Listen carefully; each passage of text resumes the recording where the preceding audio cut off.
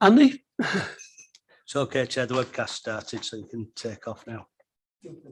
Okay. Right. Can I just say a few things to introduce the panel? City Plans panel deal with applications from the city centre, as well as the largest and most significant application the council receives. The aim of the panel is to hear all relevant information from applicants, members of the public and council officers to help members of the panel make their decision. Could I now invite members and officers to introduce themselves and mute your microphones once you have introduced yourself? Can I start on my left, please? Daljit? Thank you, Chair. I'm Daljit Singh. I lead the City Centre planning team.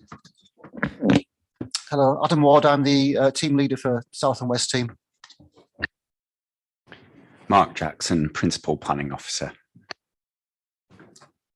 Hello, Gillian McLeod, Transport Development Services Manager. Simon Clothier, representing Environmental Protection Team. Good afternoon, I'm Councillor Emma Flint from Wheatwood Ward, substituting for Councillor Khan. Good afternoon, everybody. Councillor Neil Walsh, Headingley and Hyde Park Ward, substituting for Councillor Maloney, I think. Hello, everybody. Councillor Caroline Gruen. I represent the Bramley and Stanningley Ward. Hello, I'm Councillor Al Garthwaite, representing Headingley and Hyde Park Ward. Good afternoon, everyone. Councillor Peter Carlill, Calvin and Farsley Ward. Good afternoon, Councillor Kaylee Brooks, Little London and Woodhouse Ward. Good afternoon, Toby Russell, Governance Officer.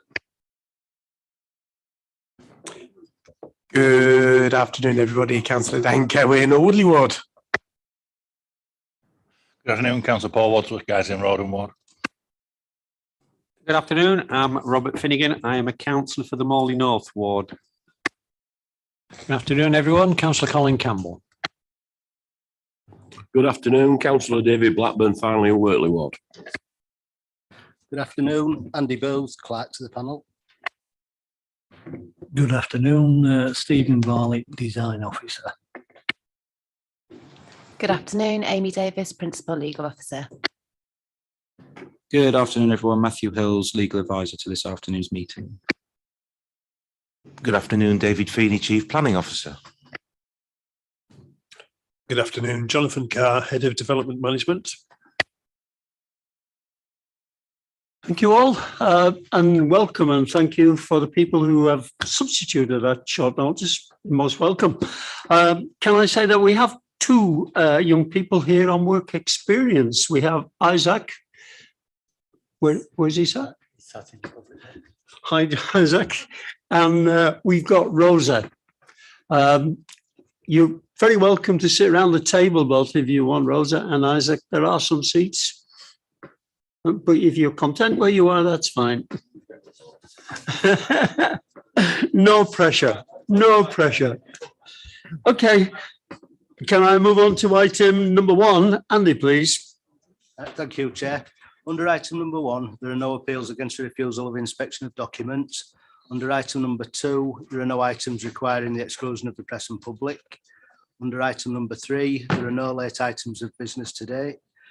Moving on to agenda item number four, do members have any interest they need to declare? No. Moving on to agenda item number five, we've had apologies from councillors Maloney and Khan. We've got councillors Walshaw and Flint attending as substitutes today, Chair. Thank you. Thank you, Andy. And before we go on to the agenda, can I invite Sarah McMahon to come forward, please?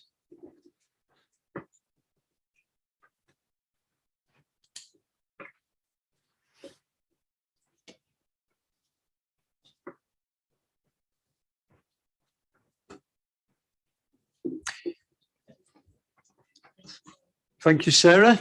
As some of you will know, this is Sarah's last planning meeting. And there are some words to be said by Jonathan Carr and other people, I suspect, including myself.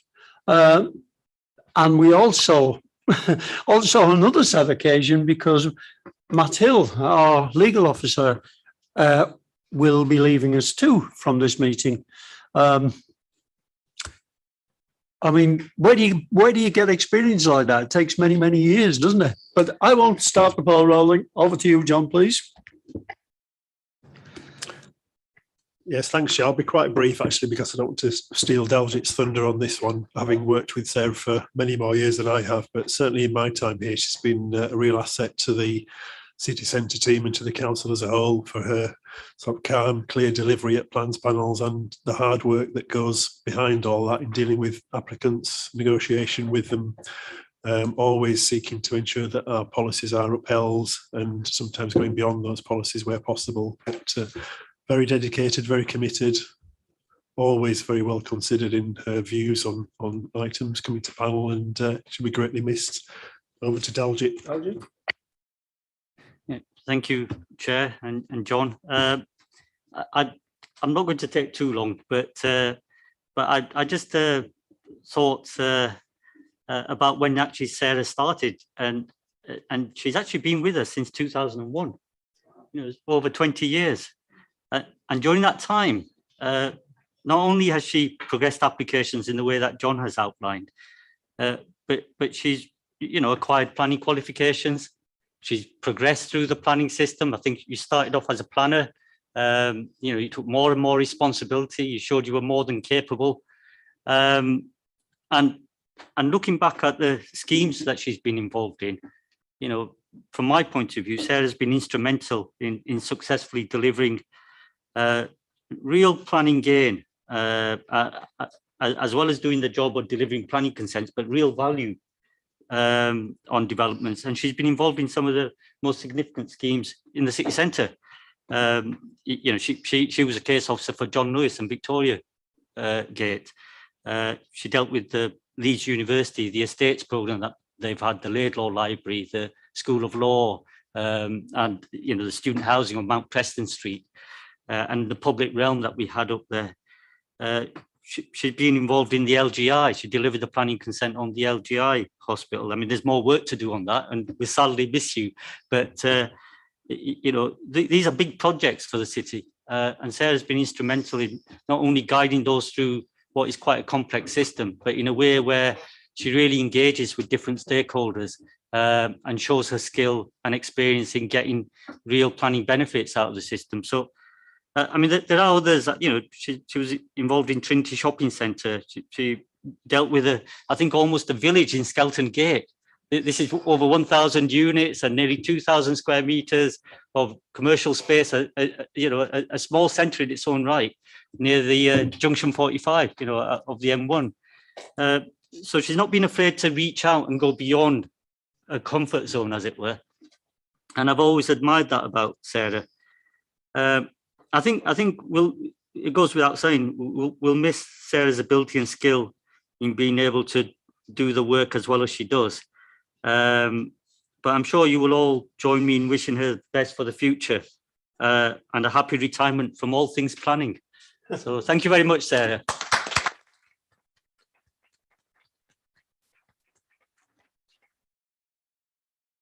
Thank you, Daljeet and John.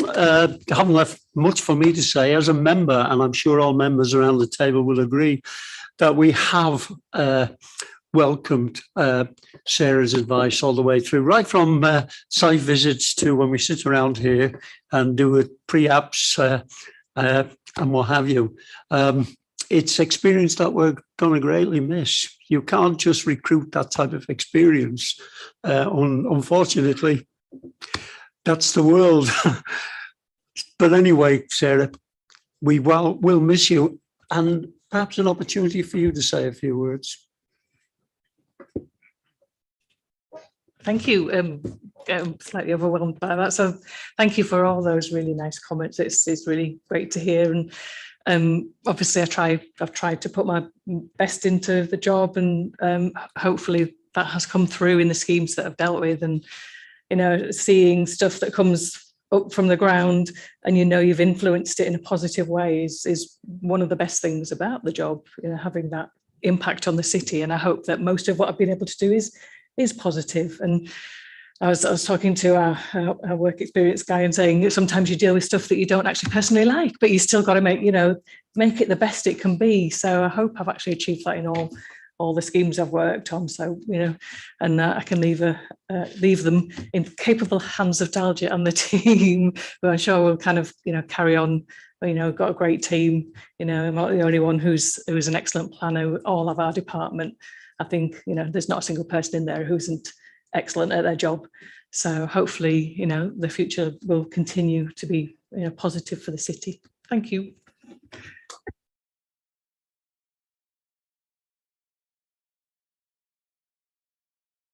And thank you, Sarah. I'm sure that's heartfelt. Everybody around the table, as I said before, we will miss you. You're far too young to be retiring, but that's another matter. Moving to Matt Hill. Matt Hill is not retiring, as I understand it. He's moving to another post. You've got your career to think about. We fully understand that. I shall always remember Matt in particular for Leeds and Bradford Airport. Many of you will remember the 9 hours marathon that I don't think will ever be beaten. I hope it's never going to be beating in future. If it is, I'll be interested to sit there, perhaps not in the chair this time, and see it happen. Matt's legal guidance certainly guided us through it. We contacted all the legal people we need to. We consulted very wisely, and we had the best advice. And Matt saw us to every stage of it. I'm sure he'll always remember that one in particular. It's probably written on his heart. But I mean, even I think all of us sat around the table, I'm conscious that not everybody agreed to the application. Some voted against it. But even so, I'm sure they'd be the first to agree that they had the best legal advice that was available, all coming from Matt on this one.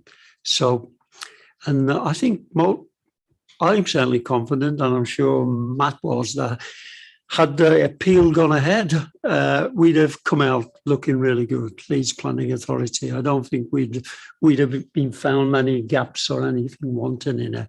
But as you know, Leeds and Bradford Airport choose not to go ahead with the appeal, and we are where we are on that one. But thank you, Matt, and the very, very best of luck in the future.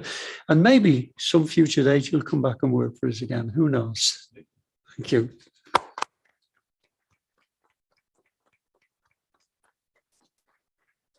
Okay, then, moving on to the agenda. We're on item 6. Previous minutes of the meeting 16th of June. I'll get organised and tell you what. Can you turn to page 7, please? Okay, I'll do it in the usual way and go from page to page. So page 7, page 8, page 9, page 10, page 11, and finally page 12. Andy, there is a typo in on page 10, the third bullet point down, that it just needs correcting. It doesn't. We know what it means, but obviously it's best that it's. Shall I read it? Okay. The proposal would retain the use as much as the site as possible, where it held wood up to 3 stories in height. I think it means increase in 3 stories in height. I think we all understand that. Okay. Moving on then to item 7.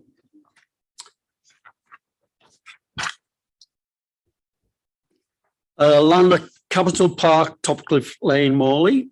Could I invite Mark to address the panel and introduce this to us? We also have Simon from Environment here, so we may bring you in after. I will bring you in after Mark's presentation, if that's okay. Mark, please. Thank you, Chair. please could you bring slide 5 up before I start? Thank you. The application is brought before you following the resolution concluded by City Plans Panel on the 19th of May 2022 to defer until further information and details had been received. The proposal relates to a key general employment allocation, which is 38.4 hectares in size. The employment site is recognised within the local planning authority's development plan and identified as a suitable general employment site within this site allocation plan. The proposed employment uses are the subject of an outline planning consent with details of siting, massing and layout to be determined at reserved matters stage. The strategic landscaping to the north of the site is proposed for full planning consent. The resolution at the Plans Panel of the 19th of May sought further discussions between officers and the applicant regarding the parameters of the outline section of this hybrid planning application, with regards in particular for the parameters for the maximum massing and height of buildings within parcel 3 of the proposal that is closest to residential properties on Topcliffe Lane, and to look at mitigation measures regarding noise and light pollution. The recommendation brought back to members was made in light of the further discussions with the applicant and the submission of a package of additional information, which included the reduction in the maximum parameter height for buildings proposed in parcel 3 from 22.4 metres to 18.5 metres overall. This would have an internal haunch height of 15 metres, which is considered to be an absolute minimum for buildings for the logistics sector.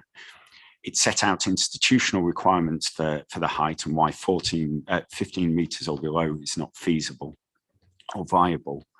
It confirmed heights of adjacent buildings.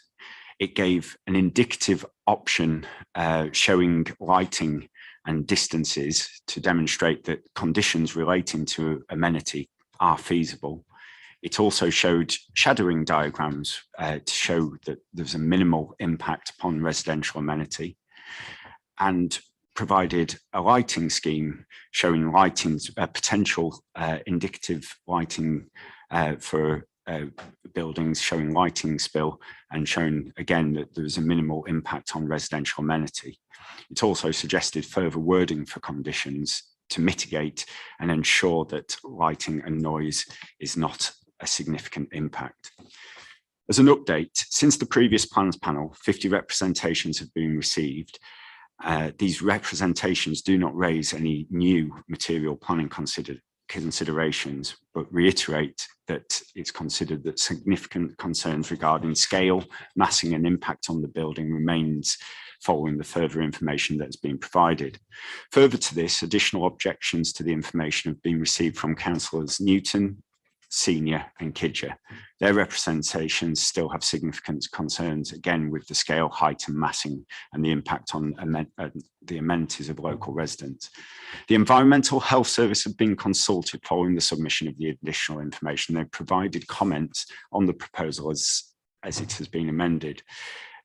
Environmental Health Service is satisfied that the proposed buildings and their end use the parameters are acceptable and do not present any significant amenity concerns, provided that they're subject to conditions and the Environmental Health Services are consulted again at reserve matters stage. A response from a holding objection has also been received by National Highways in relation to the application, and it states that a road safety audit as part of the off-site works to the M62 junction is needed before any decision can be issued. The road safety audit has been progressed and it is envisaged that this will be finalised shortly. The road safety audit does not preclude this plans panel determining the application, and a holding response is not an objection to the mitigation scheme that has been proposed. National Highways are fully supportive of the improvement scheme proposed at junction 28, and the holding response has been submitted to allow the road safety audit to be carried out prior to a decision notice being issued. as set out in the previous plans panel recommendations, and as within this current recommendation put before you, it is proposed that the provisions are made for officers to defer and delegate to allow the section 106 to be finalised, and in this particular instance to also satisfactorily resolve the road safety audit.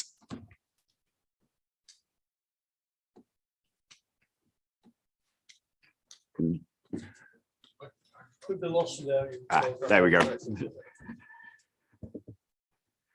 So, to the maximum massing and heights of the buildings, the application seeks to establish the principle of development, and is an outline application for the development, and the buildings that have been shown are indicative and show that the maximum parameters are workable.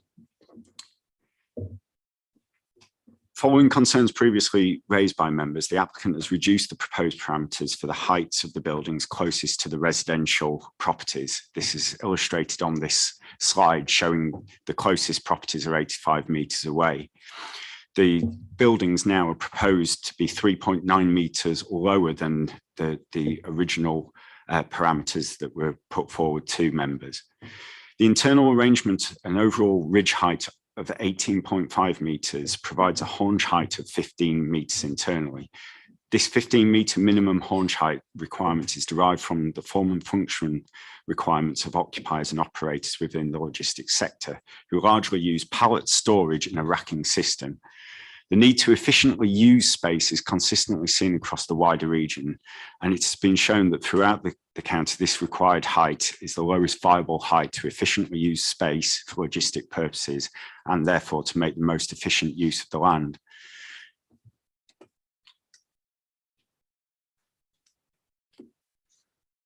The height of the building closest to the residential property is shown here, and the yellow denotes the previous proposed parameter height. As it can be seen, the parameters have been significantly reduced, and the landscaping, together with the distance from the dwellings and the nature of the topography of the site, will significantly camouflage any building built to the maximum parameters. Within 5-year period, and this shows the landscaping in 10 years camouflages building of the lower height almost completely. Please can have slide 15 while I carry on. Even before 5 years, the height, distance and orientation have also been shown to have no impact in terms of significant overdominance or overshadowing. Furthermore, after the landscaping has matured, as shown here, the proposals will have minimal visual impact closest residential unit. Sorry, if you could now go back to slide 9, that shows the landscaping when it's fully matured. Accordingly, in this respect, the maximum height parameters limit the massing of any structure and respond positively to the concerns raised by the plans panel. It's considered that the parameters proposed will comply with council's planning policies relating to design and existing amenity. In terms of the mitigation measures proposed regarding noise and light pollution, members raised concerns with noise and light pollution as a result of the development. The application was submitted with an environmental statement. An additional indicative light spill plan has been put forward, as well as further wording of potential conditions that could be attached to any approval. Members are reminded that the full details of siting and layouts of the units are to be dealt with at reserved matters stage, and that this application is just to determine the parameters of the development. The applicant has provided an indicative lighting spill plan that shows what a lighting strategy could be like when using the indicative option that sets buildings 85 metres from the closest residential unit. The lighting spill diagram has shown minimal impact upon the neighbouring residents, and this is due to the distance at which the areas are from the neighbouring properties and due to the landscaping, ground level changes, together with the parameters for the siting and height of the buildings. Environmental Health Service have assessed the indicative proposals and are satisfied that the subject to conditions such proposal would not significantly be detrimental to residential amenity. any conditions would secure the exact location of lighting columns and ensure that lights can be fitted with baffles to ensure that light spill doesn't cause any significant harm to the local residents.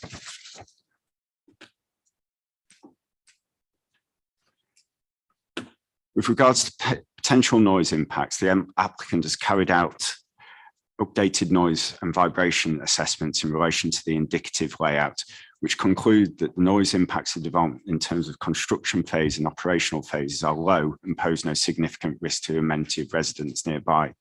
The applicant proposes mitigation measures such as significant landscaping buffers, land bunds, and noise attenuation fencing. Such measures can be seen on slide 6 and where the proposed unit is, and it can be understood how the distance is between the closest neighbouring unit. In summary, the site is an important strategic employment site that will significantly contribute to the economic growth of the city as a whole. The site has been allocated for such employment uses through the site allocation plan process, and it is considered that the proposal does not raise any significant impacts upon residential amenity to the extent that would warrant a refusal of consent. The applicant is considered to have addressed the issues raised by members at the previous plans panel meeting and demonstrated that the proposal is fully policy compliant and acceptable in relation to both local and national planning policies. Thank you, Chair.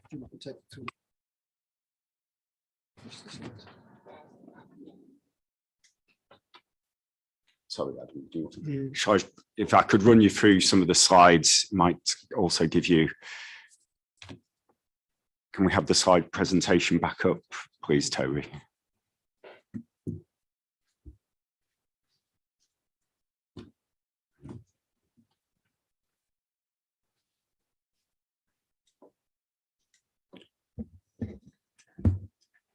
I'll just run you through a couple of the slides so members, you can be fully aware of the information that has been submitted and how it relates to the closest residential units. As previously seen, the tree planting is considered to be significant and it will be mature. There'll be significant mature planting at an early stage, and through 5 to 10 years, as it can be seen, these will significantly camouflage the buildings of a max that could be built up to the maximum parameters that are being proposed. This just shows when we're talking about the haunch height of 15 metres, how it is arranged. So the ridge height is set back from the edge of any building, again, moving the massing of the buildings away further from local residents. This is just to demonstrate that in the logistics sector, racking systems are required to ensure that buildings can be of the smallest footprint possible, and whilst maximising the efficiency of the units.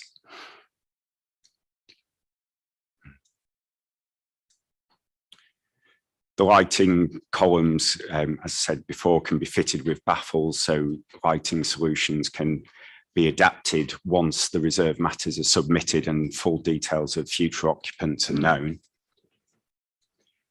These shadow diagrams show that the applicant has looked at how the building relates to the neighbouring residents and at different stages of the year, what extent the amount of shadowing occurs. So this can be seen that at no point during the year does the overshadowing encroach upon the closest neighbouring residents.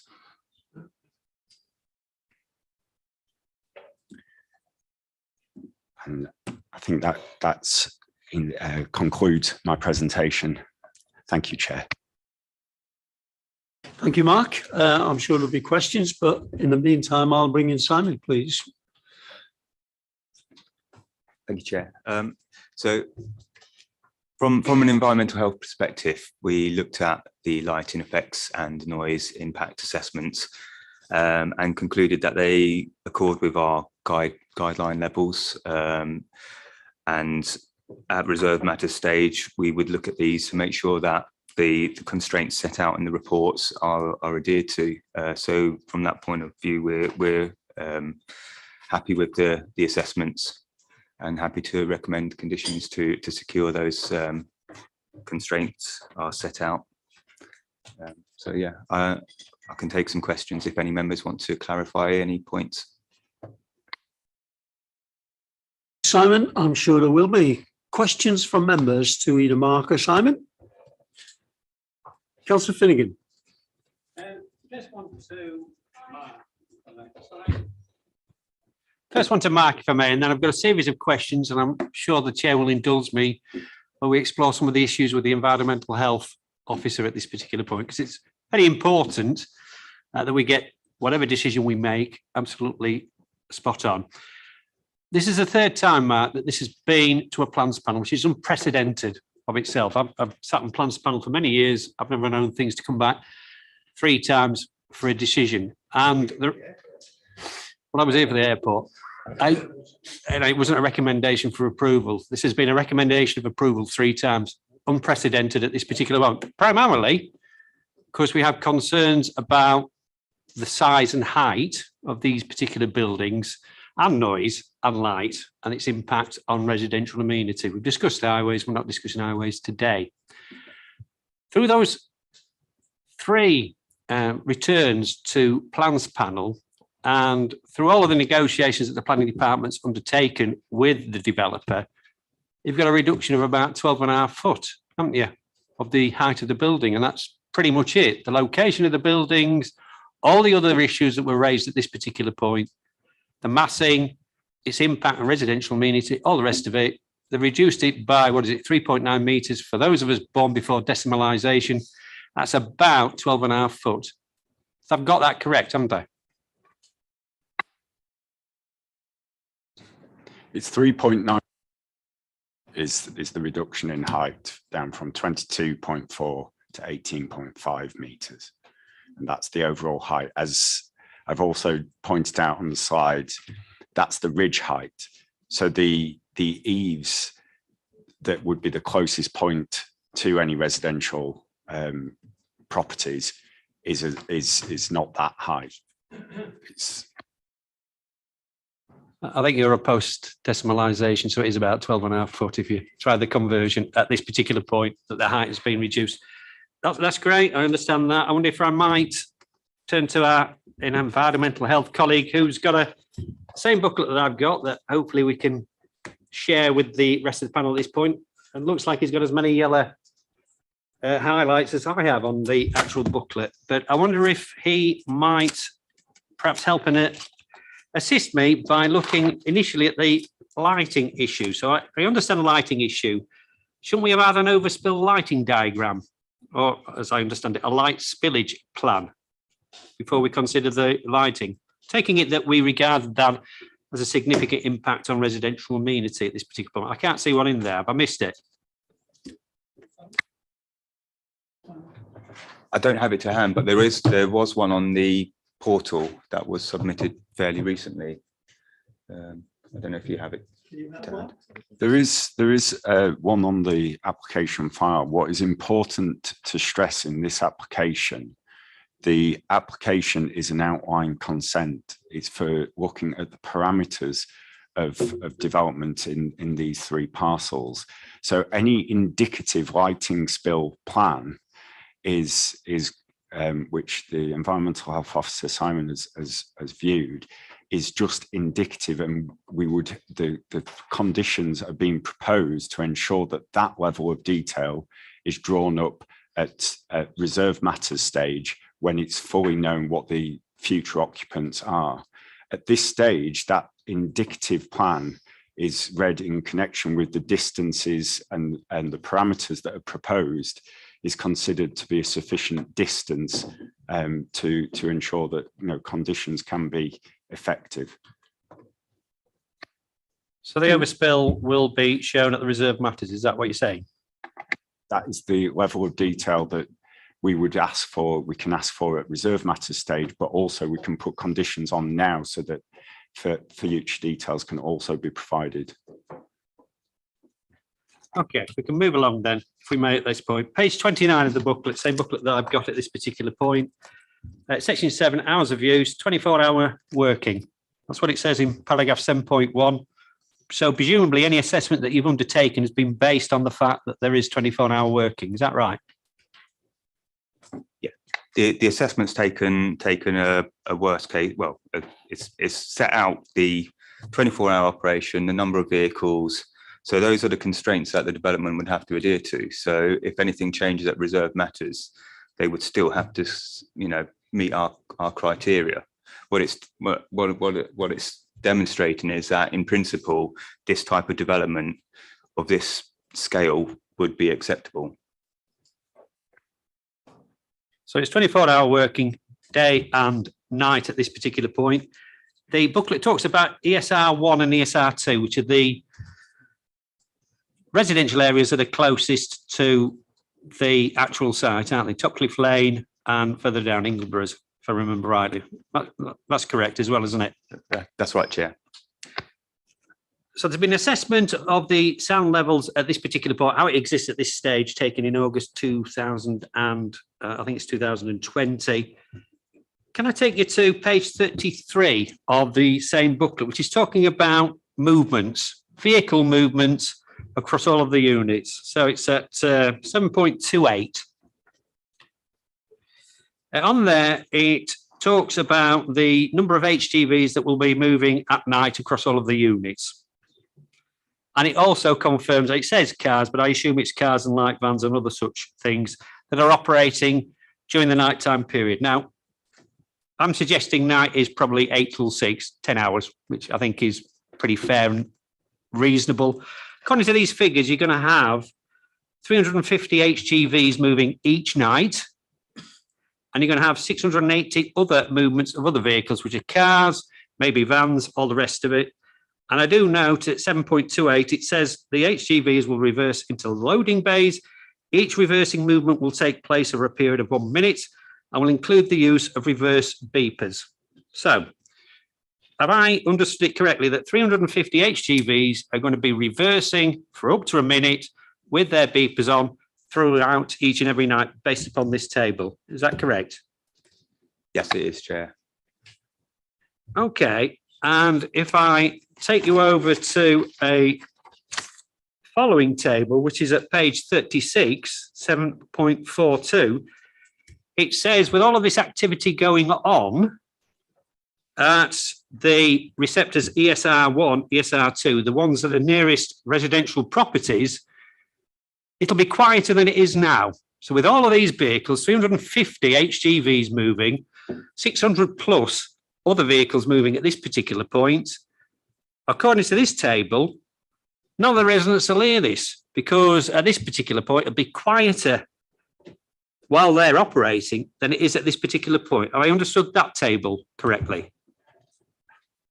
Not quite. Okay. So essentially what this is doing is calculating sound level from the receptors and calculating it at the receivers. But between the sound source at the warehouses, you've got intervening land, so a separation distance of approximately, was it 85 meters, plus you've got the barrier in between that. Additionally, you've got baseline level of sound. So you've got noise from this surrounding road network and other sources, which provides masking sound. So you can have a noise that is quite loud when you're close up to it, but with distance and screening effects is below the levels that are existing at the receptors. That's not to say that it won't be audible at times, but what it's suggesting is that with those measures in place, the sound levels still accord with our planning and noise guidance, which is for the rating level to be equal to or below the background LA 90 level. So here at the closest receptors, the ESR 1 and 2, it's showing as -4 decibels, which is a positive indication that there'll be a low impact at this site. We would seek a level of 0 or better, and this is given a comfortable margin below that criteria. So you're saying basically, you've measured the noise at this particular point, it's 40, according to the assessment that the developers provided you that you don't dispute. According to this, when everything else is operating, all of these 350 HGVs and 680 other light vehicles are moving, it's actually going to be quieter than it is as it stands at this particular point. Now, I'm trying to understand the science of how it's going to be quieter when there are piles of HGVs going with, according to the developer, their reverse beepers going on. So residents, in my view, are likely to hear that, and that's going to be a considerable impact on their residential amenity. Now, you're saying that I may have misunderstood it. It's at 40 now. It goes down, it is alleged by them, at ESR 1 and ESR 2 to 33. Great, it's getting quieter. Can you just explain to me the science of why it would be quieter when all of these vehicles are moving through the night on a 24-hour operation with all of their beepers and other things going? Sure. I think what's perhaps being confused is that these vehicles aren't going to be operating all at the same time. So you've got a maximum number of vehicles that would operate in an hour's period, but they wouldn't all be operating at the same time. The sound levels that are in table 7.42 that you're referring to are the sound levels of the vehicles as an hourly average. So you have a sound, so this is taking a sound level of the source in question, and then we've got an existing level of sound, the baseline sound, so which is higher than what's being predicted here. So which gives you a margin of comfort that the sound will not increase the overall ambient acoustic environment in there. Does that answer your question? No, I'm more puzzled than I ever was at this particular point. From what you're telling me, and I accept entirely and utterly, the 350 HGVs going through the night won't all be going at the same time. And to be honest, residents might argue if they're all going to do it 1 minute past each hour and they all moved at the same time, that would be less impact than them running through every 1 or 2 minutes, is what they're predicting in their particular table, the table that the developer has provided. I'm still struggling to understand, with all of these beepers going, 350 of them each and every night, hour after hour after hour, how my residents are not going to hear it. In fact, they're going to be better off because it's going to be quieter, according to the tables and what the developer is offering, which I'm still struggling to understand. I'm quite happy to leave it there, Chair. I think I've made the point that I was trying to make. Thank you. Thank you. And please, could you stay there, Mark? There may be more questions on it. Robert, it's not unique, I have to say. We've had up to 5 times and we've had 3 times, many times over the years. I know you're a recent member to City Plans panel, but certainly far from unique. Peter. Thank you, Chair. I had a question really to a couple of things. One, last time we went round a few times, I think, understanding exactly what we were signing off and recommending at that point. So I wonder if we can just have that reiterated, what the details are of the recommendation today that's in outline and the hybrid. And as far as I understand it, in terms of the noise and the lighting, although we can provide additional conditions at this stage if we wish, we would be looking at those at the reserve matter stage when we know the operators and the operations that are proposed. Would I be able to get some clarity on just those couple of points? Bring in Mark on that one, but I think you've got a spot on. Is it possible to have slide 5 back up? Because I think it'd be easier just to talk you through the parcels of land. If Toby could put that up, please.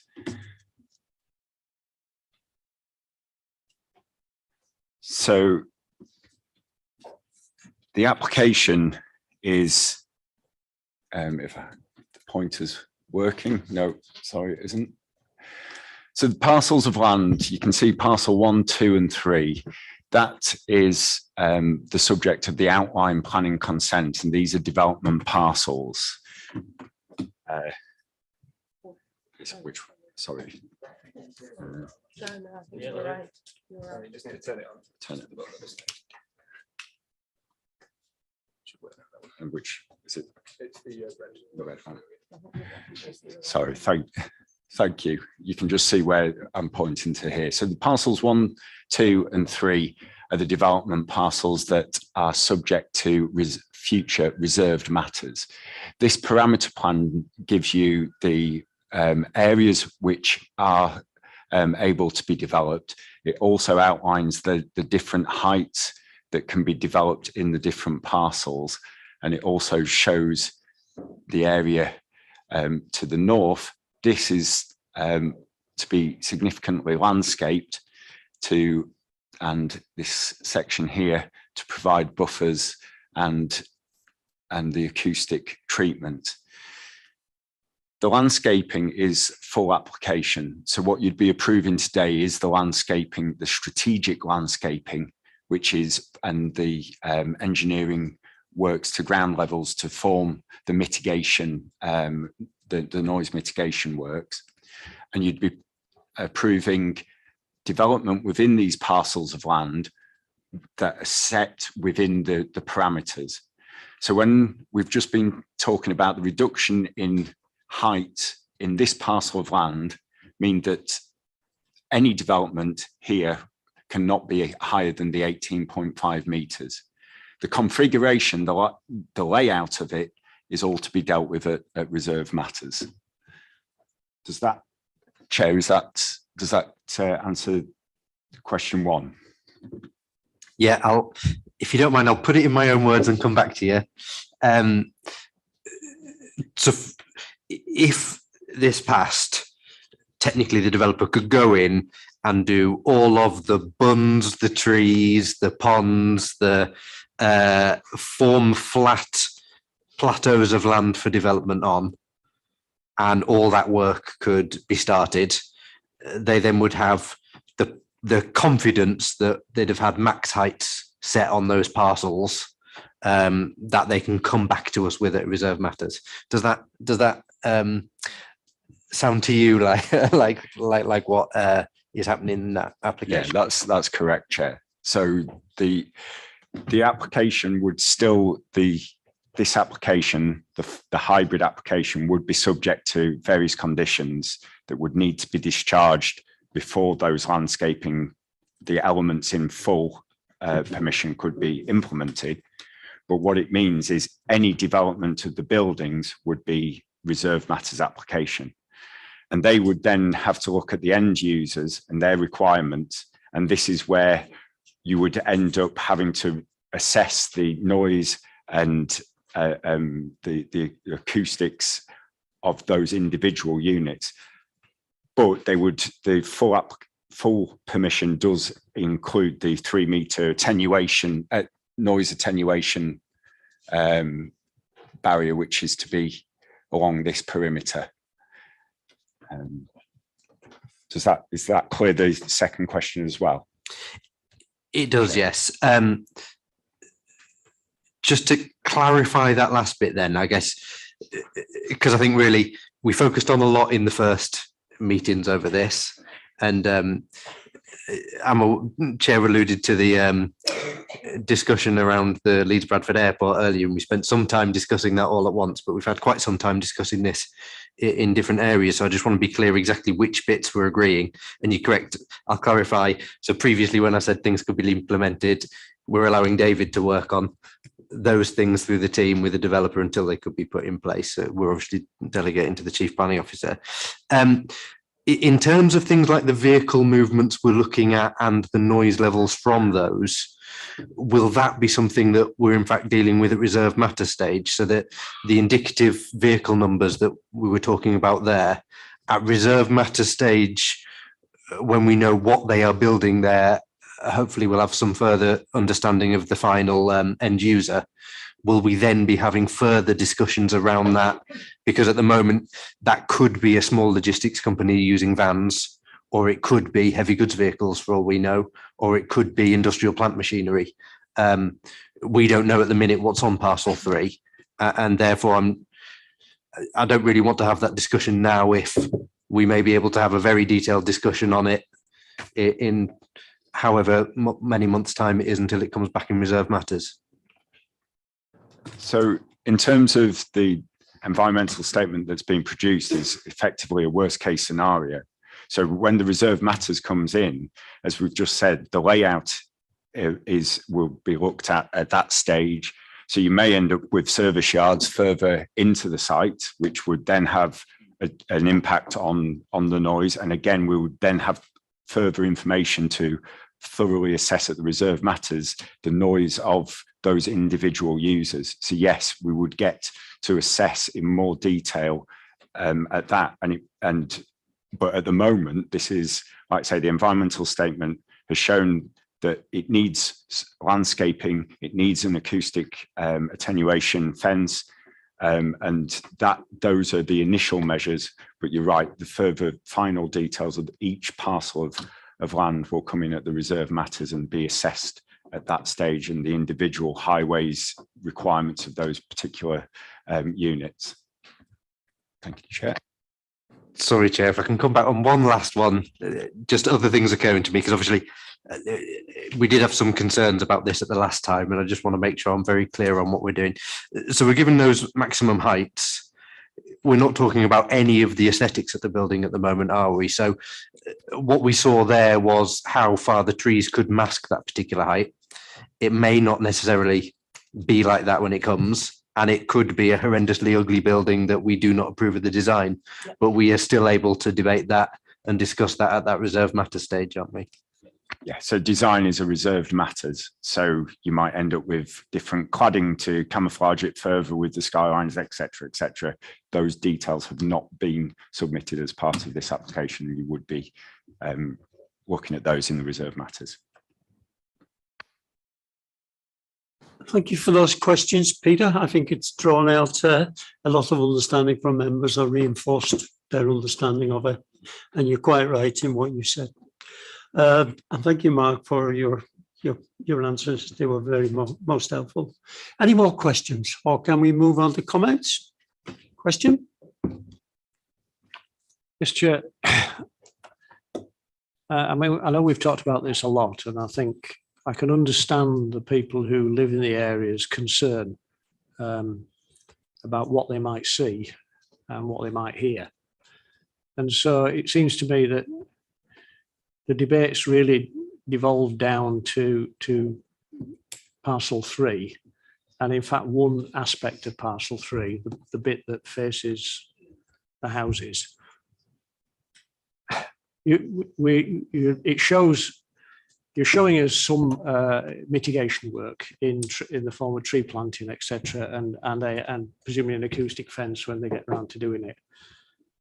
Is there any potential in that section of land, for example, to use some of the material that they will have to move around the site when they level up some of the other areas to actually increase the height of that slope, so that in fact, I suppose, all the people who live there would be what they see at the moment, which is in effect a hill. So is there any potential for increasing the amount of barrier, be it, I suppose, a soil barrier, which you could then plant up in that particular area? In terms of at this stage, as I've just said, this has been an outline application with those topographical changes forming the full application. It hasn't, you'd have to ask the developer, but however, what I would suggest is that the landscaping is on those buffers and to the north of the site. It's not, that has been designed to make sure that it's not only strategically placed to mitigate against visual, but it's also that parcel of land to the north is also to do with the drainage, as was discussed heavily at the previous plans panels.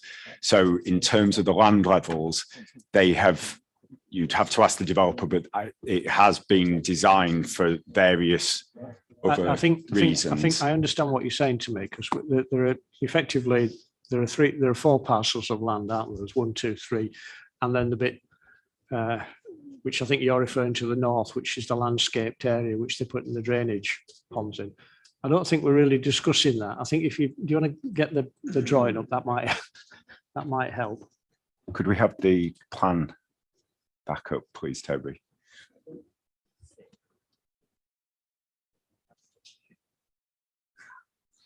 In fact, I'm simply referring to that, what I suppose you described as a small triangle of land between the area marked 3 and the houses. In fact, that exactly there.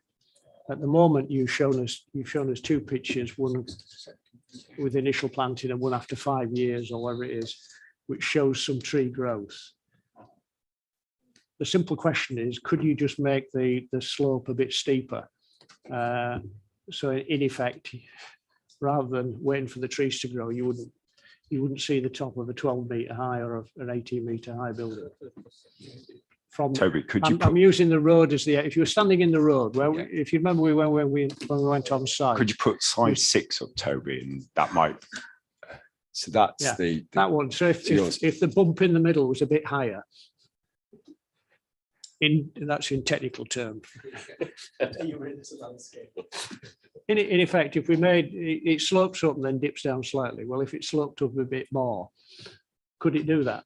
Could we put a condition on to say we want it to do that? We'd have to ask the developer.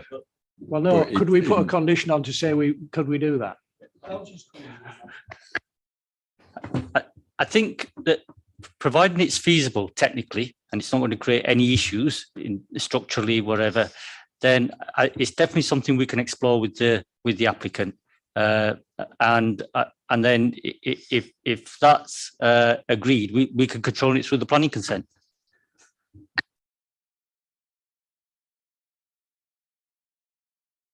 Is there any more questions, or shall I move to comments then? Comments, please. Robert?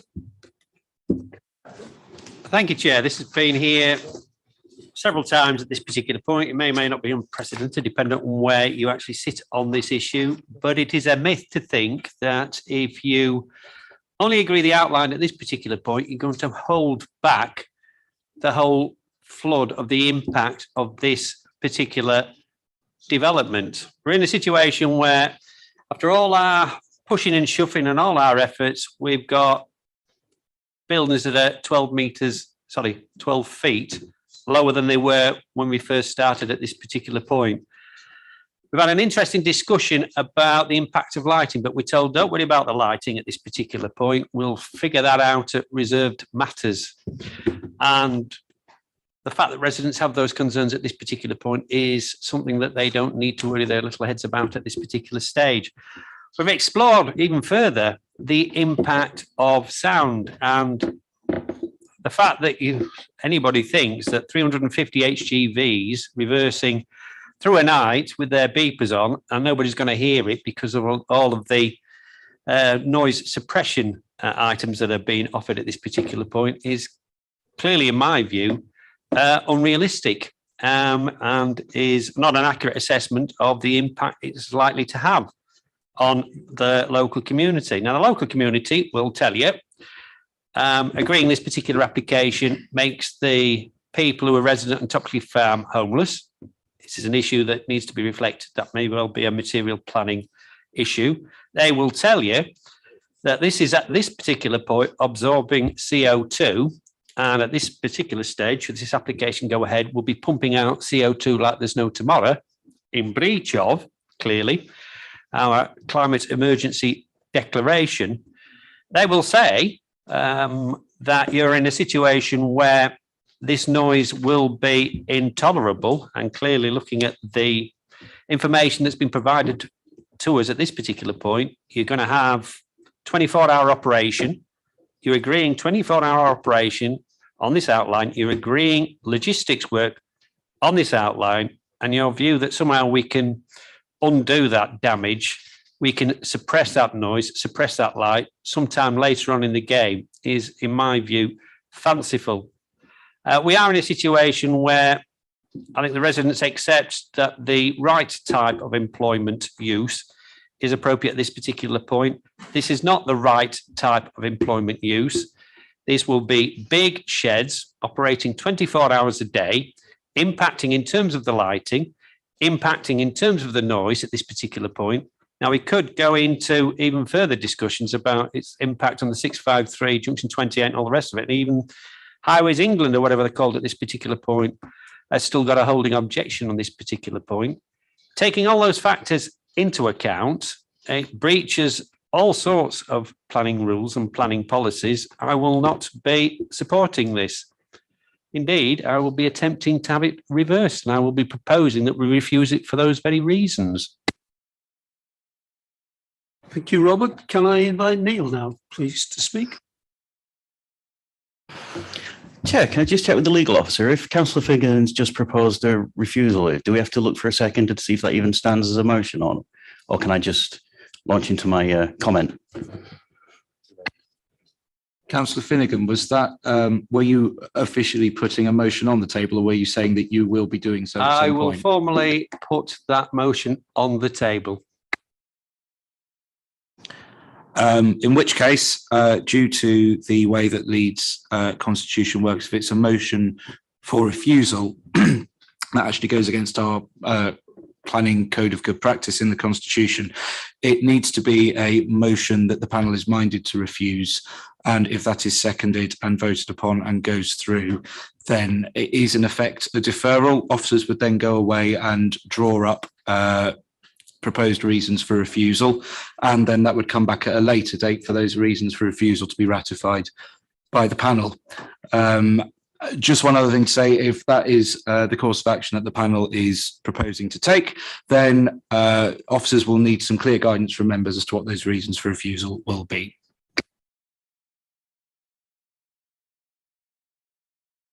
Is that a seconder? Okay, so that's on the table.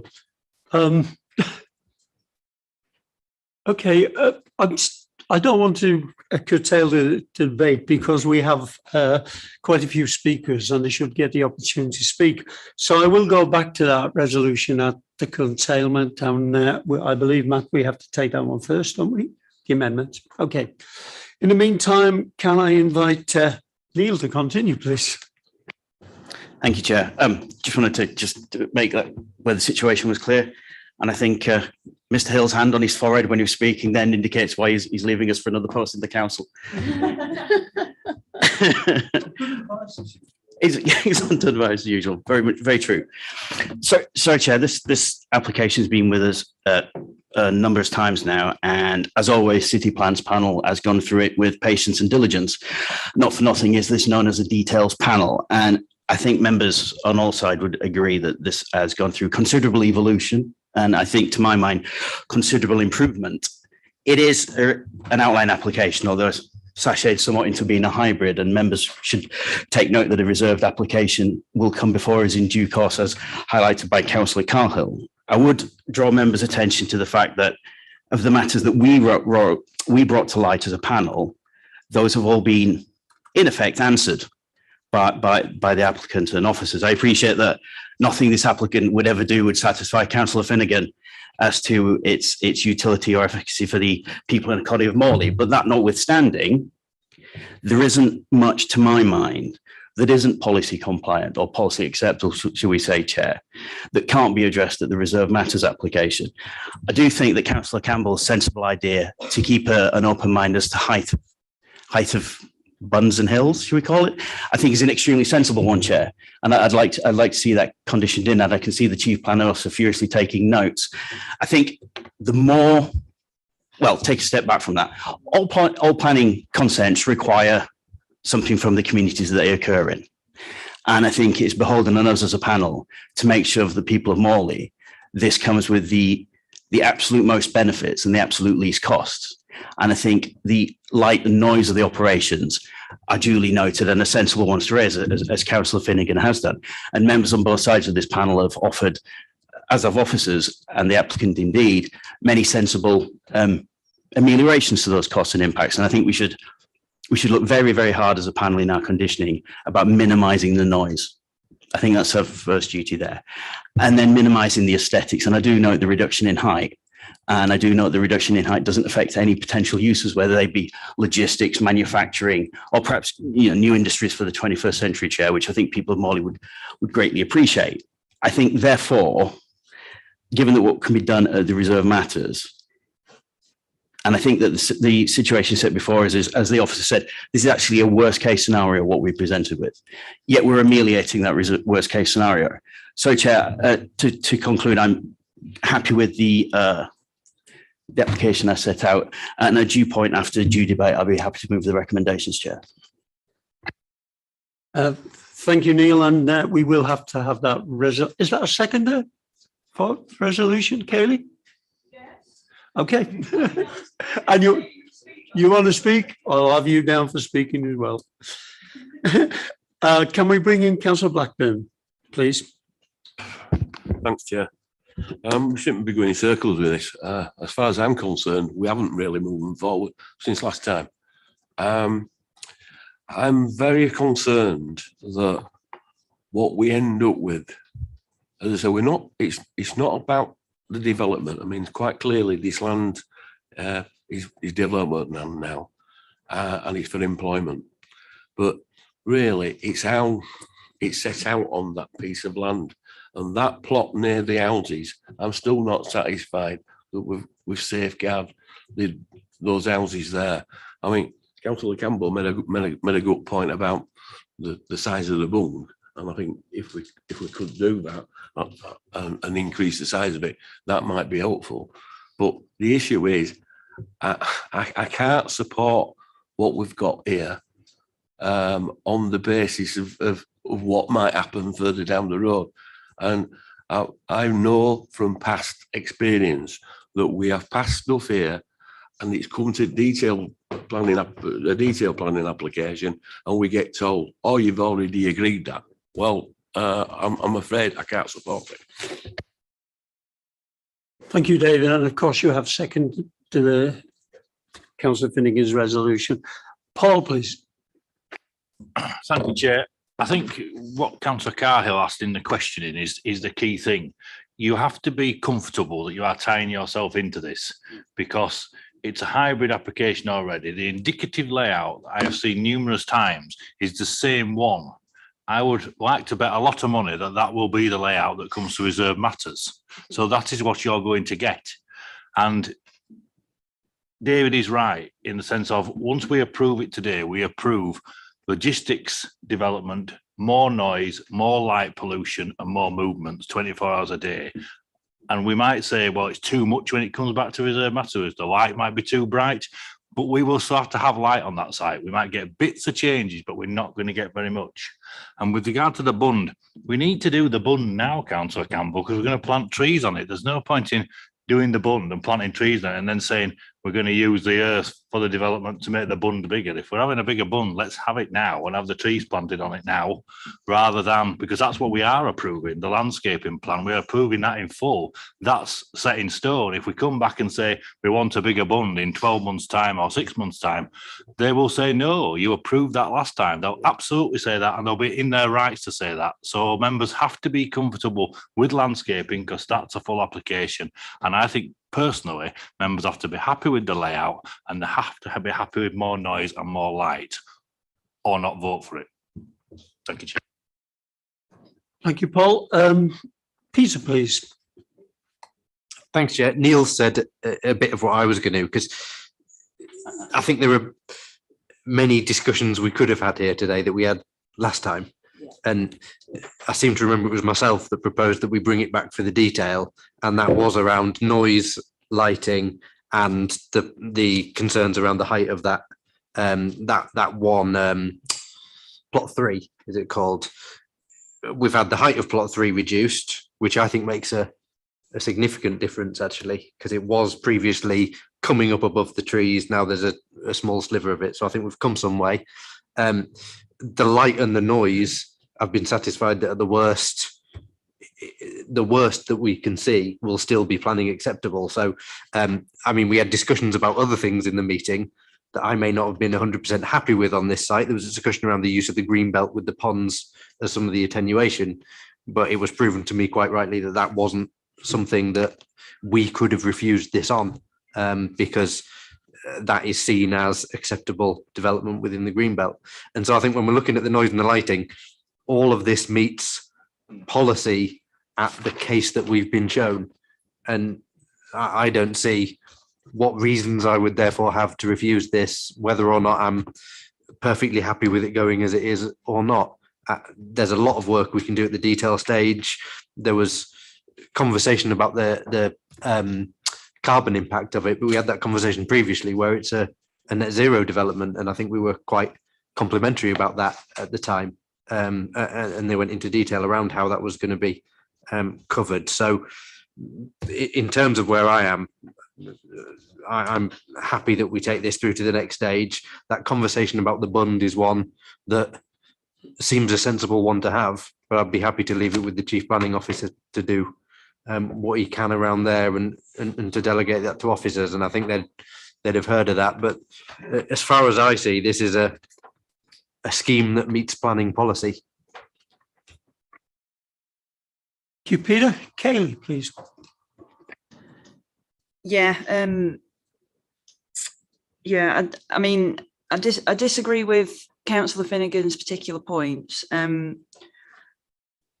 This is a proposal that's, you know, it's much improved. We've got just draw everyone's attention to page 18 and 19. There's conditions proposed here, including noise mitigation schemes to be implemented prior to the first use of the relevant building and retained thereafter in good order for the lifetime of the development. In terms of noise, I feel like that's been covered, and I agree with my colleagues on this side of the table that it's much improved, and there's not a whole lot of reason to turn this one down.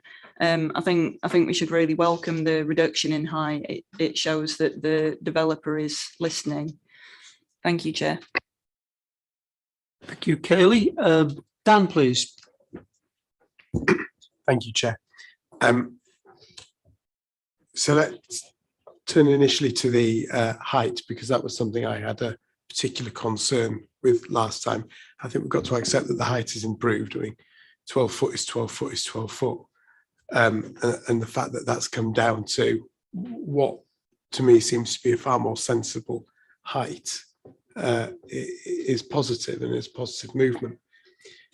There's a reason we have councillors at plans panels, and we don't just leave things to experts and officers. It's because we all bring our own level of expertise. As colleagues probably know, one of my the business I used to run was a logistics business, so I have quite a significant level of knowledge when it comes to this type of operations. And so my deep concern really comes down to the noise, because the noise in that location, whatever documentation you put, is going to have, on a night time, a significant impact on residential amenity. Because while there is a background noise, it's a noise differential. And so it's that different. It's a bit like if you live near an airport, you'll get used to the fact that there'll be aeroplanes flying over, even after Leeds Bradford decided not to go ahead with what we approved. But then if you throw in a different noise like a tractor, that will stand out because it's a different type of background noise. And that's my concern with this. The reversing beepers that we will have at all hours of the day, because this is a 24/7 operation, are of a great concern to me. And while I am pleased that there are attempts to address that, for me, that isn't sufficient. The outline approval we are giving still accepts a significant impact on residential amenity because of the hours of operation of the site. I have to confess, and I realise my popularity in Morley might be about to take a dip. I think I'm hugely popular right across the city, Neil. It's something that staggers me as much as others, but there we go. Yes, that is from when I was a stand-up comedian. I will miss you on this panel, you know, like a rash. But I think the reality is this is approved as an employment site, and this is an acceptable type of employment. It might not be desirable, but it's acceptable, and the height of the sheds is now sensible, and therefore I really struggle to argue with that element. I think Councillor Campbell's suggestion around the bund absolutely be incorporated, and again the landscaping is being approved today, that's not outlined. So for me, we should be making that clear that from our perspective that needs to be carried forward in terms of increasing the height of the bund, because that will mitigate the height of the sheds.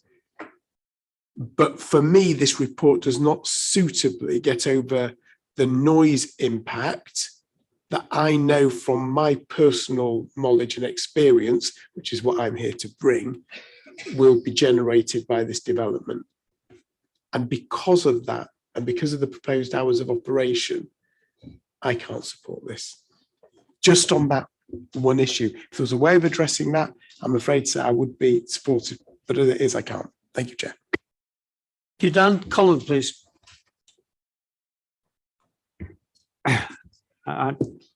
You got to admire Dan as a stand-up comedian. He's just on a bit long, that's all. I think, I was, my popularity in Morley dropped like a stone after the last time we discussed this. Don't worry about it. But I'm learning to live with it. I do have the issue with this is what's the basis for turning it down, isn't it? Because it's an allocated site, it's an allocated employment site. Okay, we've heard it's policy compliant. Okay, and we've heard that their noise attenuation works meet policy. So none of those things would stand up at an appeal. Okay, highways isn't really an issue, but I know the highways agency or whatever they call themselves have a holding objection, but that's sortable. So I'm trying to find what are the reasons for turning this down, and I've made a suggestion in relation to screening for the houses. So if you've got a situation where you can't see the thing, then that in itself will reduce the issue in relation to noise and light. You have to face facts, don't you? We know it's an employment site.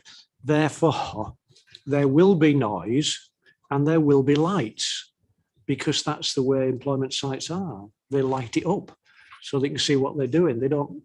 I've never heard of an employment site that doesn't have any lights. So there's going to be lights and things like that.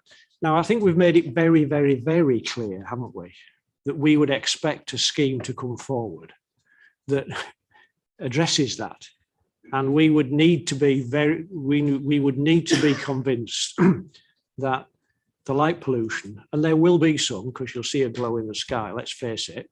But then where I live, you can see a glow in the sky from the rest of Leeds. So, you learn to live with it. That in itself is not detrimental. There seems to be a positive benefit in that some of the landscaping work to the north of site will benefit the community.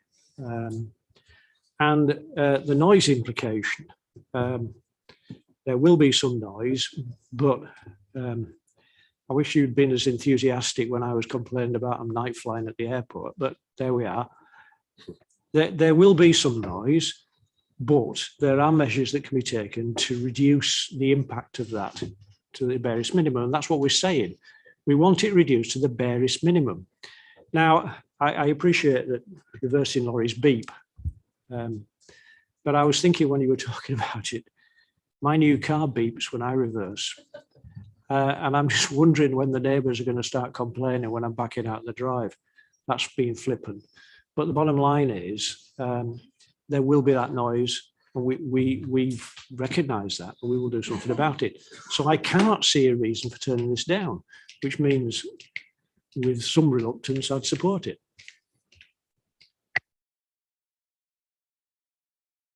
Sorry, thank you, Colin. Caroline, I couldn't remember your name, sorry. The only thing I'd add to that, because I agree with Colin's analysis there, is so I'm often very disappointed with landscaping schemes when I actually see them planted and done up, because they don't look anything like they look on the CGIs. So is there anything we could put in there to guarantee that this will be a high quality landscaping scheme?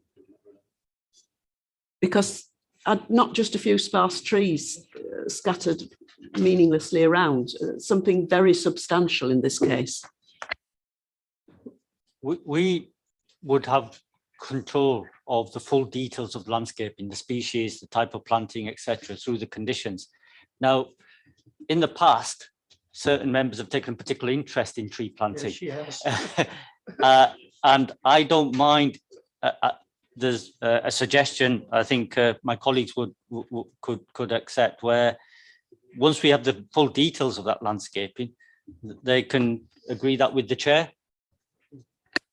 Where I was coming from, I live near the ELAW. I live kind of near where the edge of that is, and where some landscaping was planned in, and it's not good at all. It's very thinned out, and it's absolutely not substantial enough, and in my view doesn't screen it sufficiently. Now I'm sure that on the plans we all agreed it looked as if it was a good buffer and it was landscaped in and it was conditioned and all the rest of it, but in reality it's inadequate.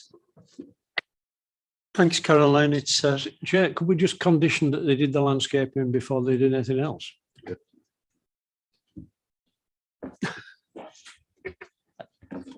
I would think that the landscaping and the significant works to the green space areas will have a cost attached to them.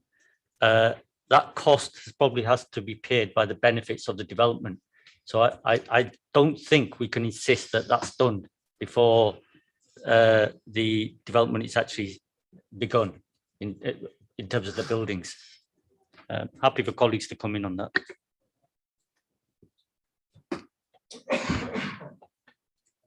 Just to, yes, that I would agree with Daljet on that, but I think it's maybe important to say that the details in the actual original application was for 10,000 trees that weren't, they had various girths and heights of significant heights. I think there was 2 to 3 meters in there. And accordingly, that will be part of the landscaping conditions. And we can make sure that those details that have been put forward in this application, the applicant is tied to that. okay. Sorry, Al, please. Yes, just to add to the discussion on trees and landscaping, it would be good to, when this comes back, to know that someone with a real expert eye on the type of tree and landscaping from the authority has had a chance to see it and to come and actually to panel and answer any questions that we may have on that, so that we can be absolutely convinced that it's going to work.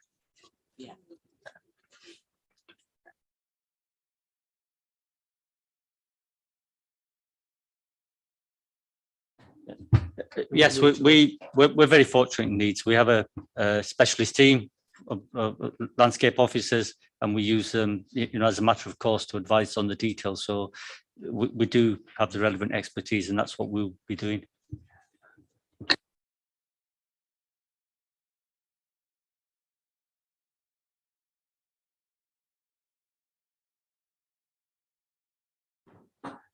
Just to add, as well as conditions go, we have used conditions for quiet reversing beeps on lorries, and we could impose a condition to that effect as well.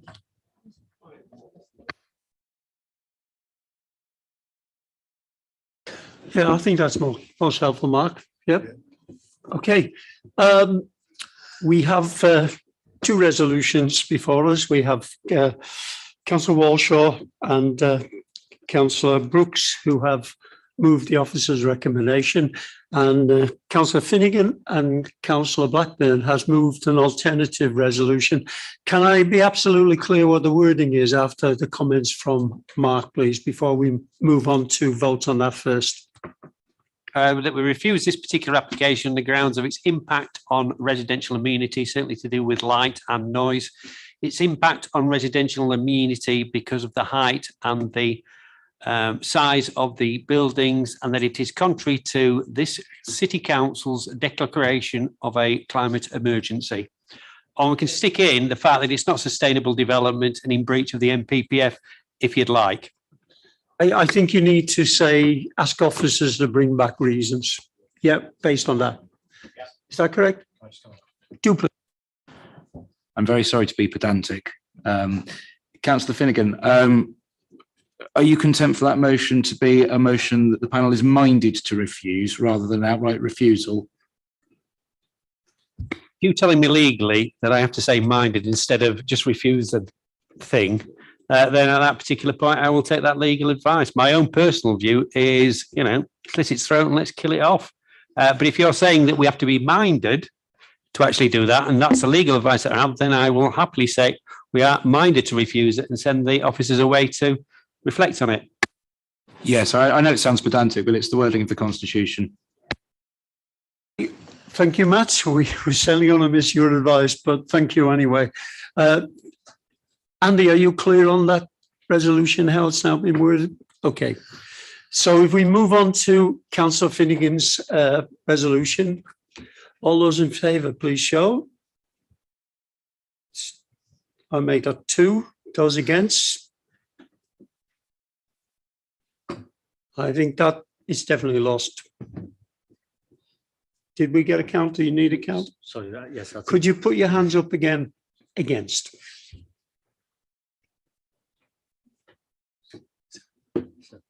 7. Okay.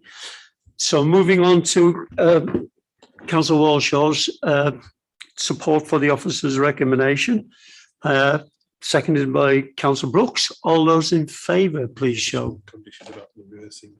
Okay, and we will be adding the condition, but I'll bring Dalgin in to sum up on that one. So all those in favour?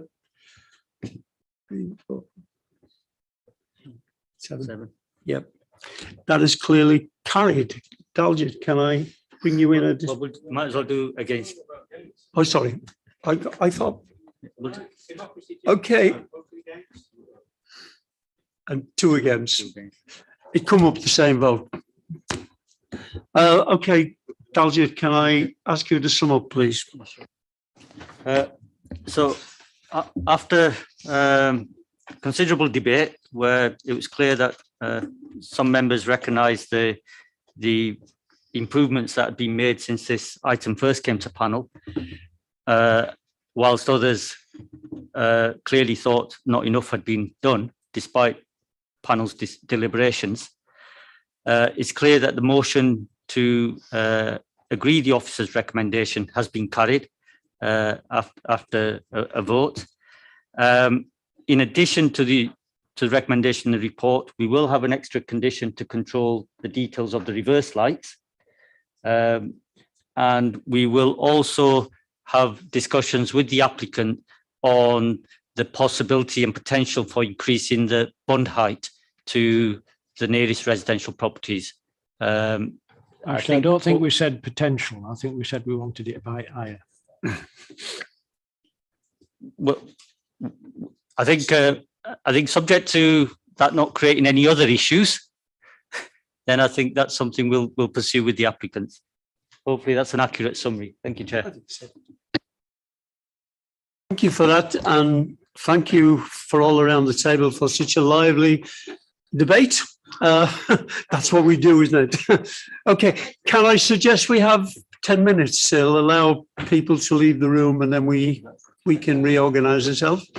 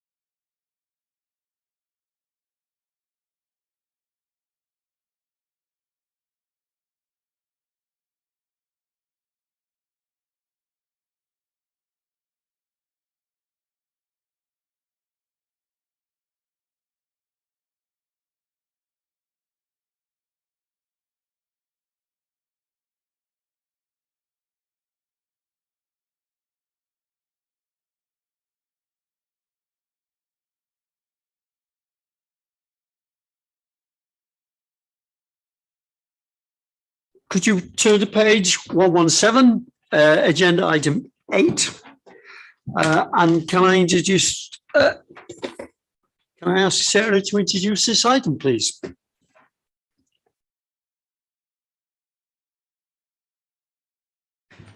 Thank you, Chair. I'll just check that this is actually going to move on for me. No, it's not. Toby, I'll have to ask you to move it on, I think, because it's still not working properly. Oh, it was just slow. Okay, I will go back to the beginning. Right, okay, just to start us off, members, in terms of what you're looking at. So we've had a previous pre-app, so some members were party to that. Not everybody, but I'm aware, so hopefully we can bring members up to speed. And there's also the minutes in the report from that pre-app as well. For this residential scheme, set in landscaping with amenity space. So it is purely residential. There's no other uses in there apart from amenity for the residential scheme. And just moving on to where the site is. So the site is the red line boundary at the bottom, and this is just indicating its distance to the major parts of the city centre, so the station and other kind of hubs within the city centre. So it's in Holbeck. I'll move on again because this gives you a bit more context on where that is. So it's Water Lane. It's an area that's evolving and is kind of changing. And we've got a number of other schemes in the vicinity, which are on another slide further on. But in terms of this site, at present, our most recent use has been as a surface car park. And it's been fallow for some time. So it was a temporary car park. And it's always been included as a potential site for redevelopment. And it's in our site allocation plan for residential potential use. So moving on to the next one, this gives you a bit more of the context. So the site is in blue on there and on your paper versions. And this kind of gives you more kind of context of where it is. And you can see that there's an arrow pointing next to the blue, there's an arrow pointing to a tall building, which is the Midland Mills Tower that got consented at panel previously. So we have a tall building there next to a listed building, which is Midland Mills, and this site sits next to that as well. And what the scheme is bringing forward is a development that wraps itself around the site from the Water Lane edge right round to the back. And it's a residential scheme of 375 dwellings, all apartments. And in terms of the mix, we've got 200 one bedroom, 144 2 bedrooms and 36 3 bedrooms. So that gives 10% for the 3 bedrooms, which obviously is a key upgrade for members that managed to achieve recent panels, which is great. So this accords with that. It also has 3 internal community spaces, communal amenity spaces, and then various external spaces of landscaping that I'll show you as we go through, and then car parking as well as that. And you can see there's like a green strip along the edge. So in terms of the surface area, the site's not huge, but we do have a landscaped edge on the 2 little circles. The larger of those 2 is actually a podium piece of landscaping as well, which I'll indicate as we go through. Before I move on to more detail, I just want to kind of allude to a couple of things that are in the report, and you'll note we've got Brian Maguire here, which is the district valuer. So in terms of what's in the report, there's been a financial viability appraisal, and you can see that detailed in the report where Brian has assessed that and come up with 3 options for you to have a look at on that in terms of the Section 106 obligations. Also in the report, I've referred to the fact that I'll verbally update you on the HSE fire strategy situation. So what's happened there is that the fire strategy has been updated and the HSE has responded again, but it's still not quite right. There's still some technical details that they need clarity on to allow them to actually move away from their objections. So it's things like there's been an introduction of doors to address some of the fire issues, but it's not clear why for the HSE why those doors will do that. And then there's an issue about a distance in one of the corridors. So in terms of determination, we're asking you to defer and delegate that back to us, not only for the normal Section 106 and conditions, but also to conclude the HSE issue. And if it doesn't get concluded, obviously it will come back to panel. So this is just kind of, you can see it in your pack, it's just a kind of iteration of what the kind of progress to show that there's been pre-application discussions, including panel, and that the scheme has evolved as a result of that. And this is kind of the first look at the land layout of the site in a bit more detail, where you can see the built form. And it's a building that wraps around from the lowest part being 2 stories up to 26 stories. So it says ground and 25 on there on the tallest part. And this also gives you a first idea of that the landscaping details and the fact that we're getting trees on the site, which we didn't have, and other planting that wasn't evident there before. I'll come back a bit more to landscaping. And then in terms of massing, this is the blue block showing the building's heights. Again, as I say, it kind of wraps around the site. So it wraps around the front of Water Lane. And then the high point is at the rear to create that mirroring effect with the Midland Tower that's consented at the back there, and to bookend the mill. And this also shows you a bit more of the emerging context of other tall buildings in the area that have got consent. And then they've moved on to key views of it from a distance. So we asked them to do particular ones that we thought where we could actually see the building from, because I think there's areas where we didn't feel it was of significance, or it became part of the skyline with other taller buildings. So view 1 is from across the River and Canal, so around Whitehall Road area. View 2 is from the west, looking across from Holbeck Lane and the end of Water Lane. View 3 is looking across Temple Works. View 4 is from Sweet Street, and then view 5 is looking from the side of the Grove pub along Back Row. So we think these are the key ones where you actually see it in the skyline and against the backdrop of other buildings in the area, including other taller buildings in the area that we've got consent for. And then kind of moving back to the layout of the site and the landscaping, this gives you a bit more detail of the landscaping, a bit more kind of zoomed in, so you can see there's a tree-lined route along the edge of the site where it butts up to Midland Mills. And members who were on site will recall we had a discussion this morning about the wall, and this came up at pre-app stage as well, in terms of the opportunities to take down that wall between Midland Mills and the site. So at the moment, there's a really tall brick wall there, which is a bit of a block between the two sites. It is part of the Midland Mills site, not part of this site. However, both the developer for this site and Midland Mills are both on board with the idea of breaking through that, whether it be removal fully or it breaking through in certain points along the wall. So we can create a connection through into Midland Mills and beyond to Bath Road, because from the middle of Midland Mills you can get through under the viaduct to Bath Road. So that is the one of the aims that we'd kind of like to push the developers on both sides to keep in mind. That would be a really positive addition to the scheme. And then in terms of this being the lowest level, so you can see the kind of pinky, corally, orangey bit, that is the amenity space inside the building. And then the pale blue is a cycle store. And then the white inside the building is Undercroft car parking with a little bit external and a delivery space external. There's also a drop-off lay-by on Water Lane created, as well as works to the footway and some speed cushions on the road there. And then there's other areas of landscaping as well. So there's an area to the rear of the building, which is not really a public space. It's more of a private space for residents to use. And it's also, there's an area there where you can see where there's more bushes and trees where it changes level and rises to the viaduct.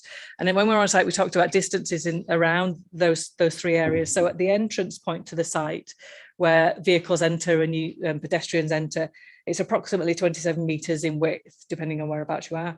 And then from the building back to that wall to Midland Mills, we've got well over 21 metres. Then along the side of the site where you would walk up the side of Midland Mills, we've got about 4.7 metres. And then in that more private space up to the viaduct side and the wall to that side, there's 13.5 metres roughly in distance. Just move on.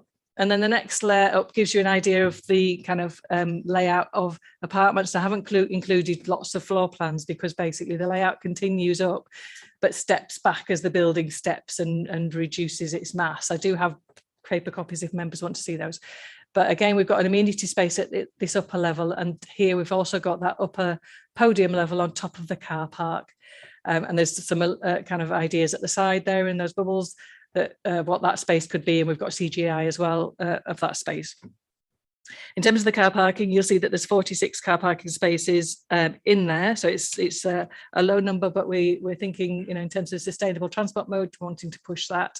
So we're pushing for car club spaces within the site, 2 spaces, and also cycle spaces as well. At the moment, we've got 164 and 4 motorcycle spaces. Again, that's not 1-for-1 for the flats. So we're also looking at them providing a cycle hire scheme within the scheme as well for residents to use. And then in terms of that mix, I'll return to that. So as I said, we've got a mix of 1, 2 and 3 bedroom flats, and we've got a good mix there, 53% 1 bed, 37 2 beds and 10% 3 beds. And they're all accorded with the space standards. And these are indicative layouts at the bottom of those units, the 1, 2 and 3 beds. And in there you can see, even in the 1 bed, we've got a 2 person bed, we've got a double bed. So in terms of space, that we're kind of achieving that option for it being a 1 person or 2 person in the 1 bed. And then to the other side, you probably see better in your packs than on the screen, but that just tells you the space for the communal spaces. So internally it amounts to 700 square meters, and externally it's 975 square meters of amenity space. And then this is just kind of the start of looking at the building's architecture and the contextual approach that's been taken by the applicants and their architects to that. So they've looked at the surrounding areas, they've looked particularly at Midland Mills and other mill and warehouse type buildings of a traditional nature in the area, and picked up on those as references for the scheme. So in terms of that, they're looking at a very regular grid building, really kind of strong a warehouse type grid patterning with deep recesses, and a calm, subtle change in colour in the brick palettes. It is predominantly brick, but there's a subtle shift in the colour. So hence there's the 2 tones of blue in there. And then a bit of detailing in that brick. So we've got some vertical ribbing there next to the windows in that brickwork, to give a bit more visual interest to them. And there are also balconies as well on some of the levels, which there's a little view at the end of some of the balconies. And then these are kind of the elevation views, so looking into the site. So this is looking, if you walked into the site and you were looking at the end of the building with the podium and the car park, and Midland Mills is to the side. And then looking along the view from Water Lane. And then the other view from the opposite side. And then from the rear. And then just to finish off, we've got 2 CGIs. So this is from the entry point, and obviously here we can start to see some of the balconies that would be on there and some of the landscaping. Clearly, these are quite mature looking trees. Obviously, we always get this on CGIs, don't we? Where we get mature looking trees. So, in terms of kind of what they will look like on day one, it's really important that we get some quality in there to get that feel. And then again, this is a second CGI showing the podium landscaped area and what that could potentially be. Again, all of those details would be subject to conditions for the landscaping and for its management, and all the details such as the planting, the species, the size, the furniture in the landscaped areas, etc. So in summary, Chair, officers think this is a positive addition, kind of develops the site that's been fallow for some time, and we're recommending it for approval. Thank you, Sarah, and we can't let you go just yet. There will be questions, I'm sure, so if you remain. Can I bring Brian in at this time, the district valuer? You've all got his report and his comments, so let Brian speak to her, and again, he's available for questions. Thank you, Chair. I just wanted to run you through the brief timeline and some of the key work that we did to assess the viability of the scheme. The applicant originally submitted their viability appraisal dated, and it was dated the 9th of March. And in that viability appraisal, it had a cost plan which sets out the construction cost of the scheme, and that was dated the 6th of January. Now, as I've often told you in the past, my role is to advise the committee and the local authority whether the information in their viability report is reasonable. It's difficult to get it down to pounds, shillings and pence. So it's an overview, a detailed review, but basically to advise you all as decision makers as to whether the viability appraisal is reasonable. Now, the first thing that stood out was the date of the cost plan. We've got to be independent, and if we think something's wrong or not quite right, let's say, we've got to highlight that. So your independent cost consultant, Rex Proctor and Partners, who advise on the cost element, reviewed the cost plan, and one of the first things they said, look, this cost plan's out of date. It's the 6th of January.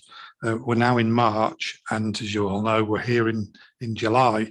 So we recommended that the applicant review the build cost. Now, the build cost is the fundamental issue here with this scheme, and I don't need to tell you all that in the news we're seeing lots of stories about the current inflationary environment that we're having to live in and developers are having to operate in. And there is an issue at the moment with significant inflationary pressures on construction costs. So we asked them to submit another cost plan, and that came in on the 12th of April. We reviewed that, but subsequent delays and it not coming before the committee, they needed to submit another cost plan on the 20th of June because costs were going up, dare I say, on a monthly basis. And to give you a bit of background, in round terms, the construction costs between the 6th of January and the 20th of June have gone up by £6 million, which is roughly just under 10%. So, but to reassure you, these cost plans are independently reviewed by a firm of quantity surveyors who are also in the marketplace, who know what's happening with construction costs at the coalface, let's say. You know, they're actually seeing it in the market. So they submitted a report to myself, just confirming that, again, what they're saying is reasonable, that's what they're seeing. And there may be inflationary pressures going forward for another year or so, but that's another matter. In terms of the original report that was submitted by the developer, their consultant was saying that the scheme was unviable. It couldn't provide any affordable housing, nor could it provide any Section 106 costs.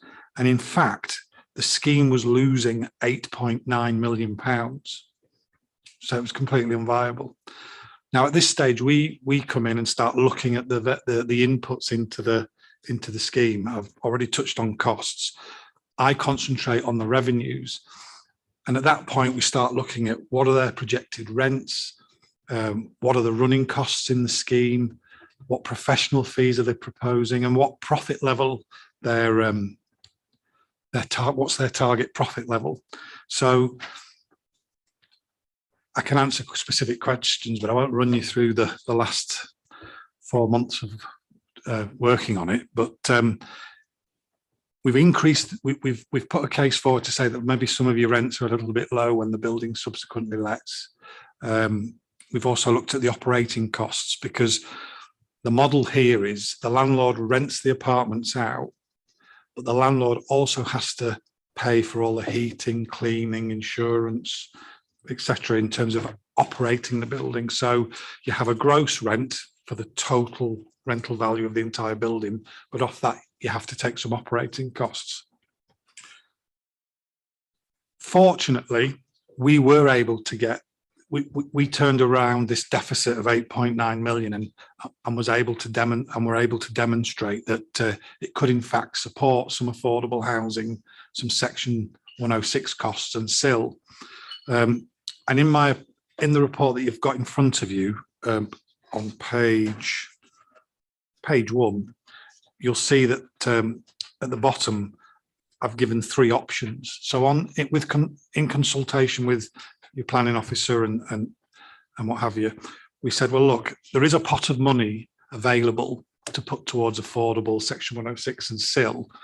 And if it helps you as decision makers and it gives the developer options as well, will set out what could be done here. So under option 1, we're saying that the scheme could effectively support 3.2% affordable and SIL of 179,234. Now that's 12 units, but it wouldn't contribute to any Section 106 costs. So option 2 basically expresses the surplus as 2 figures, which is the SIL at 179,234 and another pot of money, which could just go towards Section 106, which is 408,750. So we're saying on option 2, you're not going to get any affordable if that's the option that's favoured. Now, the final option, which I understand is the preference of the developer, is that they will provide 2.1% affordable units, which is equivalent to 8 units. And there will be a SIL contribution of 179,234,000. But I understand the council's preference is to support the sustainable travel fund above any other initiative or any other policy. So it can also provide 93,750 towards that specific cost. And then finally, there is also a small surplus after you pay for the affordable, the SIL and the sustainable travel fund, and there's an additional £36,000 which you could contribute to another one of the policy requirements. So I hope that sort of summarises the work that we've done, but if you've got any questions, I'm happy to answer them. Thanks, Chair. Thanks, Brian. I just want to clarify. I think Brian said it was the developer's preference for option 3. It's actually officer's preference in terms of the option. Brian has very professionally said, this is how much surplus money there is in the scheme, and these are the options for how you can divide that up. In this location, where we're trying to support more sustainable modes of transport, where we're accepting a low level of car parking, and where one of the ways to deal with the lack of a private car for every individual is to, for example, support the car club scheme. We think it's important to have some money set aside for that. And that's the reason we're in effect promoting or preferring option 3, recommending option 3 to members. Thank you, Chair. Thank you, Daljit. Thank you, Brian. There will be questions from members now, so could you remain? I'm sure there'll be some directed at you. But thank you for all your hard work. It's very diligent and very readable and very understandable as usual. But thank you. And as you said, and I didn't say it to me, you are an independent organisation. Okay, before I start, can I invite the applicants, Andrew Windross, to come forward and sit at the back as usual. There are no objections from the public, so they may as well be there if members have questions to them, and they may well have.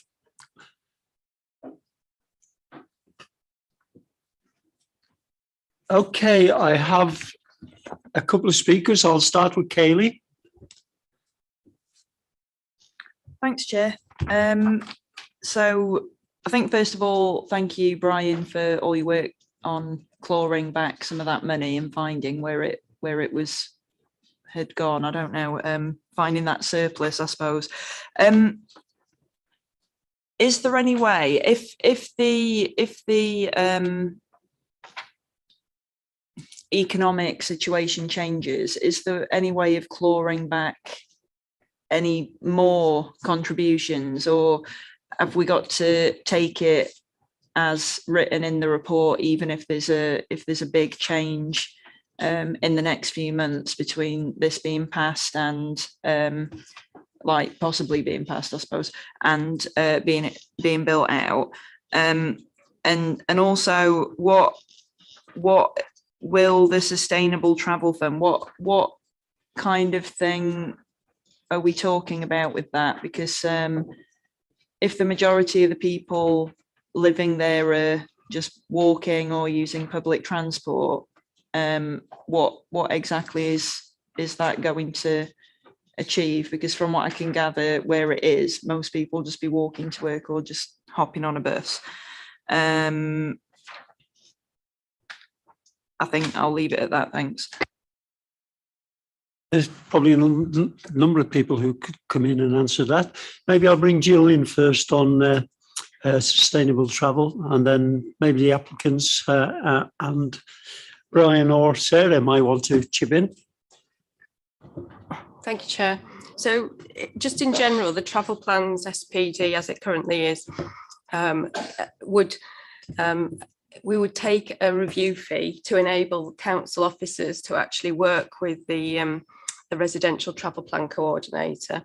And then we would also take the or hold the residential travel plan fund monies, which is the money that initially would be able to go into the travel plan measures. So anything within the travel plan that was to be delivered. So Sarah already mentioned the car club, but I think in terms of this site, the car club is one of those travel plan measures that we would be offering free use to residents to get them effectively so that they could become members and trial it.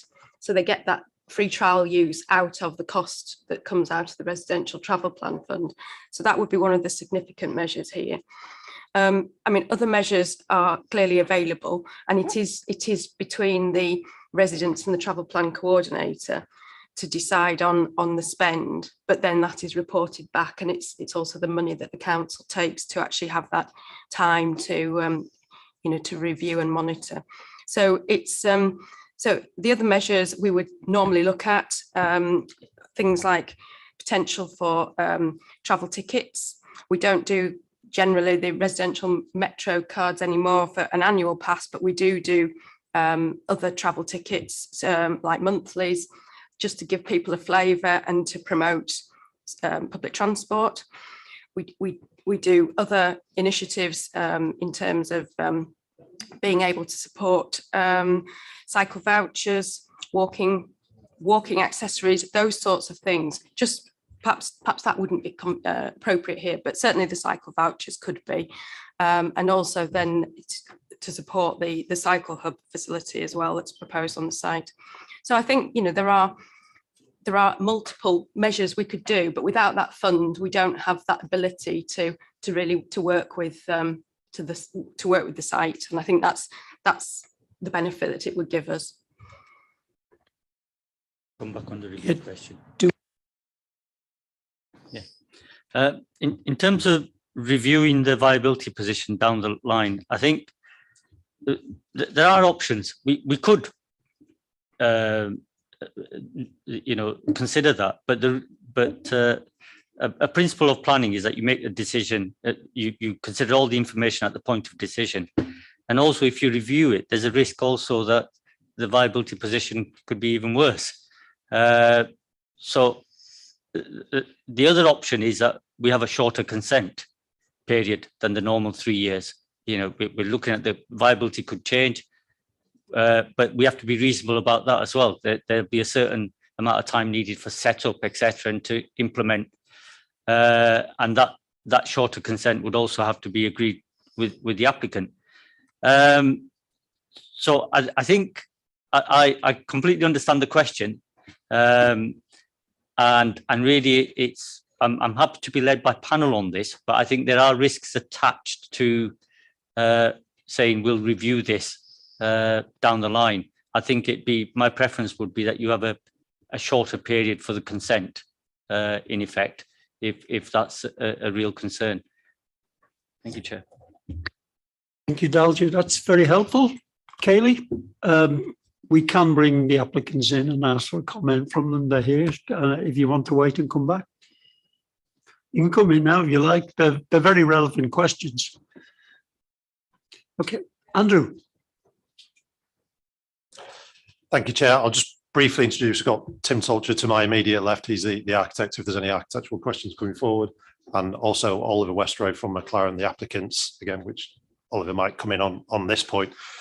Yeah, we do very much agree with Daljit. The MPPF talks about making decisions on today, and the viability is done on that, and hence why Brian asked us for those updated construction costs. The short consent, yeah, McLaren are very keen to deliver. They're already delivering the scheme at the Leonardo building, the old council offices. That's something where you'll recall they received consent quite recently and got straight onto site. So that's what they also want to do on this site. So there's definitely a keenness for delivery. I'll maybe let Oliver explain a little bit more about that point on delivery and also something which we've looked at, and I think Brian will agree with that. Construction costs are likely to outstrip increase in values in that sense, and that I think is Darjit points for, you know, potentially that viability changing in the very near future, as it has done almost on a monthly basis. Do you want to add anything further on? Hi, that's Oliver Westray here. Yeah, from a viability perspective, I understand your points of view, but this has generally been a very challenging site from a viability perspective. And as we know, build costs are only rising, and we have been, you know, trying to push the rents on this as much as possible. So there is that challenge in terms of viability. We see the next 12 months from a build cost perspective being very challenging. And then because this is a build to rent product, it's about the fundability. So we obviously need a funder on board to fund this. And because they're buying this effectively on today's rents and today's values, it's going to be very challenging to fund this with a clawback provision in there. So from a commercial perspective, it just makes the whole fundability and the deliverability of this scheme very challenging. Thank you, Andrew. Kelly? And then the travel plan fund, why are we talking about car clubs when we don't have cars? I don't understand that, and we're right next to a train station and within walking distance of the city centre. I don't understand that bit at all.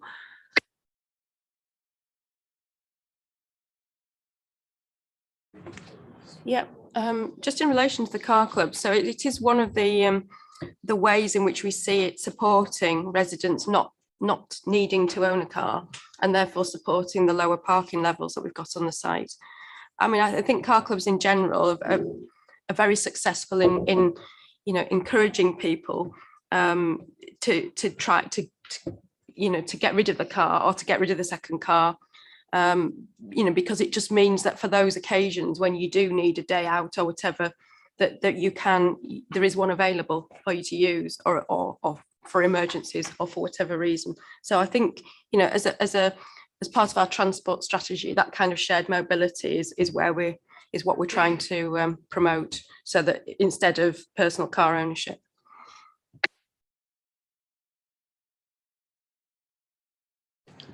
Is that okay, Kaylee? I could add, if that's Kaylee, the officer's view, I do disagree, but okay. Okay, and as I was about to say, I could add that I had an officer speaking to, and given what Andrew said, that a shorter construction start period could be installed, and a year seems reasonable, you know, which given that Andrew and the team said they intend to start very immediately. So it's something for members to consider as the debate gathers pace. Can I bring in Colin now, please? I've got two lots of questions, Chair. A quick one for the developer and then one for Brian. I suppose the obvious question is, when you got the figures that said you were going to make an £8 million loss on this development, why didn't you just simply say, okay, we'll walk away?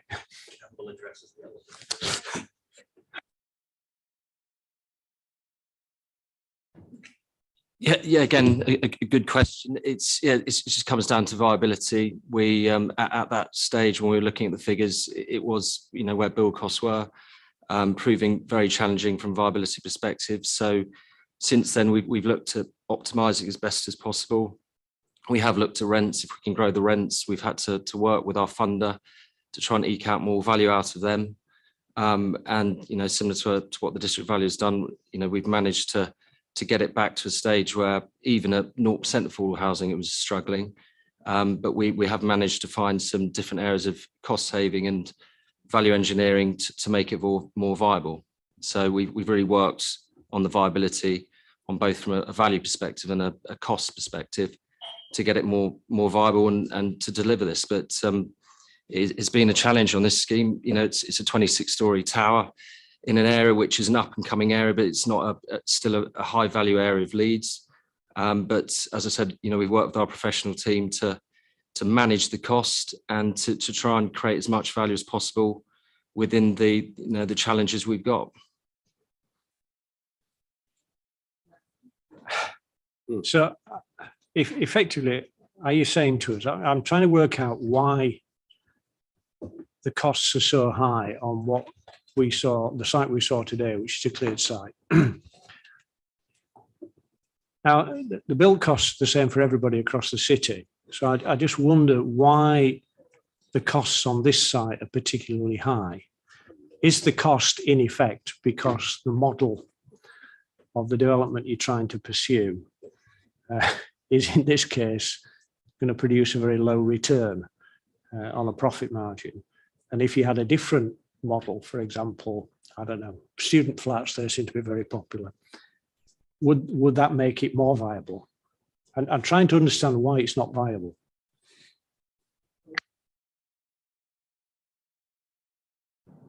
It's a 26-story tower, which has been challenging.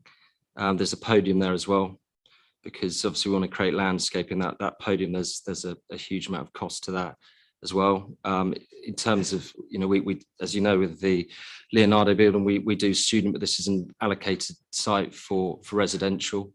So we wanted to deliver residential. I obviously you guys know better, but I don't think it'd been acceptable for a student scheme.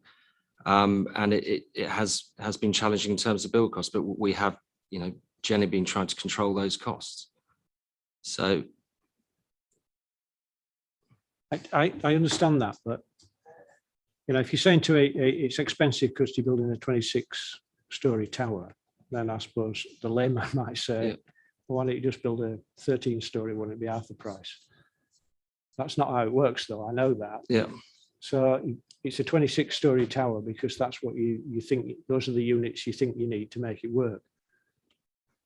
Yeah, it's maximising the site. Land values in Leeds are, you know, going up.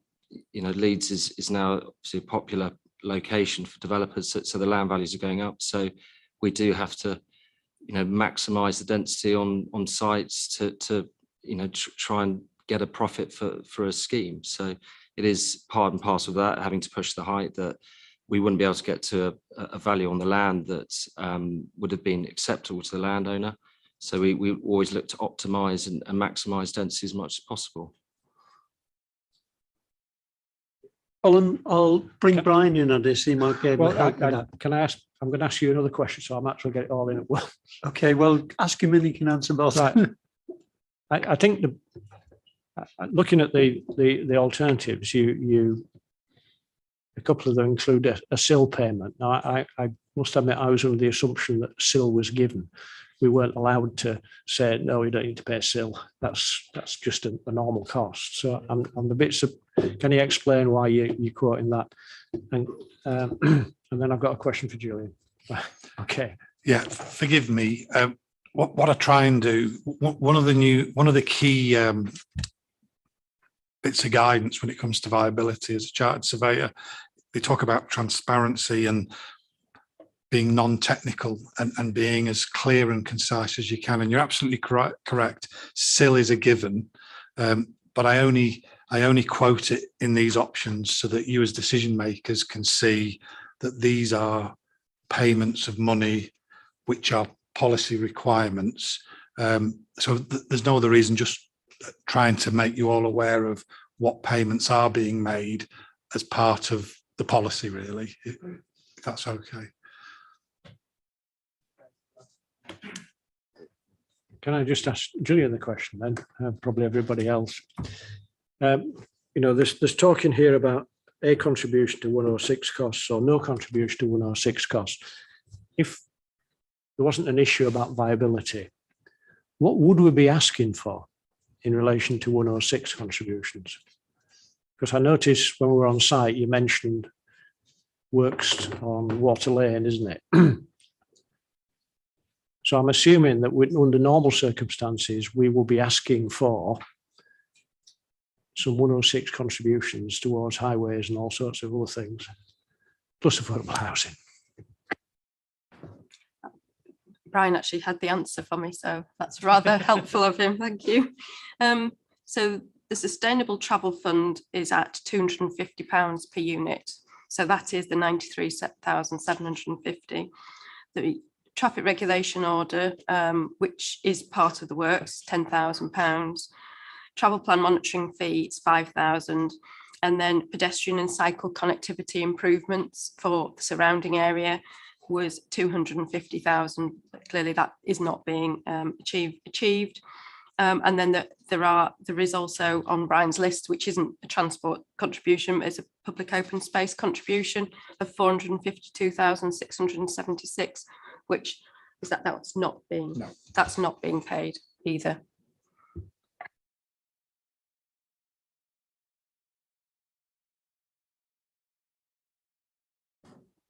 Thanks. Can I bring in Councillor Finnegan now, please?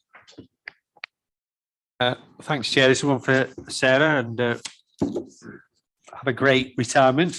However, maybe you can help me with why I'm puzzled with this particular application. In terms of policy H4, it fails primarily because the number of 1 bedrooms is too high. In terms of policy H5, it fails, and as much as developer isn't really offering anywhere near the affordable housing that he should do. Apparently policy EN8 is in question because they don't want to put the 20% of electric vehicle charging points in from the start. They want to do it in a phased manner. Apparently policy EN11, there's some dispute as to whether that's particularly satisfied, or is it isn't, or it is or it isn't. That's at page 134. Taking into account all of that, why are you recommending approval? In terms of the housing mix, they have provided a housing assessment, a housing needs assessment, which talks about, and we've talked about it in the report, which talks about the demographic of the area in terms of that focus on 1 beds and that being slightly higher. And we really wanted to push them to try and focus on improving 3 beds as well in that to get the mix there. But that's the rationale for having the proportion of 1 beds that are in there, is because of the demographic as set out. I think it's paragraph 1016, where they've given us information based on market advice about the age range of the potential renters in that area and why there's that focus for high demand on 1 and 2 beds. So that's in terms of that. And in terms of policy H5, obviously that's subject to the viability appraisal.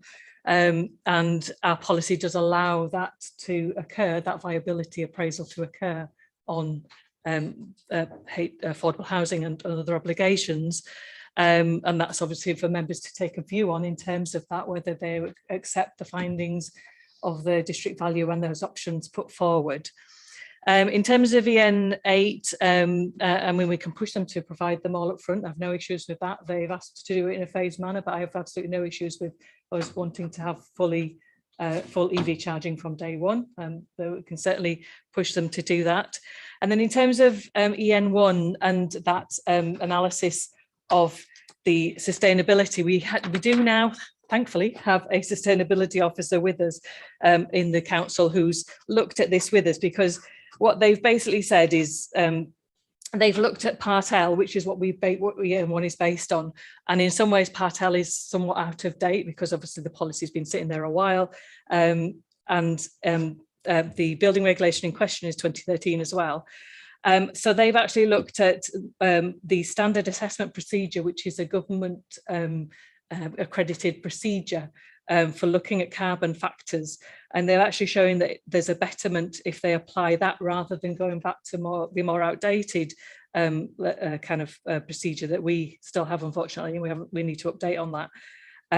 So they're saying that there is actually a betterment in terms of the system that they want to use, and they get a 74.1% betterment on gas boiler and Part L under that, and our new sustainability officer has looked at that and has agreed that that is indeed a betterment, and that is an appropriate method to use in that instance. Sarah, Robert, is that okay? I was going to stick in the reduction in cycle parking, but seeing as Sarah's retiring, I'll withdraw that particular one. I'm trying to be pleasant here. I'm happy to answer that. So we've had a lot of discussion about this, about the reduction and the low number of cycle spaces, because it's something that Highways colleagues have raised with us, and we've discussed with the developer. And that's where we've ended up at the result of asking them to provide a cycle hire scheme to account for that, to actually similar to a car club scheme. But we've also got a condition on there as well, which wants the details of the cycle provision. So it's not saying we've actually agreed the full details. And we can look at whether there's other locations within the landscaping area where you could have shelters, standalone structures that are outside of the building as well, because that's another idea that we've discussed in detail. So those two matters will still come forward under the condition, the cycle hire scheme, and potential for more spaces to be provided. Before I move on, Robert, if I can tag on to your question regarding betterment, because it's all electric and not gas boiler, is the electricity generated from wind power and renewables? Because I remember Leeds and Bradford Airport made a big point of actually saying the electricity was sustainable.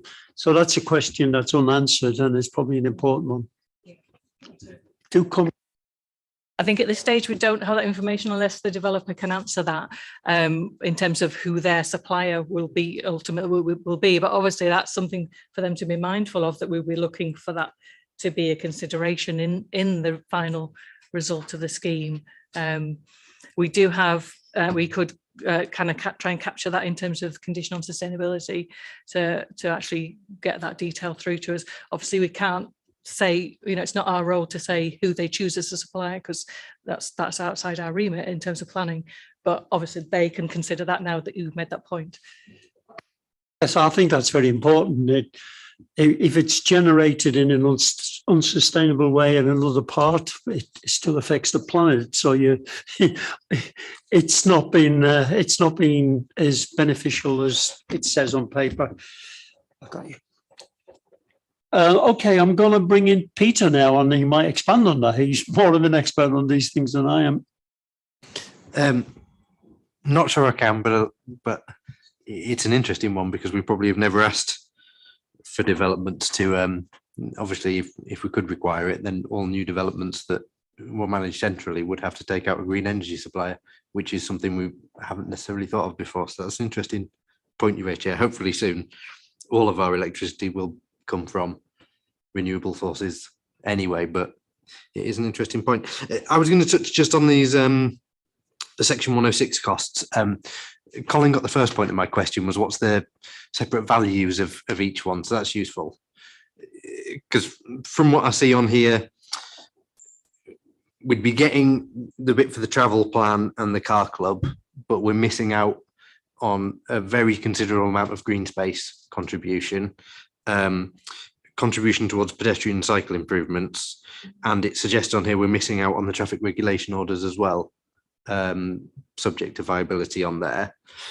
And the affordables. And the affordables are another. I was just doing the transport at first, just because obviously there's the options that are set out of whether we would wish to have more affordables or not, but we could take a view on which sustainable transport we felt was more suited to this site as well, I guess, as members. And I'm having a struggle over that, because the car club's there to ensure people don't need to own a car, and could, if they need to go and do a big shop, borrow the car for an hour, or if they want to go to the seaside, borrow the car for a day. The area is not necessarily the most pleasant environment to walk around, and the nearest supermarkets would either be the little one at Bridgewater Place in the bottom of that building, or the Venus supermarket, which I think we've talked about before, haven't we, Councillor Garthwaite, in this meeting? no, I've never walked between these two sites, but I can't imagine it's very attractive to walk along to the Venus supermarket, which is technically in a different neighbourhood that you wouldn't have joined before, I don't think. Would you be able to lay out, Gillian, a bit of information on what, well, one, on the traffic regulation order, in a way, if we provide the car club but not the TRO, there is a risk of people bringing their own cars and littering them around anyway. And it may then lose that, the stick that might go with the proverbial carrot. The improvements to cycling and walking in this area are really needed, and we've looked at obviously master plans for this area. The contribution, do we feel we could get that through other developments and bring those improvements forward? Or would we have a choice as members say, well, we're not sure about the car club in this location, it'd be a shame if we didn't have it, but we may prefer better connections to the local amenities in order to encourage more journeys for walking and cycling, for instance? And what kind of improvements were going to be laid out were we to get to that viability? Peter, I think Andrew wants to come in first, and then I'll bring in Gillian. Thank you. It was just really a minor point on the traffic regulation order point. That's the one, if you recall, it typically goes into the 106, and it's if a problem is identified a few years down the line, once all the residents have moved in, that they start to park in those nearby neighbourhoods, then there is an ability in the 106 to say, we need that £10,000 to put in the TROs that are missing in those areas. So it's a little bit of a, if required, it can be requested, and that's something which we've talked about, and we have said that is still fine to go in the 106. It's the way Brian's worked out, of course, it's a direct cost, therefore it's come out of the viability in that position, but it's if required, it will be provided, and we committed that to the local councillors when we met them some months ago now as well. So that's fine to include. It's only a small point though.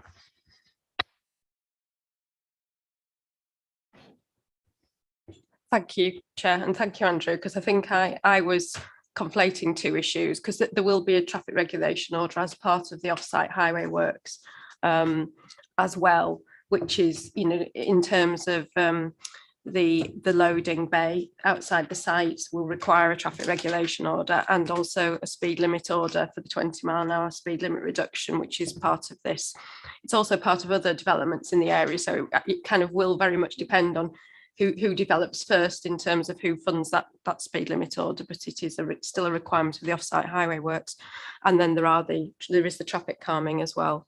So they are funded, just for clarity on that and the TRO issue. But it's good that we can still get the 10,000 for the off-site parking issue in the section 106, because I think that is, as you asked, Councillor Carlisle, this area is changing, and at the moment there are parts of this area that you could certainly park on evenings and weekends, and if people did want to own cars and didn't have a parking space on site, I think there would be that risk. And you're also coming up to Holbeck, and there would be kind of that risk. It is potentially within that 800-metre walking distance, which we say is kind of like a reasonable limit as to where people might be willing to park and own a car for access, even if they parked it there and didn't use it very frequently, but they still felt that they needed car ownership. So that's the one on the 10,000. In respect of the 250,000, which we'd requested, it wasn't specifically for a direct scheme, but what we have been asking, and what we do try and achieve through these developments in the city centre, is to get some money that will go towards the usual 10% developer requirement to fund some of these larger schemes that we get through either the combined authority or government grants. So it's often the case that when you're bidding for money, you do need a local contribution, and that type of local contribution to cycling schemes and walking schemes comes through this sort of development ask from all developments where they'll take benefit from the schemes. So at the moment we have a scheme that isn't currently funded, but is proposed on Neville Street, which would be a cycling scheme up there that we're looking to bring forward. And there are other cycling and walking schemes that are being considered in the area, as well as public realm schemes that are being looked at across this part of Holbeck as we continue to develop it out. So they are the types of schemes that we would put that money to if we got it, but at this moment in time, because of viability, we won't be achieving that from this scheme. Jill, Peter, is that okay? Okay, moving on then to Caroline, please. Daljit, did I understand you to say that of the three options set down here in the viability report, that the officers would prefer option 3? Yes. Could you explain why? It's purely because option 3 allows us to safeguard some money towards the Sustainable Travel Fund. We think it's really important to have money available to both the travel coordinator and our TravelWise officers to implement whatever schemes and mitigate or incentives are needed to wean people off the private car, as it were. So I mentioned, I think, the car club, and Gillian's mentioned the free trial membership of that. There may be something around cycling initiatives, and there will be a cycle hub, repair hub, a higher place on this site. So it's those kind of initiatives which, if you don't have funding, the initiatives are toothless. So that's why we're saying in this location, so close to the city centre, where people can get away without owning a car, and may just need occasional access to one, then that's where we prefer the money to be spent, whatever money is available after and then the other emphasis was that we know members have always prioritised, and members might take a different view today, affordable housing.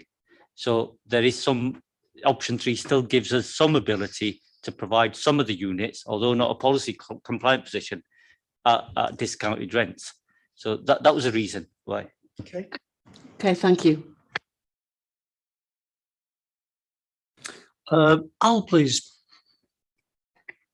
Yes, thank you. Some of my questions were just answered regarding the 20-mile-an-hour speed limit and the speed bumps and so on, because I did think when we had the site visit that the traffic was really whizzing round there, and there's a bend in the road that could make it quite dangerous. So that would be, I think, essential. Thinking about safety and security, I noticed that safety and security on the site has been dealt with quite comprehensively in 10.44, but not in terms of the walking routes from, say, the city centre, which I'm sure some people would want to take, particularly at night. It is very near, although when you're there, you feel like you could be anywhere in a deserted place, but you go around the corner and there is all the nighttime economy practically on your doorstep, but people will be walking, and therefore what provision is going to be made to make sure that that is a safe walk? Because at the moment there are a lot of places where people could be lurking, and I know that future developments will come in, but at the moment they're not there. We don't know when precisely they're going to come, and therefore I wouldn't want people to feel marooned there, particularly in the darker months, say November, January, that they're stuck and can't go out and buy things they need or go out and about after dark. I've got another question after that, but it's on quite a different topic, if I could come back.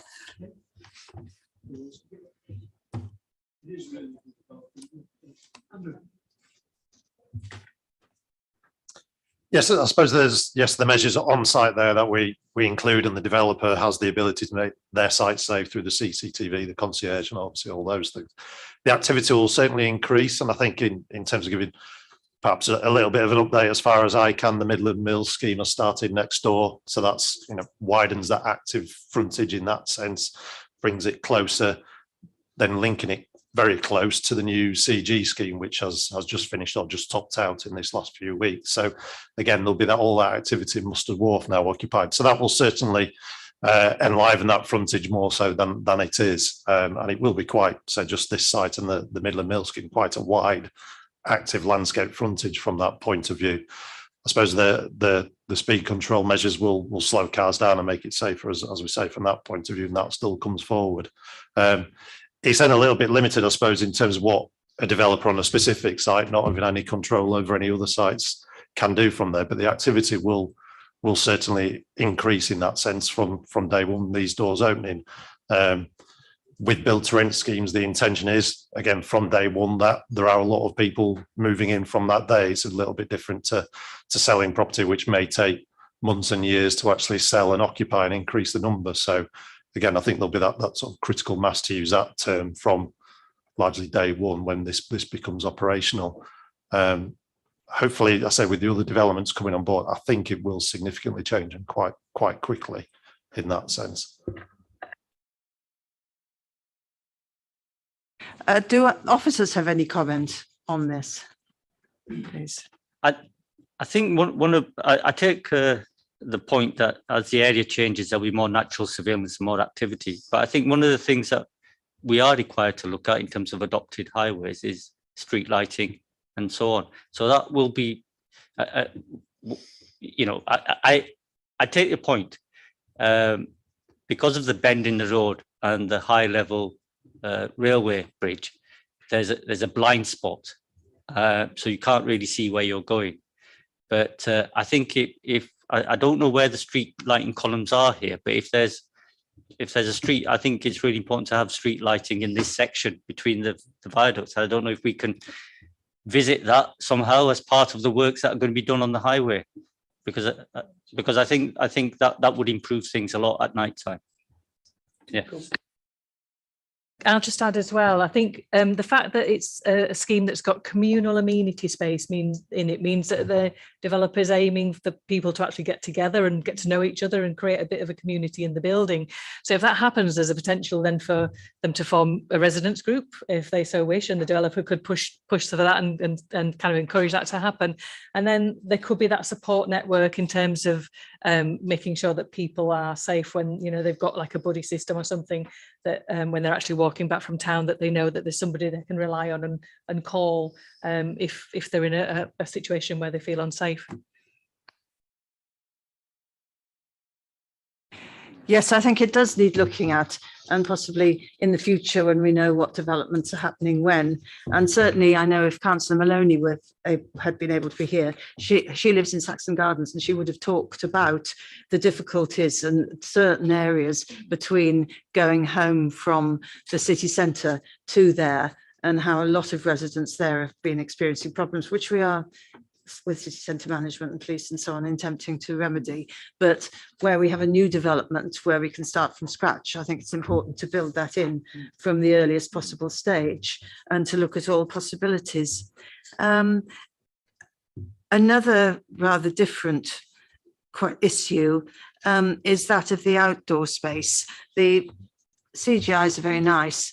This last one, number 38, it looks a bit like a resort hotel to me. I could imagine it being somewhere where you would sit out with a Prosecco or cocktail at night when you're on holiday. But of course, in November, it wouldn't be like that. But very nice at this time of year. But when we were looking around today, we did see that there was some outdoor space. There was a bank. When you go in, and then on the right-hand side, there's a sort of bank which is all covered with buddleia and things. But that is potentially something that could be developed into a bit of more adventurous outdoor space rather than just flattened out, which would be a shame. There are some nice trees which we hope would be kept because they form a screen. But also thinking about the Civic Trust's comments about family friendly, basically children. I know you say that there's one area, one terrace, which could be used for adventurous activities, but nice to have a bit of outdoor as well. Is there scope for doing something there? I'm not saying swings and slides, it wouldn't be appropriate, but something just so that people who want to just go outside and do stuff can do it and have fun there. Yes, definitely. We'll look at that. You know, this is going to be a mixed scheme. So there's going to be young professionals. There's going to be, you know, different generations. There's definitely going to be families living here. So definitely we'll look at that. And it's, you know, I've got 2 children myself, so I know that you need to exercise them and get them out. So we'll definitely explore that. Yeah. Thank you all. Neil. Thank you, Chair. I'm sorry. If we can just take the small children out and exercise them, it sounded fantastic. Some small children myself, I think it's a good idea. A nice compound with this. Thank you very much. A lot of excellent points have been raised, Chair, and I won't rehash those. Just looking at the options we've got, I understand the preference for option 3 from officers based on, because it gives us perhaps more flexibility, Chair. But we have also talked an awful lot about maximising affordables in the city centre. So I guess, so we almost really split them between sort of options 1 and 3, aren't we almost, Chair? So I'm wondering, could we just clarify for my own thinking? The Sustainable Travel Fund, it's both soft and hard, it's elements, isn't it? It's not either or, is it? It can be behaviour change, but it can also be TRO, cycle provision and whatnot. Because I'm just conscious, thinking that if you're moving to rent a city centre flat these days, you're probably going into it, and it's effectively a sort of car-free development. You sort of should be going into it clear-eyed about where you're moving to it and the challenges and opportunities that presents. So I would be minded to think more on providing that pedestrian and cycling infrastructure, Chair, rather than car club investment. I really do think, cycling investment is essential. And we can probably now say that we're in the early stages of the e-bike revolution, Chair, rather than the coming e-bike revolution. Finally, we see. So I think the hard infrastructure is important to me personally. I think that's, and same for pedestrian movement, and that helps with the points on safety that Councillor Garthwaite's rightly raised. So I think the car club would be the sacrificial element there, to my mind, Chair. I don't know what other colleagues think. But what would be interesting if we can get some sense of, there's a lot of development going on in this area, broadly in this south bank of the city centre in the environment of Temple Works. So if we were, for example, if we were to maximise affordables, which is a goal that this panel's had many times, and forego section 106, it'd be interesting for my decision making as to if we can have some kind of view, if it's possible, as to what's the section 106 available from the other developments in the area that could kind of cover the shortfall, so to speak. So I've got comments to come, but can I pitch that as some questions to Sarah and Gillian, if at all possible to be answered? Thank you, Chair. Yeah. I suppose because this is very site specific, a residential travel plan fund is site specific. So what we couldn't do is take someone else's residential travel plan fund and spend it on this site. However, saying that, there are other car club spaces available that have been delivered by other developments in South Bank and not too far away from this area. What you would miss out on is any ability to offer trial usage, or because by offering trial usage, you're getting people signed up and you're getting them, just to understand that it's available and that it's and how easy it is to use, and that side of things. So whether there could be a smaller amount for the residential travel plan fund than we normally would offer and put the rest into affordable, I would be quite keen to get our monitoring fee and to get a small pot, because I think not having any pot just makes everybody's life really difficult in terms of actually making a difference. Because I think if I just look at what they've put into the travel plan, I just got it up whilst we were all talking. So for the fund itself, I think we've covered probably what they've said, but car club trial and usage, support and marketing, cycle or cycling equipment purchase, public transport ticketing, personalised travel planning, which I didn't mention earlier, but that's, the ability for people who feel that they must have a car to get somewhere and, it isn't possible. It can give that kind of assistance. And then car sharing, walking and cycling measures, promotion, and it does have and/or further infrastructure enhancements, because occasionally, when people move in, we find that something has been missed at planning stage, and actually part of that pot could go towards something physical that would be directly relevant to the site. So I think for me, ideally, you would keep some money towards the staff monitoring fees so that we can actually work with that site travel plan coordinator, and a small element for that travel plan coordinator to be able to actually offer whatever it is, and whether it's even if it's the marketing side of things, it's just really helpful, because otherwise you find that the travel plan really doesn't have any teeth, and that's the difficulty we find.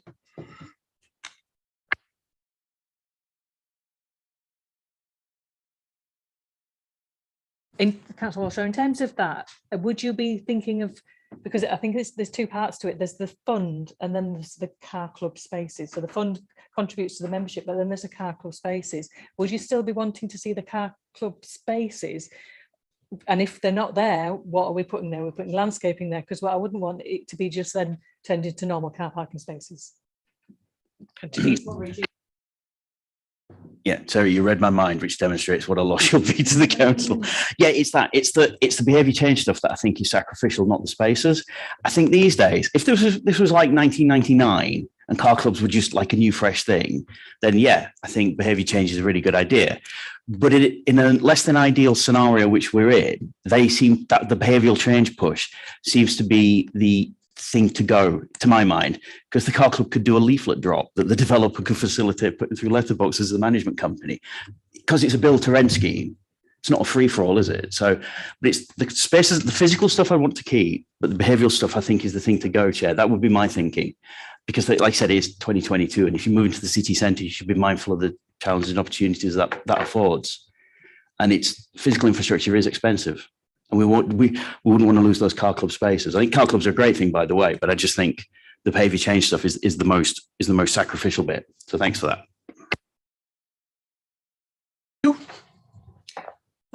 Kayleigh, please. Thanks, Chair.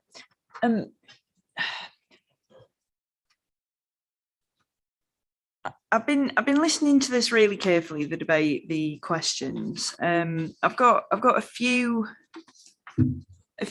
additional questions to just ask. So is there any reason that active frontage hasn't been taken into account in this development? Because obviously with active frontage, you're going to be reducing a lot of the risk for pedestrians getting to and from. Also, in terms of the pedestrian infrastructure, the surrounding pedestrian infrastructure is hostile. There's no other way to describe it, really. It is quite hostile. Like what's being put in place to mitigate all of those things? I'm not seeing enough being put in place to mitigate those issues. Like the development itself is very, very well designed and quite attractive. I quite like it, but the way that it's linked together and the thoughtfulness in terms of that person-centered approach and how people are going to get from A to B is really, really lacking. So I'd just like to hear a bit about your thoughts with regards to people getting from A to B. How are you going to, as a woman, and you're in the city centre and you want to get home and you live there, how are you as developers going to make it so it's safer for that woman, like that woman, to get home? Like, all of that seems to have been missed out. Andrew? I can answer that. So this is a build to rent scheme. So we're not going to be the operator, but the operator we're working with has got a huge amount of experience of operating these types of schemes, and it's about the management. So it's very much community focused. So I haven't got the answers yet, but on typical schemes, it's going to be community led.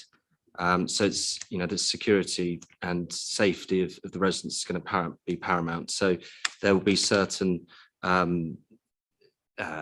initiatives where they can meet at the station and they can all walk back at a certain time. We'll have actual people who will be managing the amenity and managing the safety of the residents, and that's not just inside the scheme but also externally. So there'll be lots of initiatives. In terms of street lighting, we are very supportive of that, because I appreciate at the moment the journey from the station to the scheme it's industrial, but as Andrew said, it's ever changing. But we're looking to deliver this scheme in circa 2.5, 3 years. So there's still a bit of way to go. So we're more than happy to explore and work with you to help improve the street lighting and the journey from our scheme to the station and other parts of Leeds. Does that answer your question? Is there any other key areas? What about how the development ties into what did I write down here? Green corridors and making walking be a pleasant, well, making the pedestrian experience be more pleasant than getting a taxi, like and again that lack of active frontage as well, like I don't know if you want to.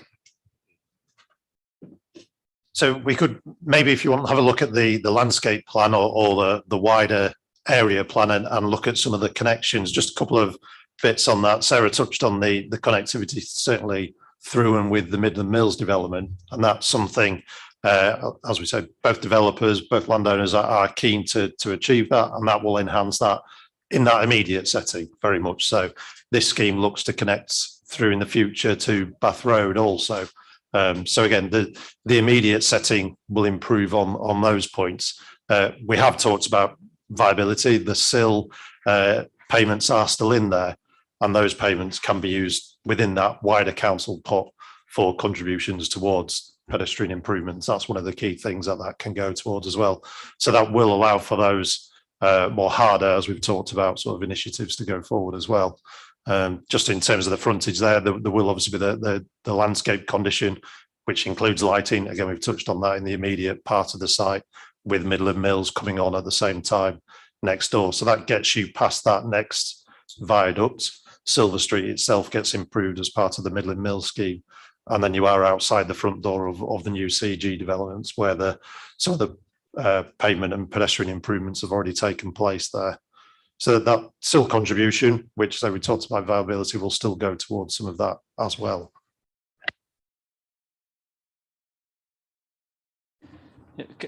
Councillor Brooks, if it helps, the scheme is actually, from an officer's point of view, delivering significant improvements to the frontage along Water Lane. So this slide has been brought up by Toby, and what it demonstrates is that the actual reception and communal space here for the whole development fronts Water Lane, and these are windows, open, large glazed frontages, if I've got that right, and they provide natural surveillance to this area. And for those members that were on site, we were standing somewhere here, looking back across the site, and beyond this point, there's an embankment. Beyond this point, there's an embankment which starts rising. So in terms of the area that's actually where people would be walking and getting into the site, that'll be all open to natural surveillance from the reception area. This will be newly landscaped. The footpaths will be retreated. We will explore with the developers, part of these Section 278 work, the street lighting. So it's not as if the development isn't funding any frontage improvements. What we've got is an issue with the non-tangible, as it were, elements in terms of our policies for the Section 106, the monetary contributions, for want of a better word, or the ability to provide reduced rents in terms of the affordability. That's where the issue is. The quality of the development from an officer's point of view is acceptable in terms of design and placemaking. But obviously, members can take their own view on that. Yeah, I don't think the connectivity is that great. I don't think enough thought has been made to that pedestrian journey or to the cycle journey. I think it's going to push residents to just defaulting to getting a taxi, really. So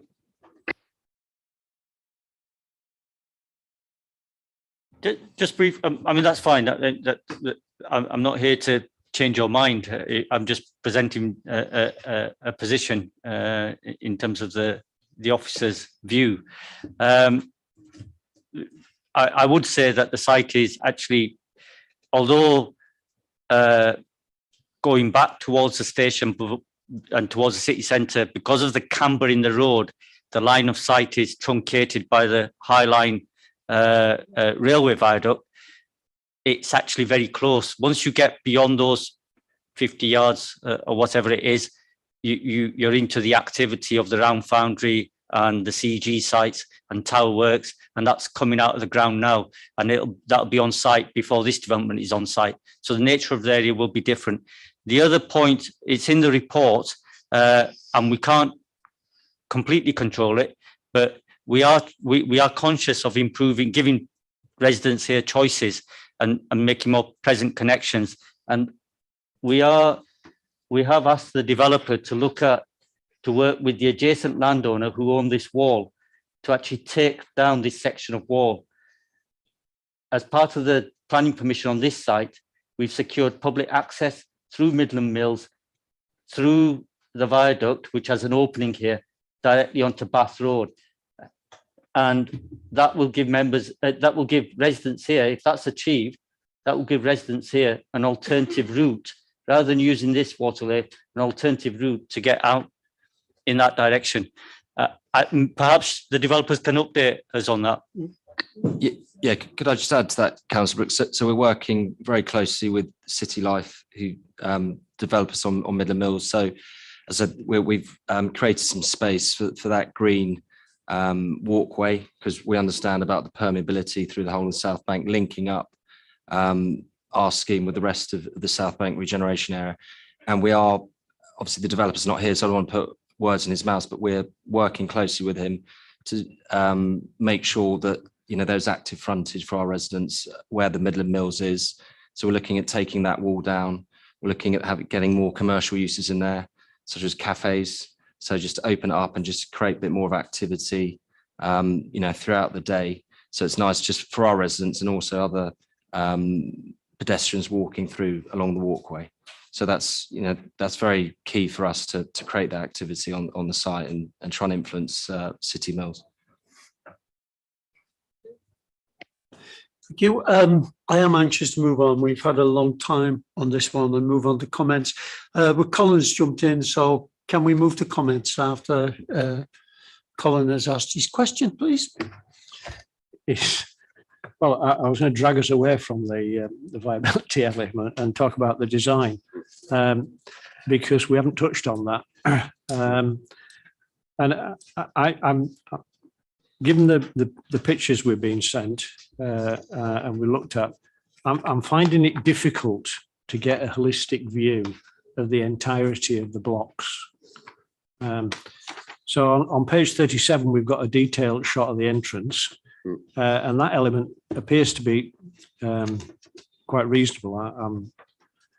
I'm surprised Caroline asked about the balconies, about how big they are. So I'll ask her if the balconies, how big the balconies are, and is it possible to sit facing outwards rather than sit facing your partner. But the only, well, suit yourself. The other elements of this, we seem to get, the drawings seem to be that the design, the detailing will be the same on all of them. It's just in a different colour brick. And I'm just wondering about the design consequences of that particular type of development. We did say on site that the landscaping green space around the property, quite frankly, if you don't actually manage to knock the hole through into Midland Mills, I don't think it'll work, because it requires that effectively a way through, and without that it's a dead end, and I think you're going to end up with problems of antisocial behaviour down around the back of the mill. So I think that's something that I know we can't insist on, but is fundamental to this site working.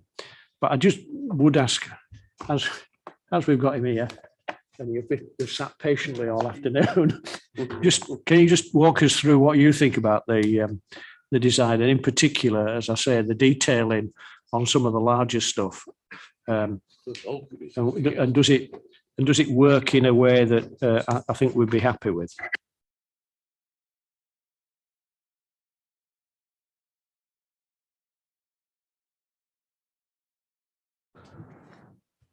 Thank you, Chair. Yes, I think it does work, Councillor Campbell.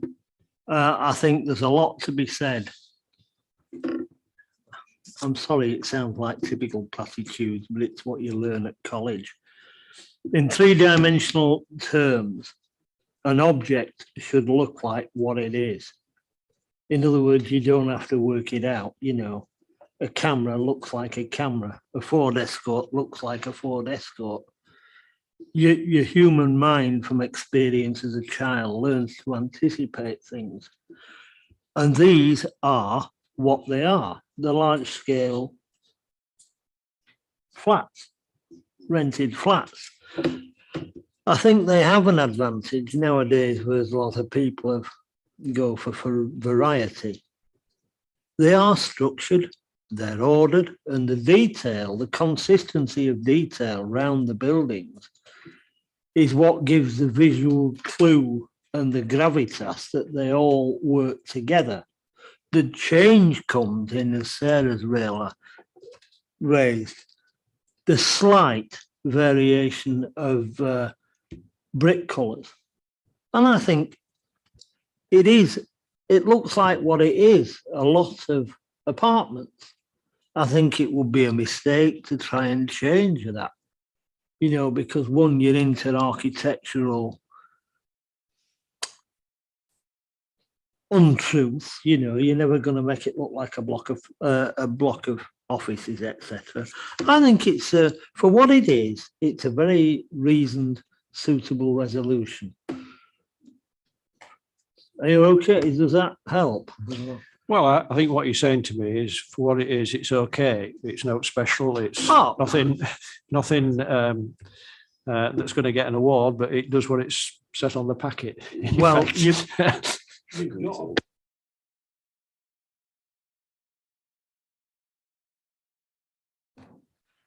you do have an issue with these sort of things.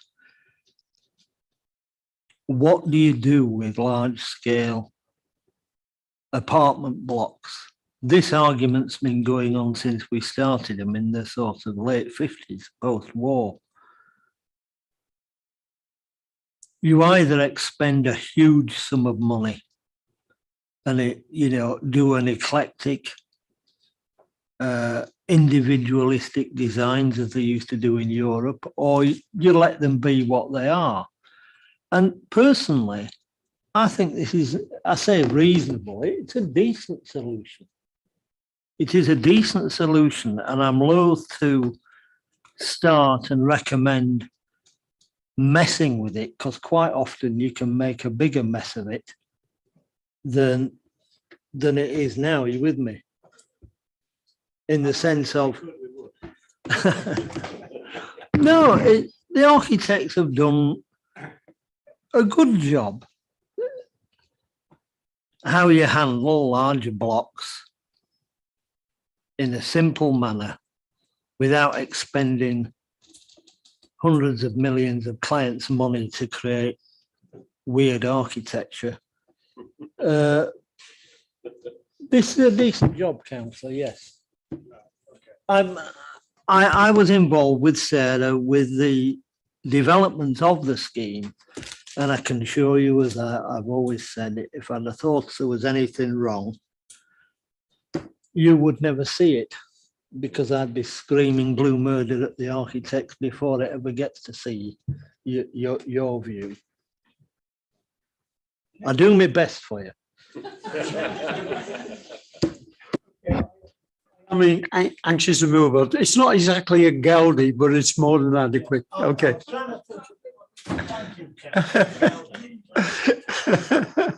Okay, if we can move on to comments then, please. Caroline. I'd just like to agree with what Colin said, first of all. I'm glad you said it first. I don't think we've had quite enough of a discussion around the design of this development. And what I feel about the papers I've seen in the presentation is that I haven't got enough of a flavour of how the mill will be renovated and what it will look like in its renovated form, and how I would have expected the mill would set the tone for the development. And it may well, but I don't get a sense of that from these papers. It needs to feel sort of mill stroke industrial stroke modernised, if you see what I mean. And I don't get the flavour of that from what I've seen. We didn't go in, obviously, we didn't go inside the mill. I don't know what the inside offers in terms of space or characterisation or any of that. But the pictures we've got just look like blocks of flats, nicely designed, actually, and with balconies, which are appearing in increasing number.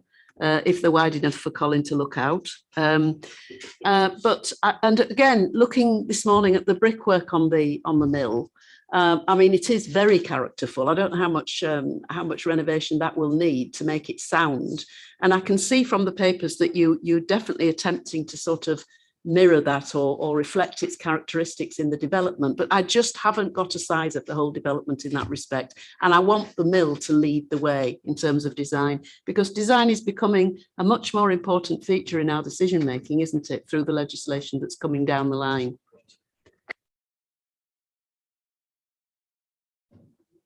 Could I jump?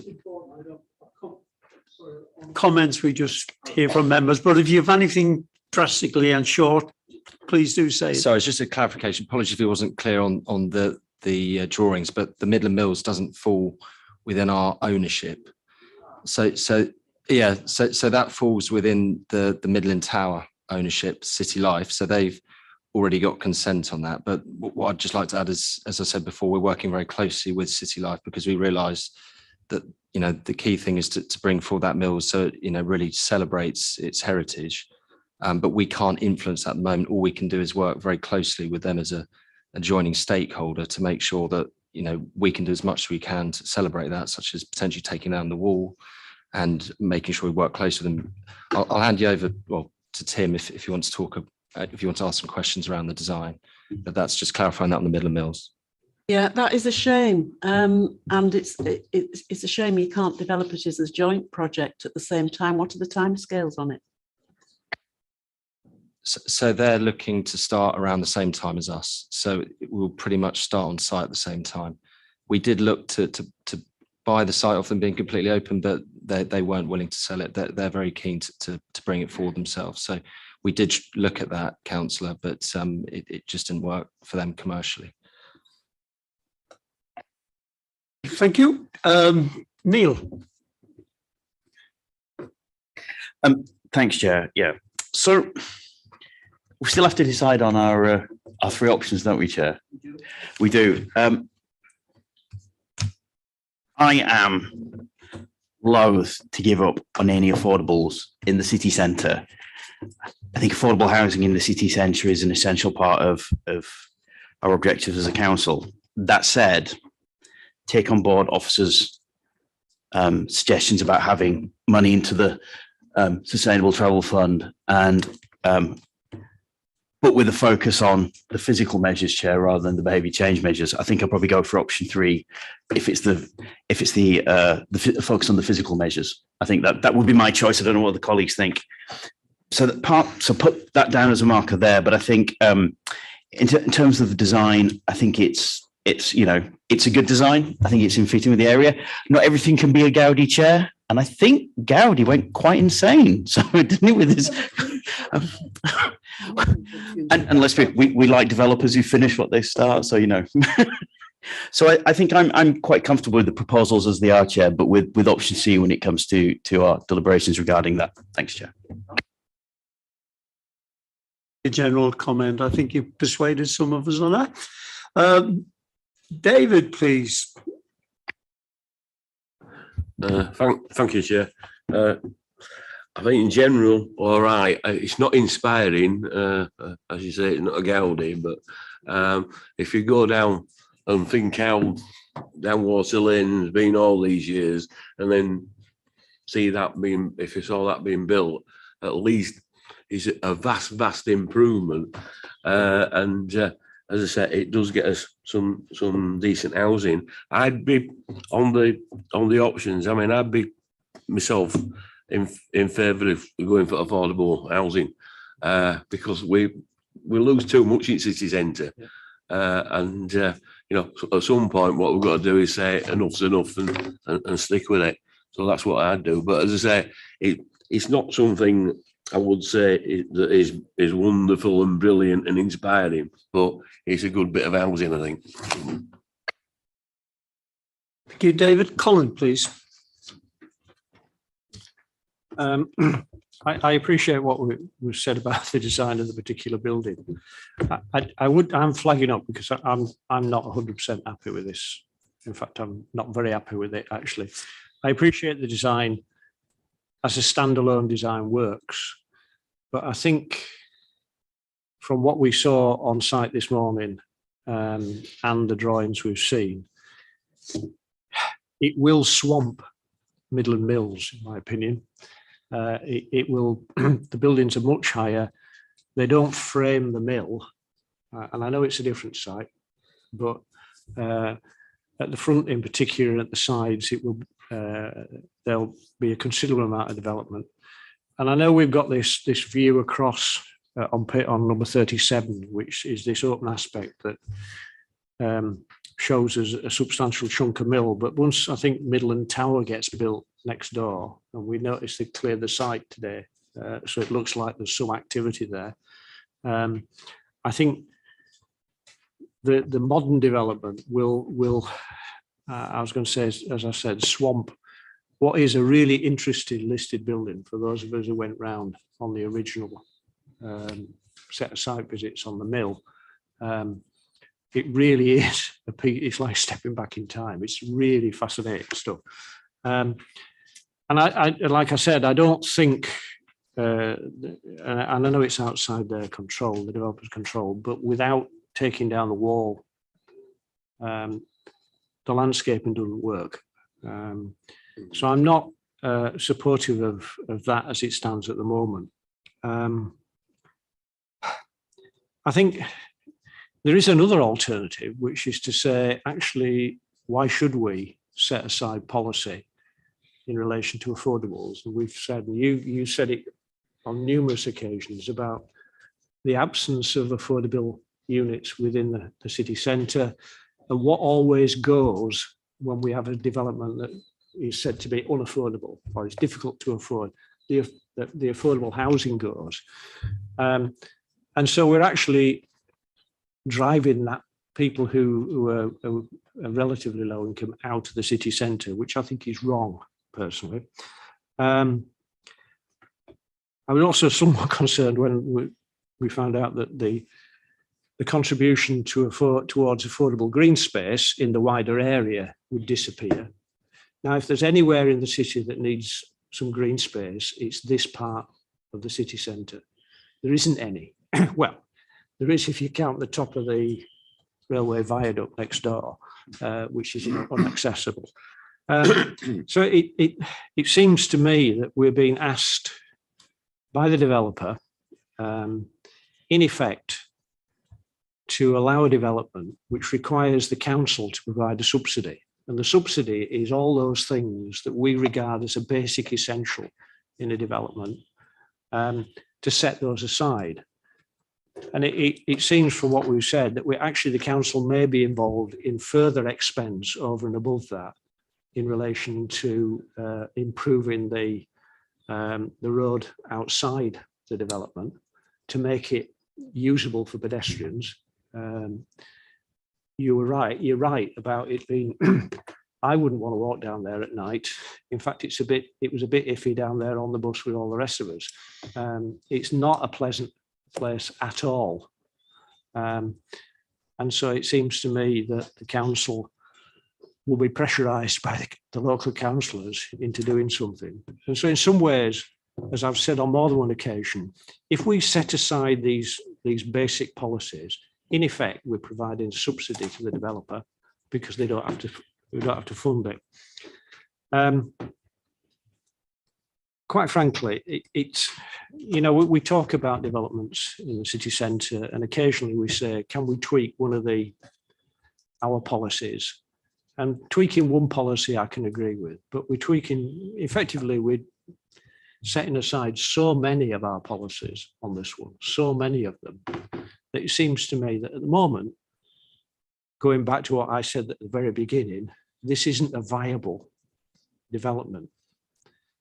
And I would suggest, and I will propose, that we don't accept the officer's recommendation, that we are mindful to refuse the application because it is contrary to so many policies. And we've listed them. Robert listed several. I've listed a lot as well. You know, we just can't keep setting aside policy. What's the point of having a policy if you don't keep to it? So that would be my proposal. Thank you, Colin. Is there a seconder for that proposal? Okay. But I saw the hands. As always, Colin, your rationale is very sensible and helpful. But when you're talking about city developing an area like this, which, as you say, isn't a particularly pleasant area, the only way it's going to become pleasanter is if we have developments there. And because they are difficult sites, and because they're challenging, and because they're not particularly pleasant, there are compromises that have to be made around putting a development there. So that's the other side of your argument, really. Would we rather have something there than it simply sit as it is for year after year after year? And for me, that's an important thing to take account of as well. I don't disagree with you. And I know that we might have to make compromises to stimulate development in certain areas. But I think there is a tipping point, isn't there? So if it was just one element of policy that we had problems with, I would be prepared to say, well, yeah, okay, to get it going. But there do seem to be a significant number of policy issues with relation to this site and what's proposed. And I think it's fair to say, isn't it, that, you know, we're on the model, these built to rent models, is a difficult one for certain people to develop because of the cost implications. And we've had several of them come to panel, haven't we, where developers said, because of the model, we can't afford to do all the things that you regard as basic to a development. And I think, you know, you get to a point where you say, well, this is just too much. You need to face that fact that this, for what you want to do on this site, the developer, this isn't the site. Now, there's lots of uses you could put on that site, because next door, I think it's residential, isn't it? So the mill is residential, as far as I'm aware. You know, that works for them. The other side of the viaduct, we've got several residential ones being built even as we speak. So there are models that will work down there. Colin, none of us like setting policies aside, but on the legislation, the developers have a right to put forward a viability case, and Brian has explained it very carefully to us, and clearly we have to take notice of it. I know Councillor Gruen has put the opposite side of the coin to you, but this is a site that's been vacant for 20 years or so. It may be vacant for another 20 years, and it may also affect the development on Midlands Mills if this doesn't go ahead. So these are all things for the panel to consider. But nevertheless, it's been moved and seconded. So we shall go to the vote. Can you again say clearly what you did use the right words? So I'm just making sure that Andy's got them. Sorry, the panel are mindful to refuse the application because it is contrary to, and then there's a long list of planning policies, which I and Robert and the report mentions.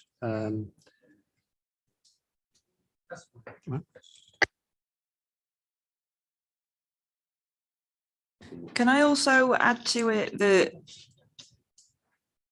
it's not well designed in that it's not responding to its context and not taking into account connectivity. Does that make sense?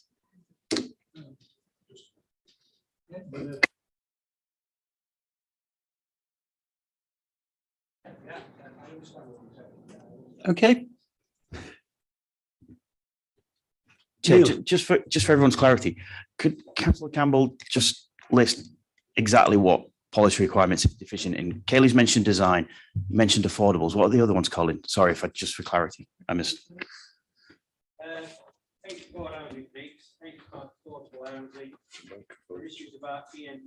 Microphone. Microphone. I know you all want to hear more from me today. Right, it's in breach of H4, H5, EN1 Part 1, EN8 in terms of charging and cycling policy. Hope that's helpful.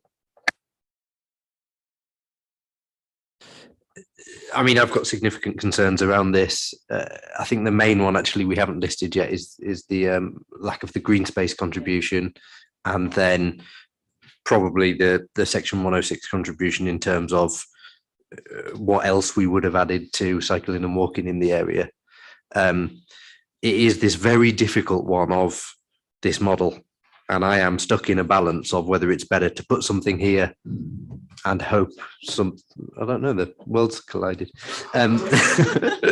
We've been in here so long, it's the end of the world, it appears, but I'm unsure of whether it's better to put something here and then wait for the community around to grow and the improvements to come, or whether this is a step too far and this model, unfortunately, cannot provide us the requirements that would set to a site. I am feeling with Colin on this one that too much is gone on this for city centre living, with the affordables, the green space and improvements to the streetscape outside. I don't think I could really support this in this form. I might be encouraged were officers to bring forward details of the rest of the schemes that were going and what's in the area and what is then funded. But otherwise, I've got a problem with putting this in a neighbourhood, the council effectively subsidising some of those things and the nearby residents getting what they deserve from this development coming forward. There's also, I guess, a fairness that a lot of the other developers are going to have to subsidise things that this development could have paid for were it a different model. Obviously, we have to look at what's in front of us today, but I do think maybe this is a step too far. And I'm worried that somebody else will come for a site neighbouring and we'll lose that green space provision again, and then there will be no more green space going in this area. I know we've got big ambitions in this area, but I'm imagining that the council weren't expecting to put quite as much money, got their hand in their pockets and fund the majority of it themselves. They were hoping for these contributions to come forward. Given what's been said around the table, and there's been positive remarks and obviously concern, and rightly so, about policy being set aside, do you think that we could defer it for one cycle, which will give the developers an opportunity to come forward and perhaps close some of these gaps? Is that something we could do? Okay, I'll take Al first, please. If we do that, what Peter said about having a general plan of the whole area would be extremely handy, so that we could judge it accordingly. Because at the moment, I agree with Caroline. We really need something, because it's like that phrase. It's like an area where the devil walketh about, seeking whom he may devour, from the Compline service. It really is, and that must stop. We really need to get that connectivity between the city centre and through to Holbeck for everyone's sake. And just having the Midland Mills development and no other development, I don't think we'll do that. I think that is a very bad situation. But I think maybe postponing it, as you suggest, for just short time to see what the developers might come back with and give us a whole overall plan of the whole area would be very wise. Thank you. That's very much my opinion, Alan. Clearly, there could be a lot more information available than there is in the pack. Colin, is that a possibility that you might withdraw your resolution or go along with that for a deferral for one cycle? Well, I think it would be churlish of us not to say, I think the developers must have got the feeling that we're not too happy. Best will in the world. So it would be churlish of us not to say, well, yes, okay, we will allow you to go away and think about what's been said and see what you can come back with that might persuade us to agree the development in this present form. But I think I will reiterate what I've said, and that is there are a significant number of policies that are adrift here. And so rather than just pick off one or two, I think you need to address all those policies where there are issues, or at least respond to those policies where there are issues. So yes, I'm more than happy to withdraw it if we're saying effectively we'll let the developer ruminate on what's happened this afternoon and come back with some suggestions that may be more acceptable. Thank you. Well, and that's exactly what I'm saying. The developers has listened to every word said around the table, and they will clearly have their own thinking to do. Councillor Groom, please. Is it absolutely too late and out of the question to ask the developer to approach the mill developer and work in partnership? Okay. We're all in the spirit of compromise here. I'll bring out Andrew in, who's indicated he'd like to speak. I wouldn't normally at this stage, but please come in. I appreciate that. Thank you. In terms of the final point with regard to the mill developer, that's already happening very much so. I act for those also. And in every week, I've obviously meetings on both sites, pass over the information. They've met independently, I have the developers on both. And I say that's very much looking to work together. They could be on site at the same time. There's lots of synergy through what they want to do together. In terms of the deliverability point of view, sometimes you get competition between developers for obvious reasons. Again, it's very much different in these two sites because this is an undeveloped part of the city at the moment. The developers want each other to come on board to help each other and to bring that activity and to bring the other elements that brings in terms of safety. So that's something which they very, very much work together. I suppose then just, whilst I'm speaking, I would just ask members to, I suppose, clarify what we can do to try and make it better if it is to come back at next time. Clearly, Brian's touched on the viability and how monthly that arguably gets worse. And again, we'll have to take that away and have a think about that. I'm not going to sort of open that now because that's not necessarily my remit and others may want to talk about that. But there's the sort of pot, I suppose, is only so big, and it's trying to see what could be done on the site to improve it through the landscaping. And we could emphasize obviously where lighting is and things like that. We can emphasize the connectivity that will happen with the Midland Mill scheme onto Bath Road and things like that. Just in terms of the energy policies, they are met and exceeded. Sarah touched on how one policy is out of date, but the actual achievement is much greater than what that policy requires. So it doesn't fall short in that sense in achieving a inverted commas sustainable scheme. It does an awful lot more. And the new sustainability officer that sort of commented a little bit later in the application since they've come into post have asked for lots of detail, which we all have, and that's all coming through the conditions. So there's 100% commitment to achieve that sustainability. The EN8 point is only about the EV chargers on day one. All the electricity is there, all the cabling is there underneath, and we've only requested that it is fed in 20% over 5 years, up to 100%, because of the actual specification of the actual charging pods that are changing, again, as the electric car charging market, etc., is moving quite rapidly. So that's something where we just want the best kit to be put in at the best time, rather than putting in just the same old chargers today, which are actually becoming out of date every 6 months and a year and things like that. So that's, yeah, we hold our hands up. The policy says 100% day one. We're saying 100% year 5, which I'm sure we could discuss, but that's the reasoning behind it. But all the cabling, etc., is there on day one. Andrew, we really want to move on. Peter, did you want a very quick word? I think most of the debate has been captured by officers and they will be relayed with you. So I don't think we need to go say any more than that. You've heard the debate.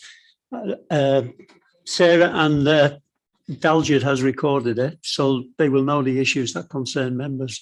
Peter. Very briefly, and it links into your part, I noted in history of negotiations that what members said in September to the pre-app was we wanted the site to be policy compliant.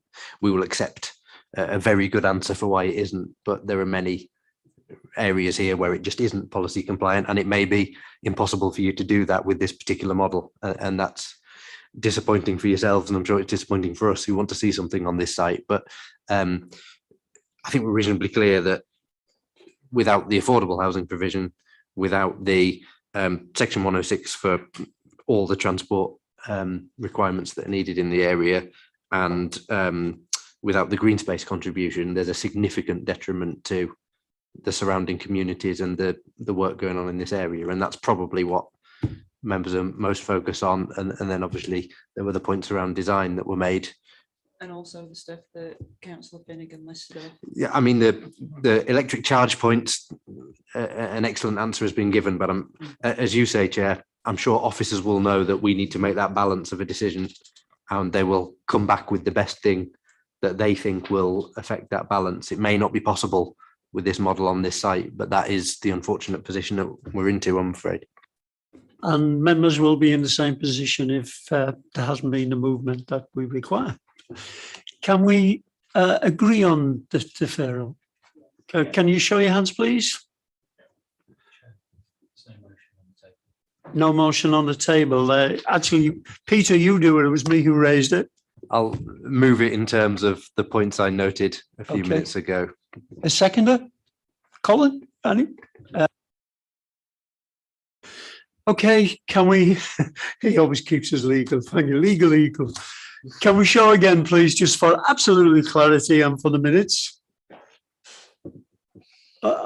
Is that unanimous? Amazing. Thank you all. Before we close, can I first of all thank Brian? You've done an excellent job and you've been helpful as usual. The members have obviously been concerns about setting aside too many policies. That's clearly the issue for developers to take forward. And I think in some ways rightly so. You know, at the end of the day, it's our role to get the best we can for the area, best for our city. And I think they're doing a sterling job on that. Can I thank you for your attendance? And I'm sure I'll see you in the next cycle or three. And we'll revisit and see what we've got. But thank you.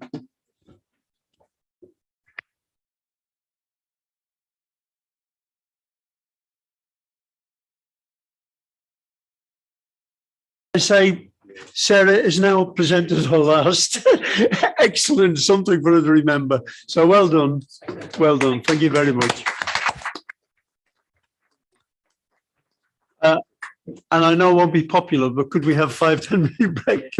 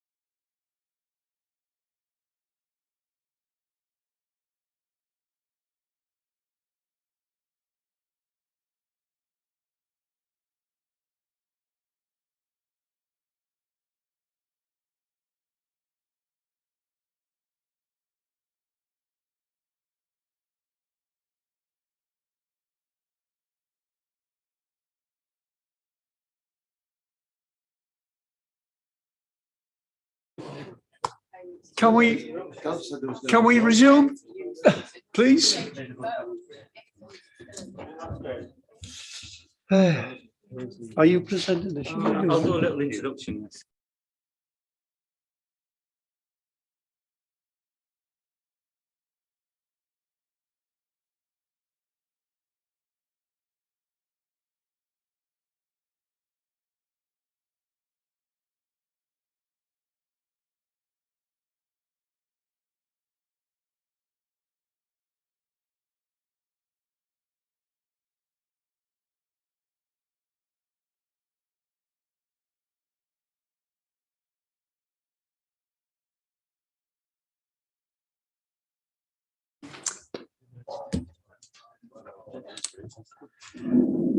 Good evening now. Nice to see you again, and thank you for showing us around the headroom buildings. We particularly enjoyed your what do you call it, virtual reality. I have told one or two members, you know, what we did, and I think they regret that their diary meant they couldn't come and see it for themselves. But we are where we are. We all enjoyed it. It was a first experience for most of us, and maybe it's the future of planning. Who knows? But it certainly was very helpful.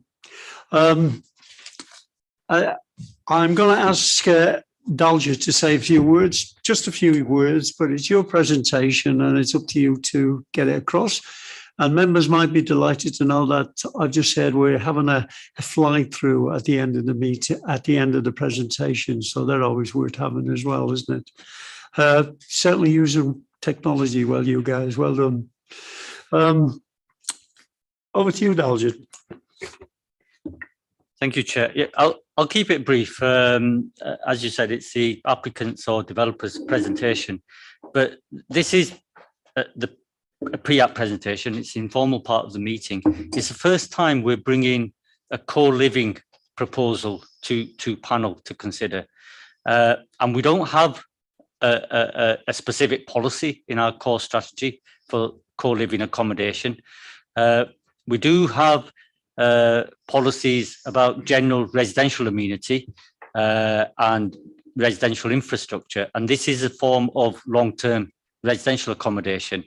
And so, as officers, we worked closely with the developers for the proposal to consider those general policies in the round and get the best proposals that we can in terms of residential amenity, outlook, daylight, the kind of day-to-day living facilities that you might need.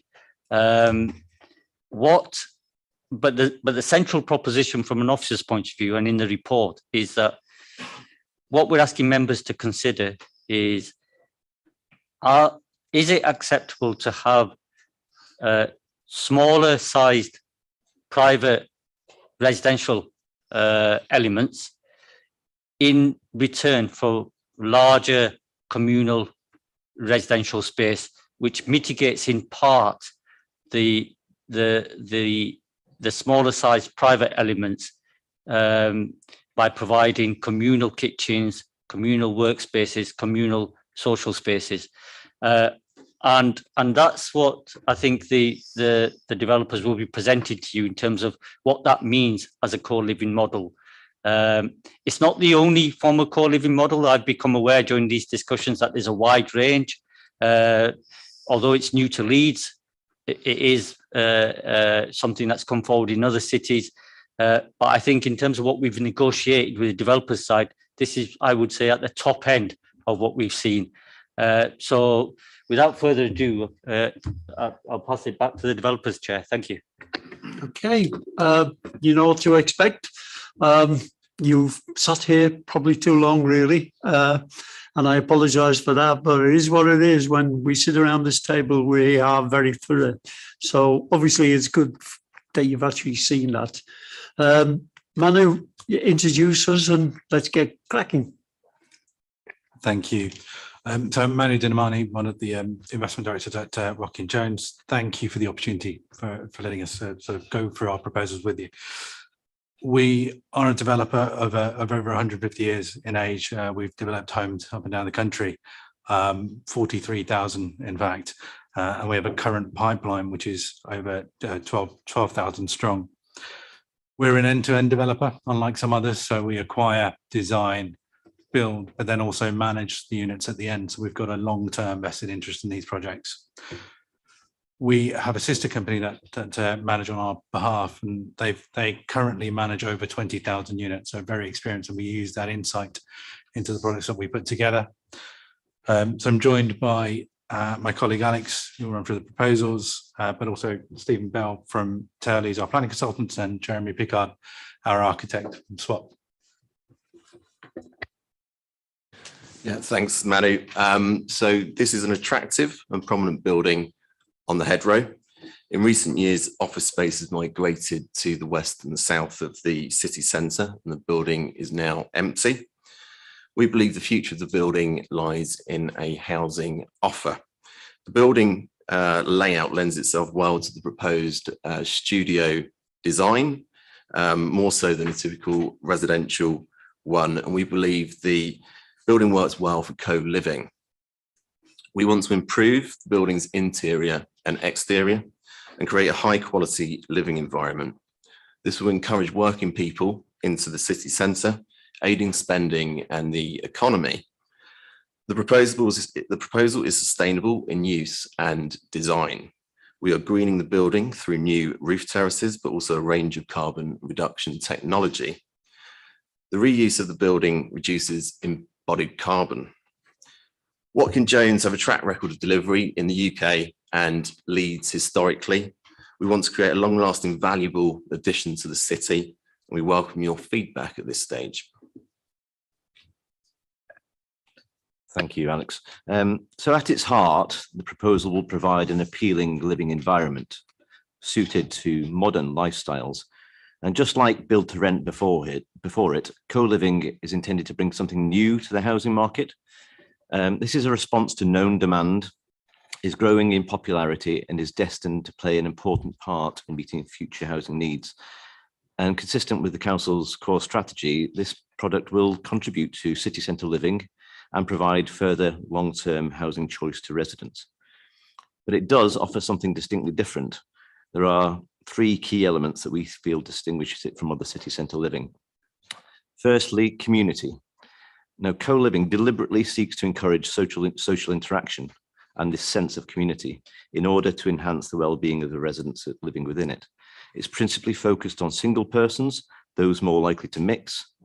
Studios provide essential living needs, but are sized to encourage residents to seek out other spaces within the building. And a broad range of communal spaces are provided, designed specifically to foster those shared experiences. Building management and the use of app-based technology that encourages residents to make use of those spaces and involve themselves in a wide range of activities that are hosted. The second area is around flexibility. The markets being targeted appreciate the flexibility and the accessibility of the offer. The simple, straightforward tenancy arrangements mean that you can sign up and then move in the next day. And the length of stay can be tailored to needs, but at a minimum of 3 months, we feel that reaches the right balance. And the third area is inclusivity. Residents are provided with an all-inclusive offer. Single monthly payments cover all costs, such as the use of all the facilities in the building, Wi-Fi, energy bills, and so on. And this provides certainty for residents and assists with budgeting. It also reinforces community because no resident will have to think about whether to take the extra facilities on offer. It is all part of their package. So these differences are deliberate. It provides an alternative to owner occupation, which is out of reach for many, and a difference from build to rent products. It's targeted at specific parts of the housing market, be it recent graduates, young professionals, those coming to the city for work, downsizers, or corporate employees seeking space near their work. And extensive research has shown that these parts of the market are seeking the key differences I've described. Evidence also shows that Leeds has one of the largest unmet markets in the UK. There is clear demand, and we believe this proposal will respond to that demand. And in doing so, it will help meet the city's overall housing needs, help to relieve pressure to deliver housing in more peripheral areas, support graduate retention, reduce the need to commute, and ultimately support the city centre economy at what is obviously a critical time. Thank you. Jeremy? Thanks, Steve. As a social community way of living, the design and repurposing of Hedgerow House follows our community co-living roadmap, which layers a dynamic network of private spaces balanced against social hubs throughout the existing building to create a community framework. Sited in a prominent position on the Hedgerow House forms the final piece in the 1920s master plan, and our proposal seeks to reinforce that presence of the building and reinforce the character on the hedgerow. Our proposals will remediate, repair and clean the existing facade and replace elements which have passed their design life, such as the windows, as well as developing a brand new entrance into the development. Our proposal seeks to maximize the existing confined direct line entrance area by introducing new materials that are modern, yet in keeping with the style and palette of the existing building. With the open and transparent connection into the building and use of new feature artwork, color, decorative lighting and bold signage, the main entrance will be articulated far more clearly and distinctly. Currently bounded by commercial premises that close at night, the entrance will brighten Dortmund Square and reinforce the safety of the square with that 24-hour active presence. The entrance lobby located off Dortmund Square will provide a clear front of house concierge service for residents and visitors, acting as a secure access and management point for the community, and allowing access up to the upper floors for the studio and amenity areas.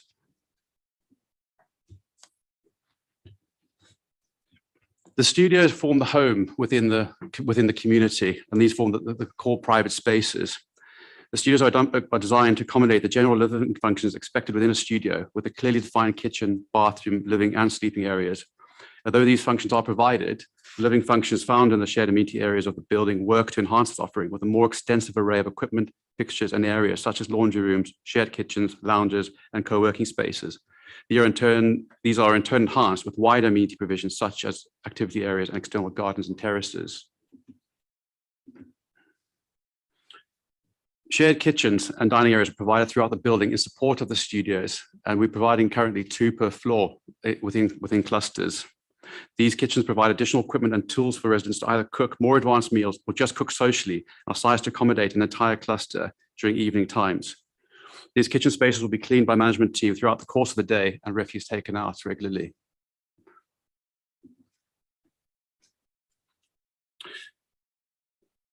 Larger spaces for residents are provided in clusters throughout the building, and such as this lounge space provided on the first floor, which provides space for residents to relax in a more social setting with a variety of seating styles for different group sizes and uses. Fronting onto the existing courtyard, which will be renovated and landscaped, this area does provide a large media cluster in the heart of the building that can be used for more quiet activities or for larger and managed building events. These large amenity spaces are then clustered in strategic locations throughout the building to encourage movement of residents through and around the building rather than focusing them in one place. This starts providing opportunities for residents to interact with each other and create those chance encounters that you would have in the street. The distribution of types of amenity provide residents a wide range of choices, a wide choice of spaces to spend their time in, and allows each space or cluster to develop its own character and again reinforce a sense of community. Although it's highly unlikely, should all residents be at home and making use of amenity rather than spending time in the studio, amenity has been calculated and provided to ensure that there's enough space for residents throughout the building at all times. Health and well-being of residents are fundamental considerations in this development, especially following findings during the pandemic, and the provision of high-quality external amenity is a major aspect of our offering and proposals. Providing a range of external private and semi-private spaces that give residents space to breathe, while quality soft planting provides visual and tactile amenity that enhances the spaces and establishes that natural connection. Loneliness is a major concern we have found in residential developments over the last few years. And again, providing this amenity starts to interact and create that the social aspects that deals with mental well-being. The building on the hedgerow currently offers no biodiversity benefits. With our introduction of urban habitats, including planting along all roof terraces, we are able to deliver biodiversity net gains where none existed previously. This increase in biodiversity units would exceed national targets. Overall, the scheme will implement a number of sustainability initiatives, most notably the repurposing and upgrading of an existing building in a prime city centre location, reducing embodied carbon and waste. Enhancement of the existing fabric will improve energy efficiency and reduce our carbon footprint. Utilization of recognized sustainability accredited toolkits such as BREEAM Excellent will drive our design, and bringing new residents onto High Street and activating the hedgerow and surrounding businesses with a new professional community.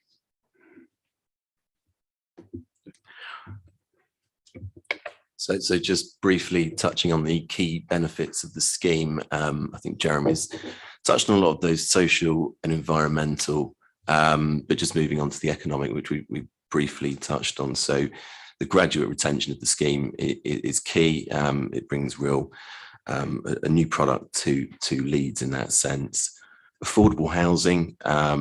So you have a policy for build to rent, so that a payment in lieu can be paid in lieu of affordable housing. We've made a significant offer. So it's been 10 minutes, Chair. I always allow flexibility. Please carry on. Okay, so we've made a significant contribution to the Affordable Housing Fund, and also it's the expenditure in the city point. We want to add investment into the city centre. So we can show the walkthrough of the development, or we can go on to Q&A. Jeremy, would you like to do the walkthrough? Either walkthrough would be very good.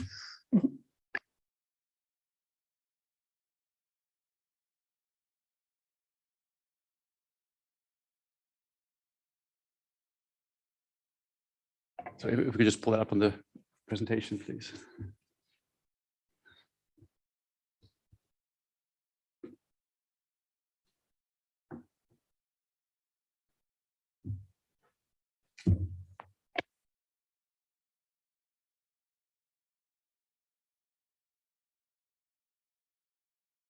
Thanks. So you have to try for me. This is providing a glimpse of the new main entrance from Dortmund Square into the development, showing that kind of point of contact with the concierge, with clear surveillance out over the square, and obviously keeping an eye on people coming into the development.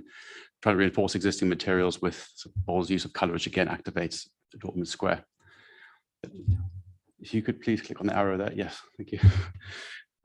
This is just giving it, if you look around, this is the look and feel of the social lounge space on the first floor, which again is offering a series of kind of the things with the kind of TV area, games areas, drop down spaces for people to work or just perhaps read, or we'll have a chat, we'll have a coffee. So notice a coffee bar in there. We look at managed facilities that will encourage residents to come out of their studios and come and use these spaces. And there we are trying to reinforce that relationship with the outdoor amenity space, which then has external dining and games areas as well. We're trying to create that relationship. And again, that clustering of internal and external amenity to try and achieve critical mass. Thank you. You go back to the door, there's a... And this is an example of one of the shared kitchens, showing kind of the workstation shaped in the U, which again sort of showed that kind of social setting where individuals can cook together, cook individually or cook together, which then turns around and then has a kind of a social dining area for residents that then overlooks sort of Wormald Row and on the outdoor terraces.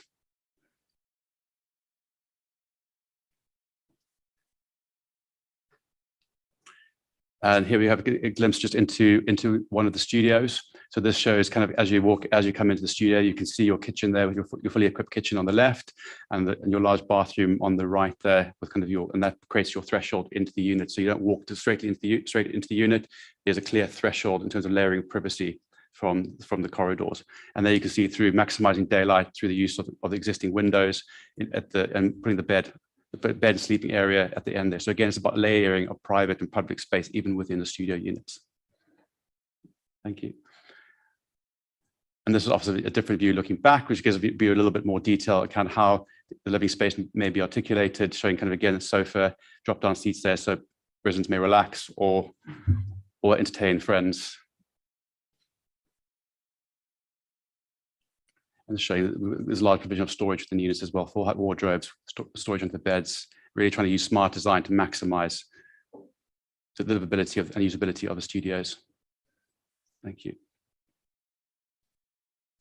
And then this is our first designs looking at the repurposing of the roof facing of the hedgerow. So currently it's covered in plant, and we're looking there to again try and create a greener edge and again create that moment of respite for residents who want to come up there and actually enjoy that outdoor space. Again, it's their space to breathe with fantastic views kind of out, well, depending which way you are facing, north, east, south, and west. So generally on this facade, it's looking out back south of the hedgerow. Thank you.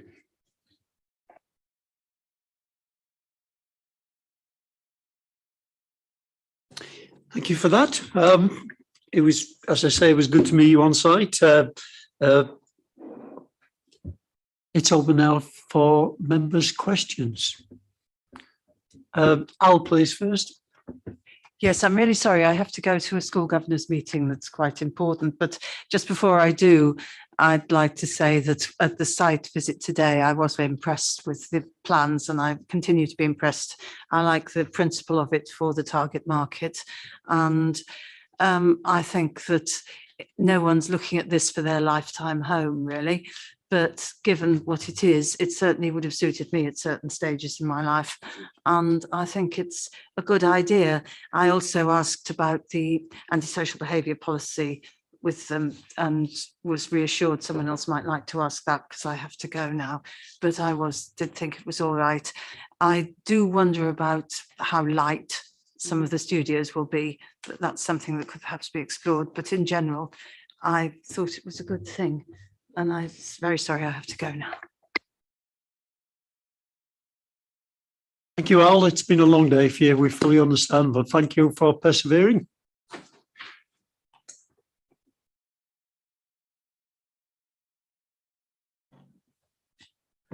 I didn't indicate that I'm happy to speak.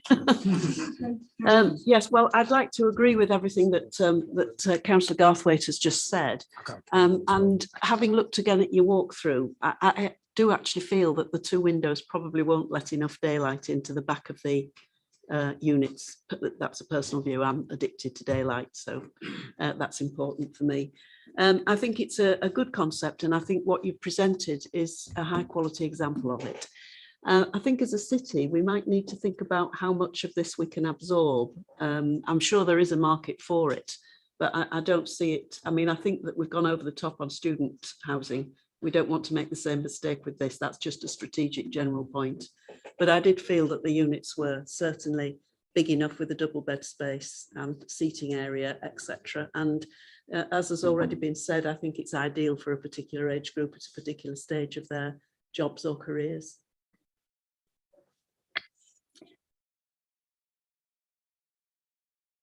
Yeah, a couple of questions. I suppose the obvious one is, where's the washing machine? Because it isn't on the fly through. That's a slightly flippant question. The second one is perhaps more important, and that is related to safeguarding. Now, in effect, this is like very similar to student flats that we're seeing quite a lot of now. Well, the students on the student providers, they've got a fairly clear policy in relation to how you make sure the wrong sort of people don't move in, because they're all students. But this will be a range of people. So could you just explain to us how, in effect, your safeguarding policy and how, I suppose, let's be honest, you vet people who come along? So in terms of answering that, we'll take the easy one first. So Jeremy, if you want to talk through the laundry and the general management of that space, and then Manu, if you want to take the more detailed question there. Thank you, Councillor. I think it was an astute observation about the washing machine. It's actually a very, with the co-living, it's actually a very deliberate move in an effort to make sure that the studios aren't fully self-contained and encourage residents to leave their studios and use communal spaces. We actually use a communal laundry and use that as a node or an activator alongside other amenity to draw students into a social space. And rather than having just a dedicated room of washing machines, is actually to combine it with amenity so that residents can do their laundry, they can socialize, they can chat, perhaps pop into the next space while their laundry is on. So it's a mechanism for actually trying to encourage interaction between residents. So although you can live in your studio and you have all the base functions, the laundry is a mechanism we try and use to draw them out. Thanks, Alan. Just in terms of safeguarding and all the other sort of points of the mix of people that will be in the building. Fresh, our operational management team, have vast experience of doing that for us across our PBSA units, and same with the build to rent. And I guess like the build to rent and the PBSA will have almost like a tick boxing system of referencing prior to the tenant going in, but also almost a 3 strikes and you're out type policy for safeguarding once they are within the building. So antisocial behaviour will be governed in that way. So, for example, we were talking earlier about walking through down Water Lane and feeling safe. So, do you have a policy where, I suppose, if somebody complained about unwanted attention, what a better word, what if I moved in and said, Robert Ears keeps molesting me? Maybe later. All right, okay. You know, what process would we go through? So there's an extensive management team on site, and there's also a centralized management team. So it would be pretty easy to, especially with the apps and the digital software available as well, it'd be really easy to get hold of the management team either on site or centrally to, to complain about whether it is another individual or problem within the building. Can I just say that as part of the submission to date, we have submitted a management plan, and there'll be a detailed management plan submitted with the full application. In terms of the staff on site, we're proposing to have 4 full-time on-site staff, along with the concierge as well. Then there'll be a whole range of other cleaning staff and other maintenance staff as well. So there will always be a presence within the building.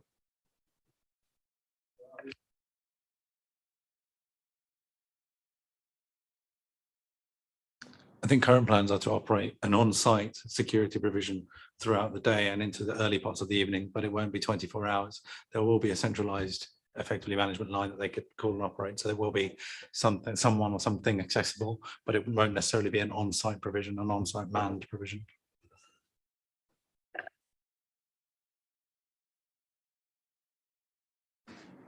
Thanks, Chair. Unlike some of my colleagues, I don't like this.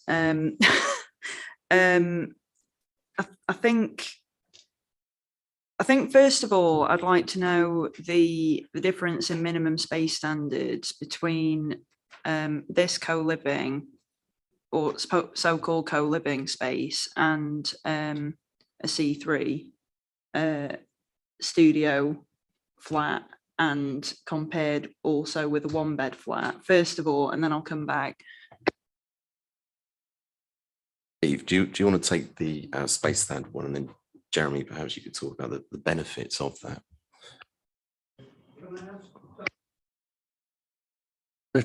Can I ask Dalja to come in and then you can chip in, please?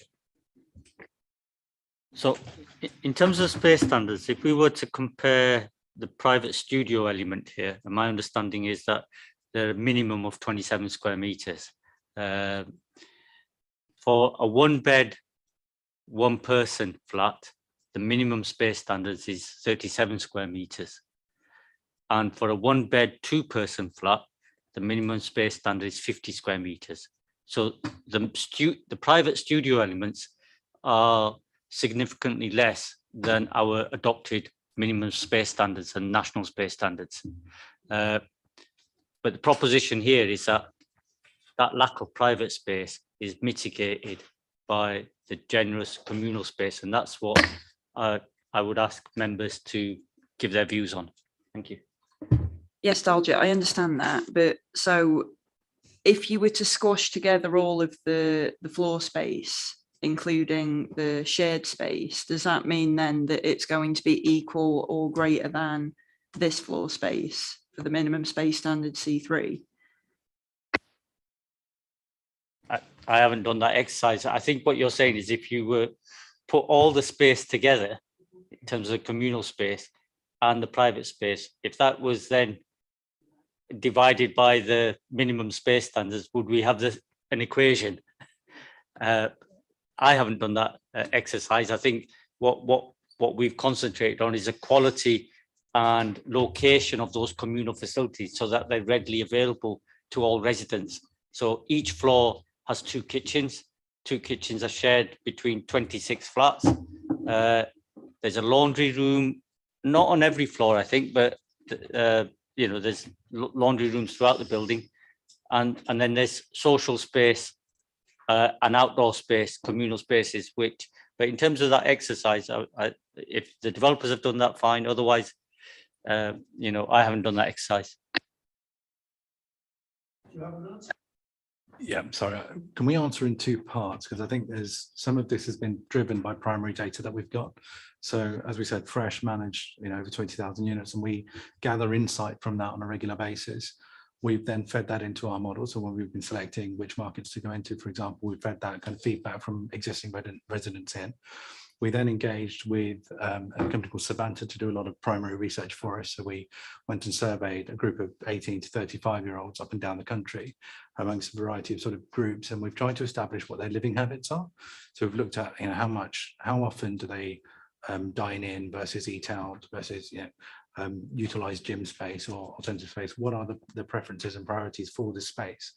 So we've used that to, I suppose, ascertain the capacity of each of those types of amenity, and then looked carefully at the distribution of that space so that we ensure that that sort of tenant lifestyle, if you like, is maintained and the quality of that lifestyle is maintained. And that's translated into the design, which perhaps, Jeremy, you can pick up on. I'm sorry to interrupt. I'm asking about space, like the amount of space. I'm not asking about lifestyle choices and whatever amount of research you put into it. I just want the hard figures, please. I think I can't give you the hard figures and say we've taken an area out of every studio and amalgamated that into amenity space, so it all balances out. I think we need to do detailed calculation. I think the small studios are 27, majority are 28, and 10% are over 32 square meters. So adding then on the 3.5 square meters of internal amenity takes you up towards that provision. I think what we have done in our discussions during the pre-app process with offices is looking at space standards. Nationally described space standards gives you the overall area for units, and then sort of elements around storage. Obviously, we know we're not providing the 37 square meters for a studio. So what we have done as well is then do an analysis looking at the Housing Standards Handbook, which breaks down the components within a unit to show offices that actually, though we're not achieving the overall area, in terms of the livability of the studios, we actually are complying with requirements. So a single person under the handbook requires a single bed or a 3/4 bed. Through our research, we actually provide the double bed because we find that's actually what people want, but we're actually complying with the requirements under the handbook. So that the sofa areas we're complying, the bathrooms we're complying. So the kitchen we are complying, except we're not providing a washing machine or hot water cylinders. And again, we can justify that because we're actually moving that function elsewhere. Hot water cylinders, we have a different energy system. So I think what we're trying to do is not just say we're taking area out, is to say that actually in terms of livability, we are trying to provide for the function and make sure that people can actually live comfortably in these units, supported by all that space which is in the amenity. Now, the amenity, what we're trying to do with this model as well is rationalize that space and make it more usable and establish critical mass. So I think when you provide people with too much space, it becomes unusable because people feel daunted by it. They walk into a large cavern and they don't feel comfortable in that space. So we're using kind of understanding of social behaviors to create the series of spaces of different scales that then becomes more usable and enhances that offering. So it's not I understand what you're asking. It's not a direct translation of just taking that 10 square meters off and moving it somewhere else. Okay, so you don't have the figures to hand, is that what you're saying? Well, directly, we're That's fine, I'll go on to my next question then. Okay, so you did say that co-living doesn't exist in Leeds, but it actually does, and it's grassroots led rather than led by developers, and it's usually cooperative based as a model, and the co-living aspect of it is actually how you choose as an individual living in a cooperative, how you choose to use your sort of free time. So like quite often people will cook for each other and things like that, and it seems to me like that sort of model works very well when you're a small cooperative, but I'd have concerns about interpersonal stuff happening in a large development like this. I don't know how that would be managed. How would it be managed?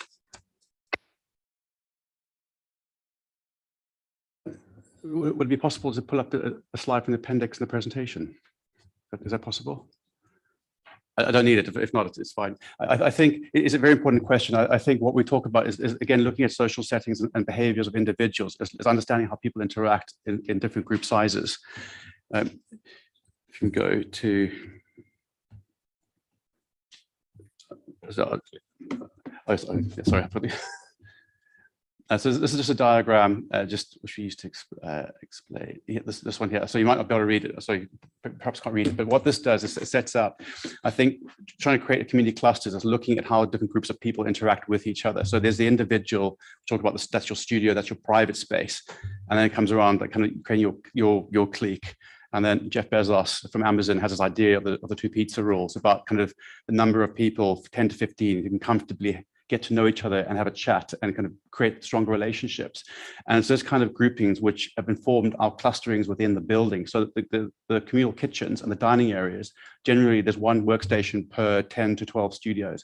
And that's then repeated across floors. So what they're trying to do is create a node or an epicenter that kind of creates a mechanism that allows people to interact and get to know each other. So on a micro level, we're trying to get people on the floors to know each other and create those smaller neighborhoods. And then using a large space, we talk the band of people, the friendship groups, kind of 100 to 150 is ideal. Kind of, we talk about where people can get to know the wider community. It's creating those spaces where people feel comfortable, they can go out and get to know a wider group of people, to still then go back to safety, kind of, let's say the safety of their own, knowing their own neighborhood. And the location of immunity and having managed events is really important as well, because that creates the opportunity for people to encounter each other and get to know each other. So trying to, again, encourage a sense of community, but it's a choice. So what would happen if there was conflict between two individuals or two groups of individuals? Because I know through Unipol that this happens all the time, and especially over lockdown, incidents of bullying were like rife, and there was a lot of students that were living in Unipol accommodation who had to have a lot of support from the Unipol staff. This is why I asked, because it's a really important mental health and well-being question. So what would you have in place to mediate interpersonal stuff like that and bullying? So I think a large part of that will come back down to the management agency and the management operations of it. So it's same with the antisocial comments and behaviour. If there was, a situation where that was happening, they could report it. They would get the support and the care that they would need for that.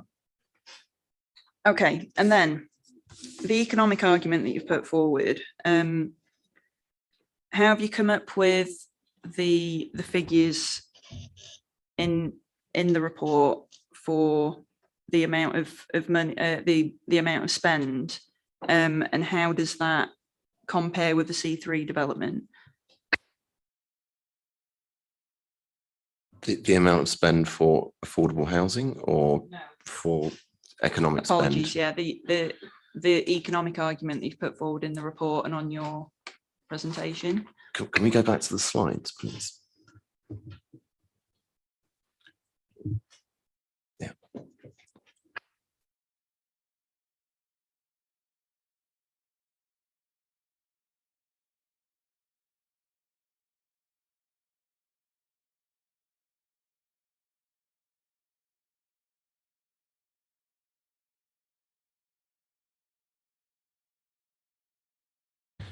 We've commissioned a consultancy called Montague Evans to do a research piece into housing demand. So that they've come up with various different data sets using typical guidance within this field. Steve, do you want to cover some of that off in a bit more detail? Yes, thank you. I mean, it's fairly tried and tested methodologies, whether it's from the Homes England methodologies or other sort of data sets. They effectively apply based on local determination of economic activity, how much someone typically a resident would spend in a calendar year and on what. And effectively then that's in a multiplier for the number of residents that are expected to occupy the development. There's no distinction between this and a normal C3, nor do we think that that's necessary. The residents will be there for, on average, the duration of the year, and therefore you apply the methodology in the same way. So we would submit with the application a full sort of economic assessment, but this is a fairly tried and tested commonplace way of assessing economic impacts. Okay, thanks for that. Thank you, Kelly. Can I bring in Councillor Finnegan now, please? Thanks, Chair. I've a trade to catch, so I'll be very, very brief. It's really more comments than questions at this particular point. And supporting what Councillor Garthwaite said previously at this particular point, looks interesting. It's an idea, it's a proposal for us to explore perhaps in more detail when it comes back. There are going to be issues, inevitably going to be issues post-pandemic about what you're going to do with your office buildings. Unless you come up with something more imaginative, you're going to end up with boarded up office buildings because they're never going to be used again as office buildings. We need a bit of flexibility, we need a bit of imagination. In principle, I'm comfortable with it and look forward to seeing, like Councillor Garthwaite, the application come in so that we can look and explore and challenge a little bit further at that point. And on that note, let's not bother you anymore. Thank you, Chair. Thank you, Councillor Finnegan. It's been a long day. Thank you for being here. Councillor Blackburn. On affordable housing, you've put a figure in there, so I don't know if officers want to answer this or developers. And there's a figure there. How was that arrived at? What's that based upon? Because I would have thought have we got a policy to cover this kind of development? We have a policy for build to rent development, and in many respects, this shares characteristics of build to rent. It's all in single ownership. It's for rental only, and the policy that we have for build to rent is that we expect rents of a certain percentage of the units to be set at a level which local people can afford in terms of local earning levels. And so we set a rate for that. And I presume in this case, they've applied that same rate for the same proportion of units. So in the city centre, it's 7% of the total units. I presume that's how they've arrived at that figure, but they can clarify if that's not right. That is correct. So we received advice from an external viability consultant. So using the City Council's transfer affordable housing rates, we've applied that to standard areas. So depending on which area you adopt, whether that's a 32 square metre studio like we've got here, or whether it's a 48 square metre average one bedroom flat, for example, we've applied that rate to come up with that figure based on 7 to 10% affordable housing.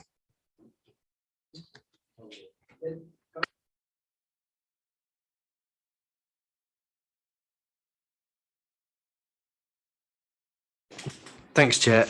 The only question I've got left is on the space of the studios. The studio that we saw in the CGI in the walkthrough, what metre squared is that? That is the smallest size, 27 square metres. Thank you. I think that answered my question because, yeah, I'll give my comment now if you don't mind, Chair. Was I the last on the list or? No, I have two more. Okay, yeah, because that is the smallest I'd have wanted to see anyway. So that reassures me.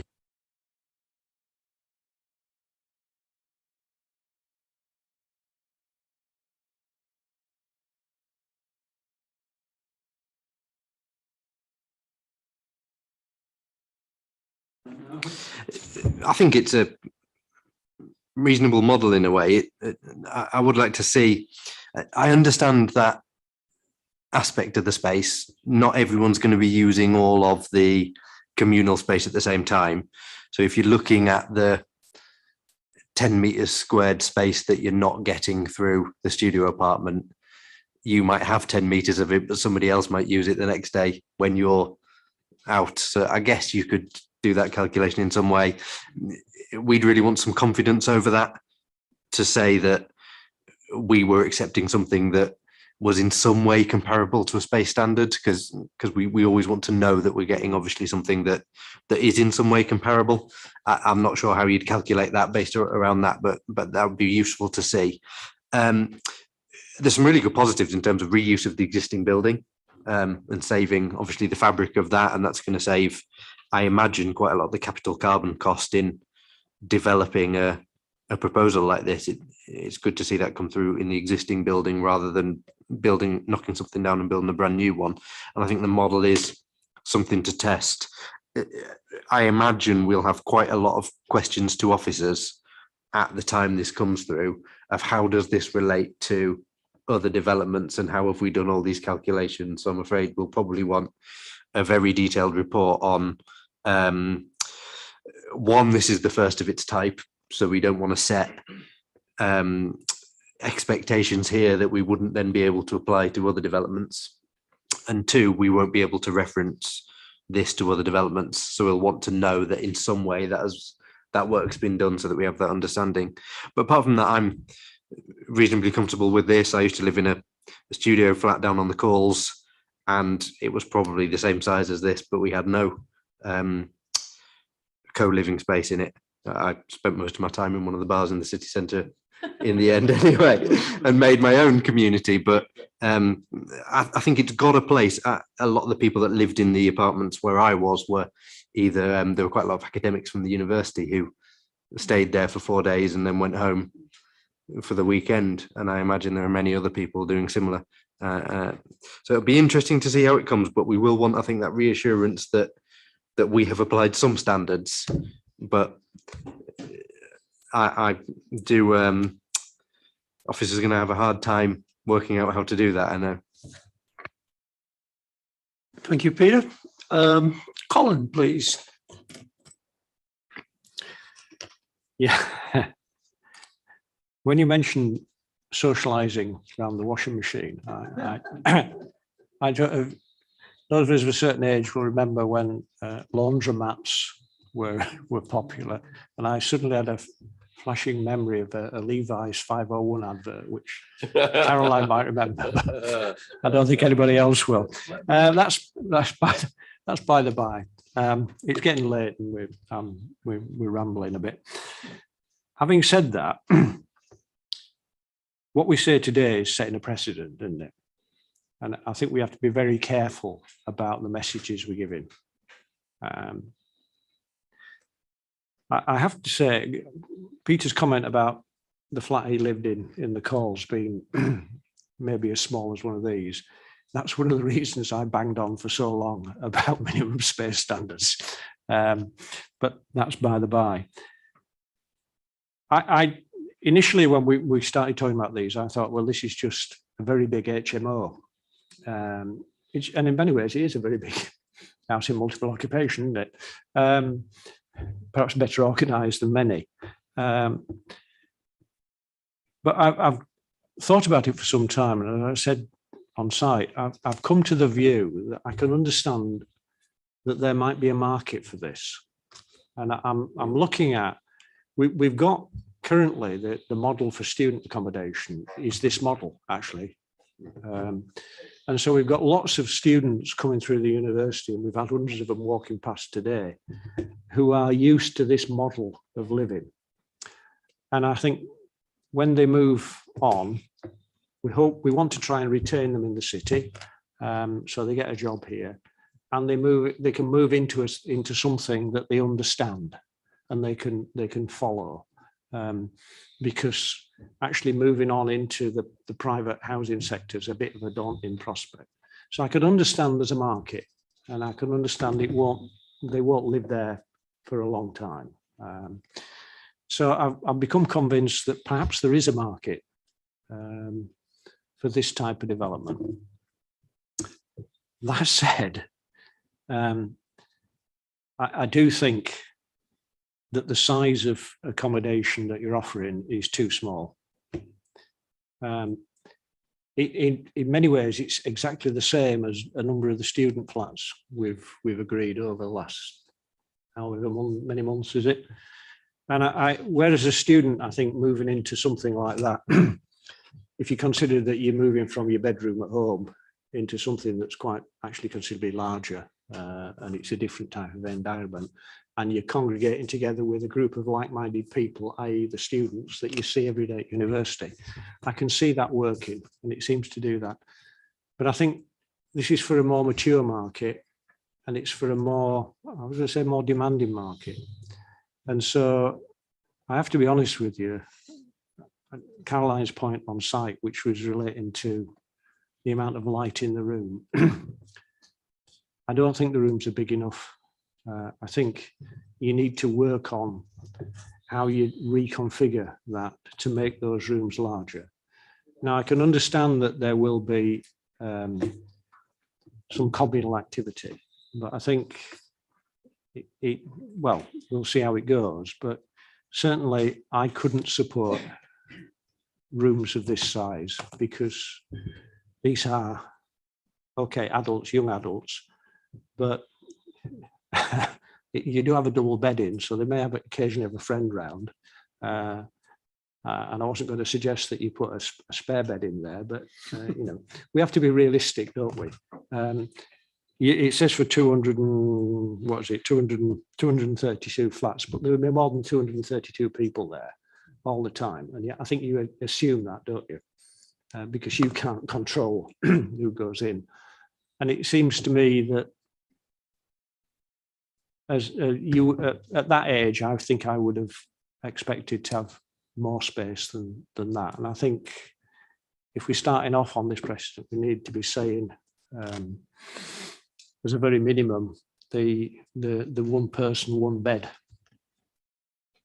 minimum size for the actual bedroom but that also means that you need to put in some significant communal facilities, because I think actually that might work.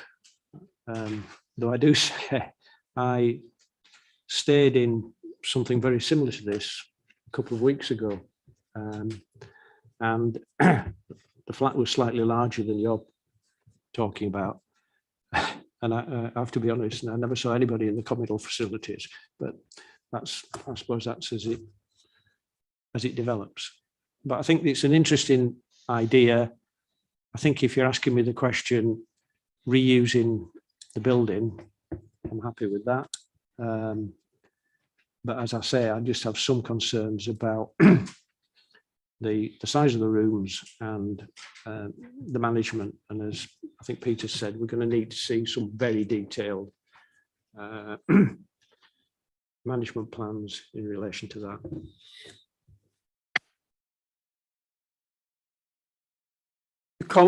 Caroline, please.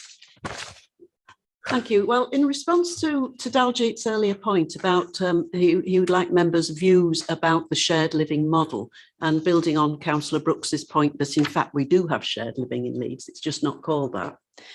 I'd like to make a few reflections on a shared living arrangement that I'm very, very familiar with, and the chair is more familiar with it because it's in his ward, and that's Lilac. I've been shown around Lilac at least 3 or 4 times, and I know one of the residents very well, and I have on occasion used their shared facility. And it's been explained to me just how that works, and it works very well. But it works well because a number of like-minded people came together to create it. So they started from the point of wanting shared living and believing that through shared living, they could achieve, well before the climate emergency, increased efficiency and reduced carbon emissions. They were very much on that agenda, all of them, and that's what that development absolutely does. But it only works because all of those people have bought into that lifestyle and want that lifestyle. So in what you would call the shared living area, which they call the common room, they eat together as a whole group of residents. They don't all join in every time, but about 20 of them come together twice a week to share their evening meal. And in order for that to work, they have to agree that 1 or 2 of them will take the responsibility for preparing dinner for 20 every so often. And they have to come together to agree, you know, that what the menu will be, etc. So there's got to be a high level of cooperation for a dining room with, I think actually this morning when I asked, you said 27 might be sharing it, not necessarily all at the same time. It's a lot of people, I think, to share that, but there has to be a common commitment to sharing for a start. And the living spaces are small. This development is actually for families. It's got some for individuals and couples, but it is also for families. But if you divide the space between the number of people, it's probably smaller than these, to be honest with you, because the expectation is they will use the shared accommodation. There is a shared laundry facility. There is a shared cooking dining facility. There are a lot of outdoor shared facilities, and there is a very complicated system of groups that have tasks to do. So if you're quite good at gardening, then you have to take responsibility for some of that gardening. And the same goes for lots of other things around the facility. So my point really is, it is suitable for some people who are prepared to live that kind of lifestyle. I'm not sure that I could commit to that level of being in other people's company or that level of sharing my life and my laundry. I'm not sure I could commit to that, certainly not at my age. But I do accept that there is a market for it, and there is particularly, I think, an age group or a group of people, as you suggest, postgraduate situation, who might value that for a certain length of time. But I think what you're doing is creating a shared facility and then wanting people to buy into it, whereas these people created it because they wanted it. It is slightly different premise. So I think it will be interesting to see how it goes. As I say, I don't think I could be persuaded to live a lifestyle like that. I imagine other people might. Not quite on your page about the size of the spaces, because the student accommodation rooms that I have seen, the private bit of them, they don't have soft seating as well as a double bed and kitchen and bathroom. So that these do offer more of a facility than the ones I've seen. I'll put it that way. So that's my observations really on shared living. I do think, as I said at the beginning of the debate, we do need to think carefully about how many developments of this kind we can absorb. And I think we need a policy on how much we're going to do to try it, and how much we might go on to do once we know that it does actually work and there is definitely a market for it. So those are my views really. I think, as I said before, as an example of shared living provision, it's good. It's just that, you know, whether we're ready for it. Thank you, Caroline. Kaylee, please. Thanks, Chair. So I don't look it, I look a lot older, but I'm 35, so I'm in the upper range of your target age. And I'm genuinely really upset that developers think that they can pull the wool over people's eyes and sell this as a choice that you would make. It's just another way to make more money out of young people who are going to be forever priced out of buying their own properties. So yeah, I don't know, like first years go into purpose-built student accommodation, right? Second years tend not to do that. They go into houses of multiple occupancy, or they might get a flat on their own, right? Or they might get a smaller house share that doesn't need a HMO license, but that is through choice. If you're finding it really difficult to find somewhere affordable to live in Leeds, then you may be forced to live somewhere like this. I think really we should be pushing for a C3 development with an integrated co-working space and shared lounges. Yeah, I mean, there's a housing crisis. We can't allow developers to push the envelope this much, because if we open the floodgates, it's all that's going to be passed in Leeds. Thank you. Thank you, Kaylee. And just a couple of comments. Oh, sorry, I've not got you down, David, but go ahead.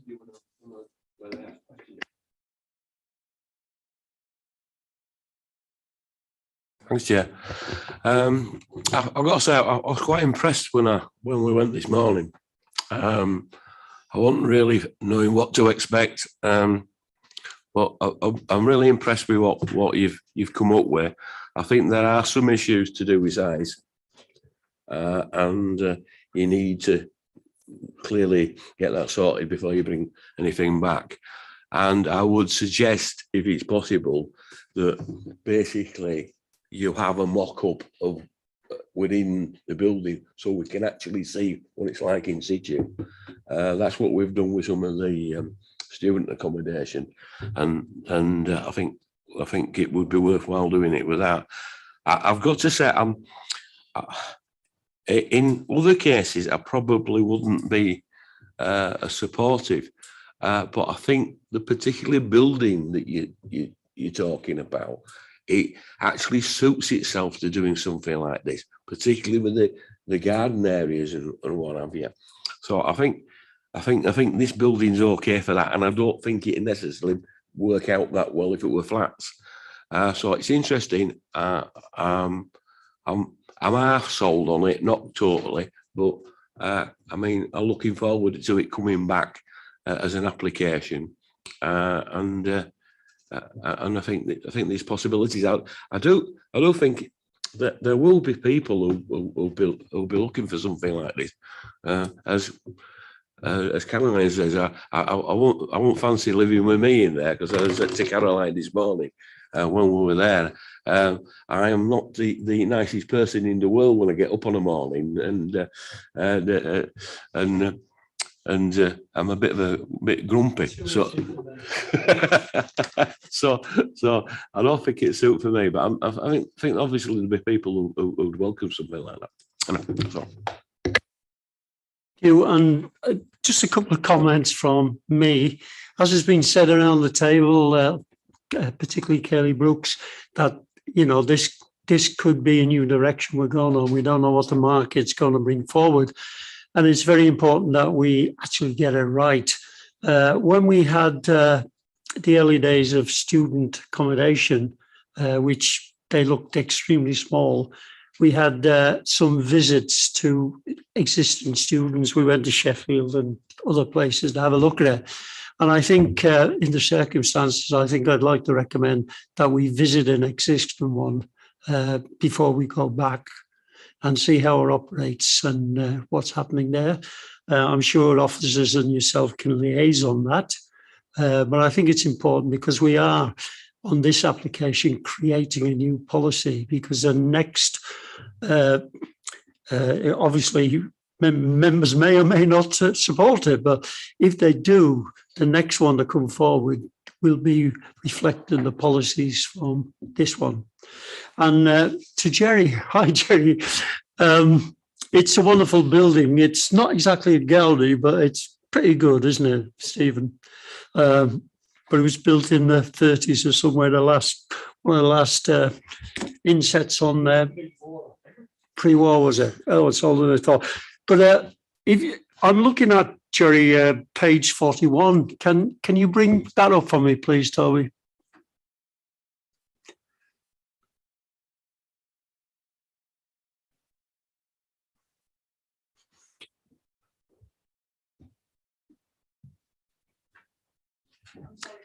That's the one. That's the one. I remember when Direct Line was in there, and in those days there was a lot of smoking outside the restaurants. I know it doesn't apply today, but they spilled out in the, and I have to say, very inadequate entrance on Dortmund Square. And it wasn't a good image really for the company, but obviously times have changed on that one. But if you look at what was originally designed to be the entrance, wouldn't it be wonderful if we could have that as the new entrance? What a showpiece that would be on the hedgerow. I do know there's a shop there, but I don't know if the shops are in your ownership. But it's an excellent building, and I'm sure, Jerry, you could work magic with that one if that was a possibility. So I ask you to think about that, please. We want the best for Leeds, and this would be a very special entrance.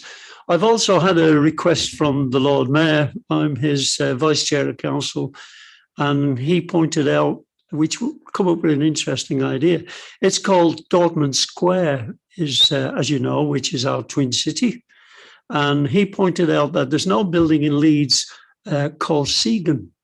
I know I have to give you a bit of history on this. I know you look puzzled.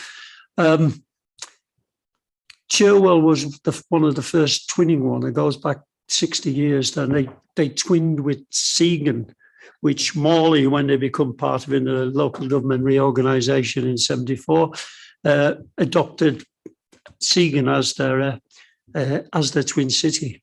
This led to Dortmund actually becoming Leeds' twin city. So it'd really be nice if you could consider that. I mean, Hedgerow House is not an inspiring name. I'm not pushing you for it, but I think it's a consideration you might make. I would go farther than that, because the Lord Mayor, when I had this conversation with him, got my juices going, my creative juices. And we twin with many, many other cities. Lille, for instance, a wonderful city. I've been there on visits. Hangzhou, even small towns in the west of Ireland, Ballina.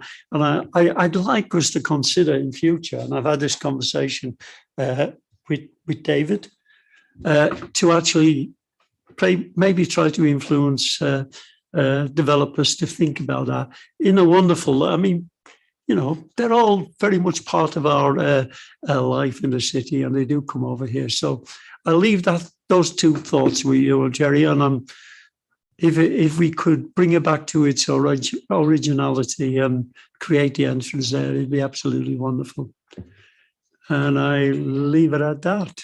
I think officers will be in touch with you to look at where we might visit, and I'm sure members will put time aside for that. But thank you once again for waiting so long, and the meeting has gone on so long. But showing us around and giving us a flavour of what it might be like was great, and I thank you for that also. So thank you.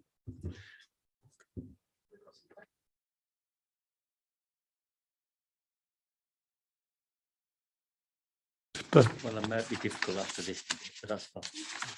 Yeah. Okay, but we have to go along and do it, haven't we? Yeah. But okay, we have two questions on page 224. Do members support the principle of co-living and the residential amenity offered by the development scheme? I think that brings us back that we do need a bit more information and some visits, to be quite honest. That's why I found it difficult to answer it. It's not a negative, it's not a no, but I think more information would be of value. Is that agreed? Yep. Well, that's exactly what I was proposing, Caroline, yeah. Well, you know, it's no good seen on the plans, isn't it? We can see that here. Okay, and the second one, do members support the approach of affordable housing provision for this co-living development? I'll leave that one open to you. I usually say, no, I've got to be on site. But I think given it's not going to be possible to pepper pot around this particular development, is it? And you wouldn't want one particular cluster to be the affordable. So I can understand why, in this case, the developer might be allowed to buy out. Yeah. Just adding to Colin's point on that, obviously the majority of affordable housing is allocated by an association, and there's not necessarily the same choice you'd have in other matters. People have to choose to specifically live in this way here, and therefore I think this is probably not suitable as affordable housing, and I'd rather see a normal house come forward from a housing association or similar if we had the opportunity to do that. I think in purpose-built or private rented, then that's absolutely fine, and I prefer it on site. But in this case, it's a way of life, isn't it? Which we wouldn't want to force on anyone. Okay, and I agree. I think that's generally agreed, is it? And we've already got a policy anyway that commuter sums can be taken off site, and we have exercised that one many, many times. So I guess that's a yes. Okay, that is definitely. Thank you. Do you want to sum up? No, that's it. Okay. Okay, let's go home. Well done, you guys. Fantastic day. You really worked hard, and thank you once again.